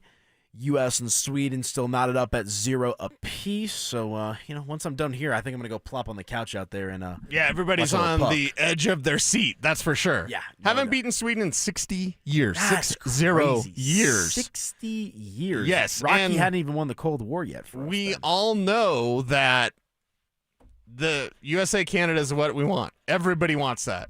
Don't screw it up. Don't be that guy. Exactly. Don't be that team. I think we'll get it. USA all the way, baby. I'd be shocked. Yeah, USA. I'm with you 100%. Okay, a little bit of breadcrumbs coming out of Nuggets practice today. This from my guy, Ryan Blackburn, who does a great job covering the Denver Nuggets. Says he asked David Adelman about Spencer Jones' contract conversations. Remember, Spencer Jones was a two-way player. Part of the reason why Denver ended up flipping Hunter Tyson is so they could create a roster spot for an additional buyout candidate, but also to convert Spencer Jones to a full-time roster player. Ryan saying that DA said talks are still ongoing, and there will be additional talks when they land in L.A. later this afternoon. What's the holdup? Both regarding Jones and signing additional buyout candidates. I have no idea what the holdup is. Well, when you texted that, yesterday or whatever, and I saw it this morning because I threw my phone last night. Frustrating evening. I was like, huh? They haven't got this done? Right. They make the move with Tyson Hunter so that they could do this. That was like 2 weeks ago, dude. I'm not going to make a big fuss about it because I do think it's a matter of formality at this point, but it is kind of laughable. Well, and when DA says talks are ongoing, talks? What are the talks? Like, what did you think? You just hey, get Spencer, a minimum here's deal? your contract. Like a prorated minimum deal? Yeah. Maybe his agents are pulling for something more because they know he's going to play playoff minutes, which I can understand. But also, outside of creating the roster space by trading Hunter Tyson, it was to create a little bit of flexibility to deduct that luxury tax. So it's not like Denver has an infinite amount of money or even a lot of wiggle room, rather, to go out there and spend on a guy like a Spencer Jones for the rest of the season. It has to make sense for them. Now, I'm not going to sit here and put fear into the hearts and minds of Nuggets fans. Spencer Jones will be a Denver Nugget for the rest of this season. I just don't understand why this is not done yet. His concussion is more of a concern to me than his contract because I thought the contract would be easy to do. By the way, you say playoff minutes. Are we sure about that? He'll play. I'll be the guy from the meme. You sure about that? He'll play some spurts. Are you sure about that? Yeah, I am sure. I feel good about that. He'll play a couple minutes here or there, not anything significant. He'll touch the floor. But you know what else is interesting? They play the Clippers tomorrow. What if this contract isn't done by then? They're down Payton Watson. They're down Aaron Gordon. Right. I mean, you're telling me you can't get this figured out by tomorrow night's game? Exactly. You couldn't have figured this out 2 weeks ago? Like, by the time you're on the by the time you sign off the air tomorrow, you should have confirmation that the contract is signed. Is there something else coming? What could possibly be coming? Like, you mentioned about the buyout players. Well, they have two roster spots, so they can afford to bring Spencer Jones back and somebody else. I don't know why would one impact the other. Spencer Jones has proven himself this year. Whoever you sign from the buyout market is going to be on a minimum deal. You're not paying a bunch of money for a guy on the buyout market. It's a vet min contract, more likely than not. So we'll see what happens there. I do think it's a bit bizarre. I'm surprised it hasn't been done already. Me too. And again, this should just be formality. This should be done sooner rather than later. But it should have already been done. Something to because it is a into. formality. Yeah. So good stuff from my guy Ryan Blackburn there. One of my favorite Nuggets reporters. You got some good people that cover this Nuggets team. Yeah, that's the team that I got my start on. So I covered the Nuggets for probably 3 or 4 years on the beat. did Rockies kind of simultaneously, and then I was focusing on some school stuff, and then I've been back on the Nuggets and Rockies to a certain extent while introducing some Broncos and Avalanche along the way. And Ryan and I were the two young bucks at the table. I remember sitting there 2016, 2017. Yeah. This is like the Emmanuel Mudiay era, Denver Nuggets, and he's in college, and I had just graduated high school and college, and it's been cool to see him grow up and do his thing, so check him out online. And our guy Jake Shapiro does an excellent job as well. Oh, yeah. His work at DenverSports.com is top tier. So it's second a to good none. group of guys. I don't want to have the concern conversation with you because I feel like we've talked about that extensively today. But what is the general expectation for this Nuggets team now coming out of the All-Star break? Because obviously we want to see them get healthy, but I also think one of the key things we want to see in this first 3 or 4 game stretch out of the ASB is just overall continuity.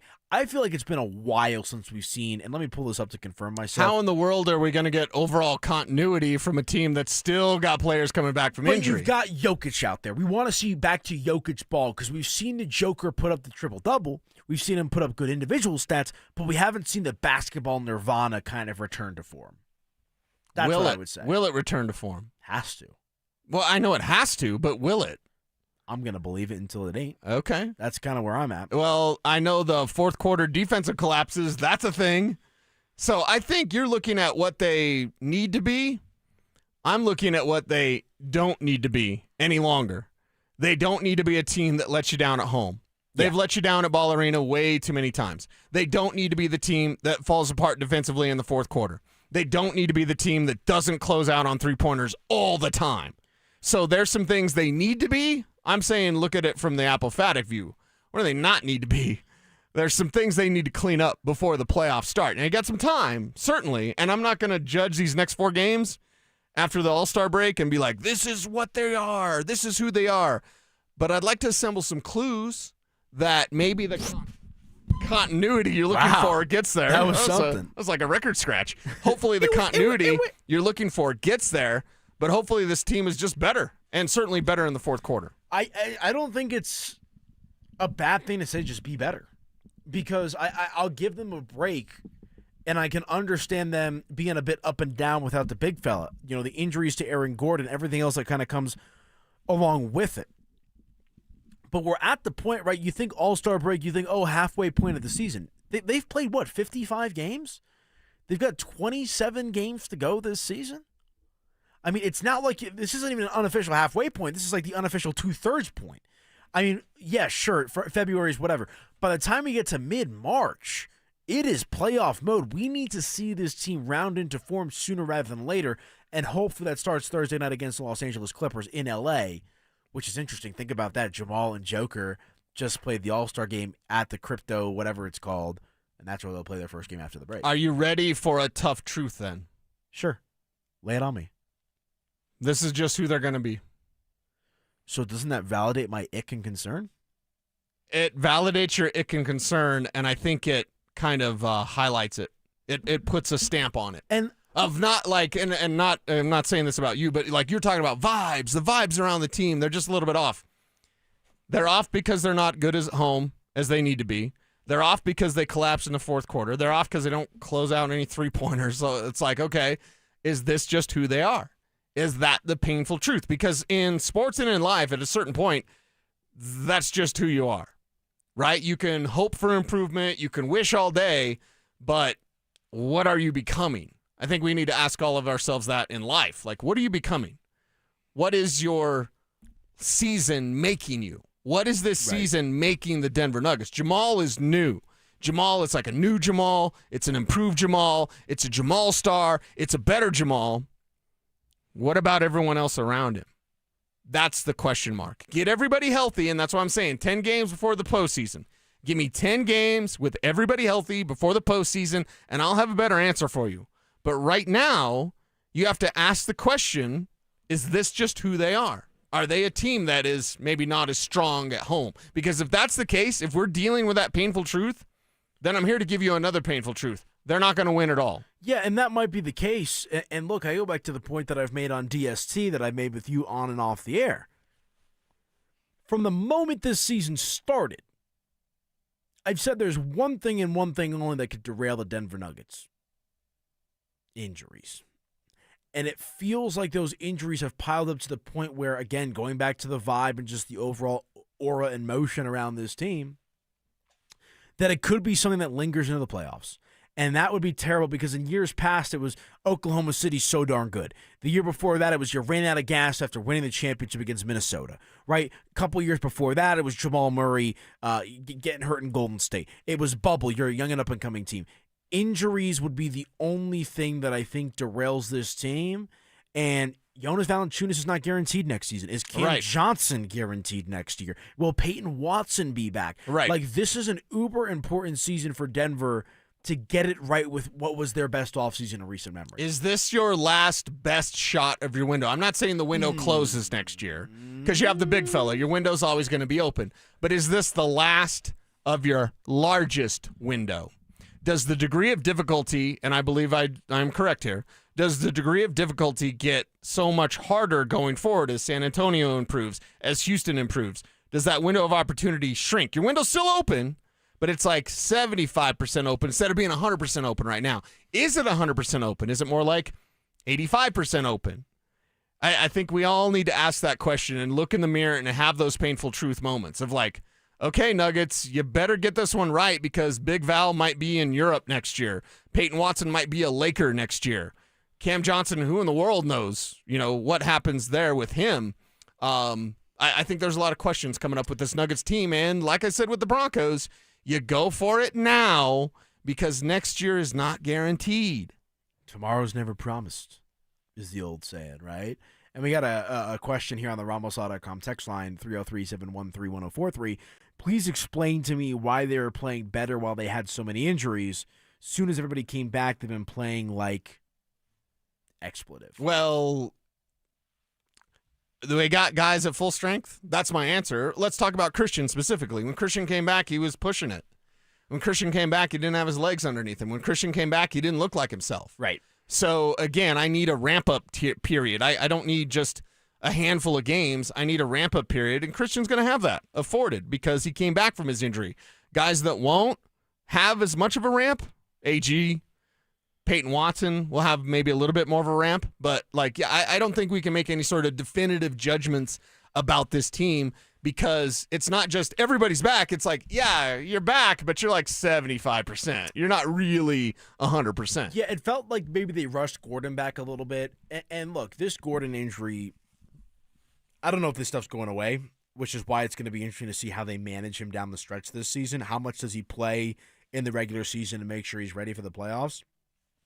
And the way that I would answer it, too, is you're adding different pieces at different times. Like the continuity was kind of out of whack, right? It's like you lose Aaron Gordon, you lose Christian Brown, and then it's like, okay, you also lose Cam Johnson. Now one's back, the others are still out. So there's a lot of moving parts when it comes to Denver trying to reacclimate themselves.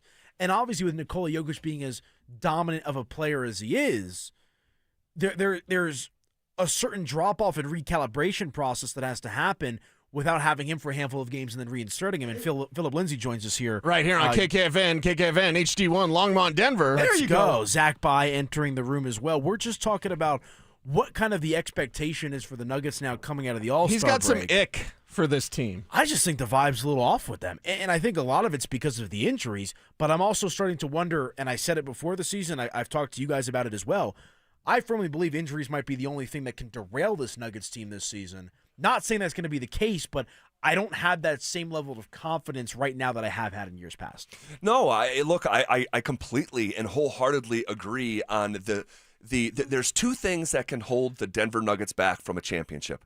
One is the Oklahoma City Thunder. Let's start there, okay? Fair. But they have also gone through their own injuries. J-Dub with his hamstring, it's been problematic for a couple months now.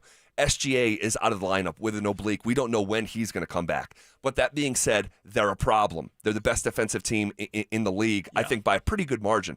But the second reason, and really, in my mind, there's only two, it's the injuries. And unfortunately, this is sports, and injuries are a part of that whole galaxy. And I have never seen this Nuggets team banged up quite like this. I told Phil, I think that everything should be under review from a process standpoint with some of these soft tissue injuries. And I know it's been much more than that, bone bruises and circumstantial stuff. But yeah, it's been an issue, and really the largest one is Aaron Gordon. When you pull your hamstring 3 times in 9 months, I was talking to Dr. Joe Ramos about this recently. Like with every passing pull, the issue's not the same. It's not the same injury with every passing pull of the hamstring. So we have to like get out of our mind that the third hamstring pull is the same as the first. It's not. It's more problematic. It's more of an issue.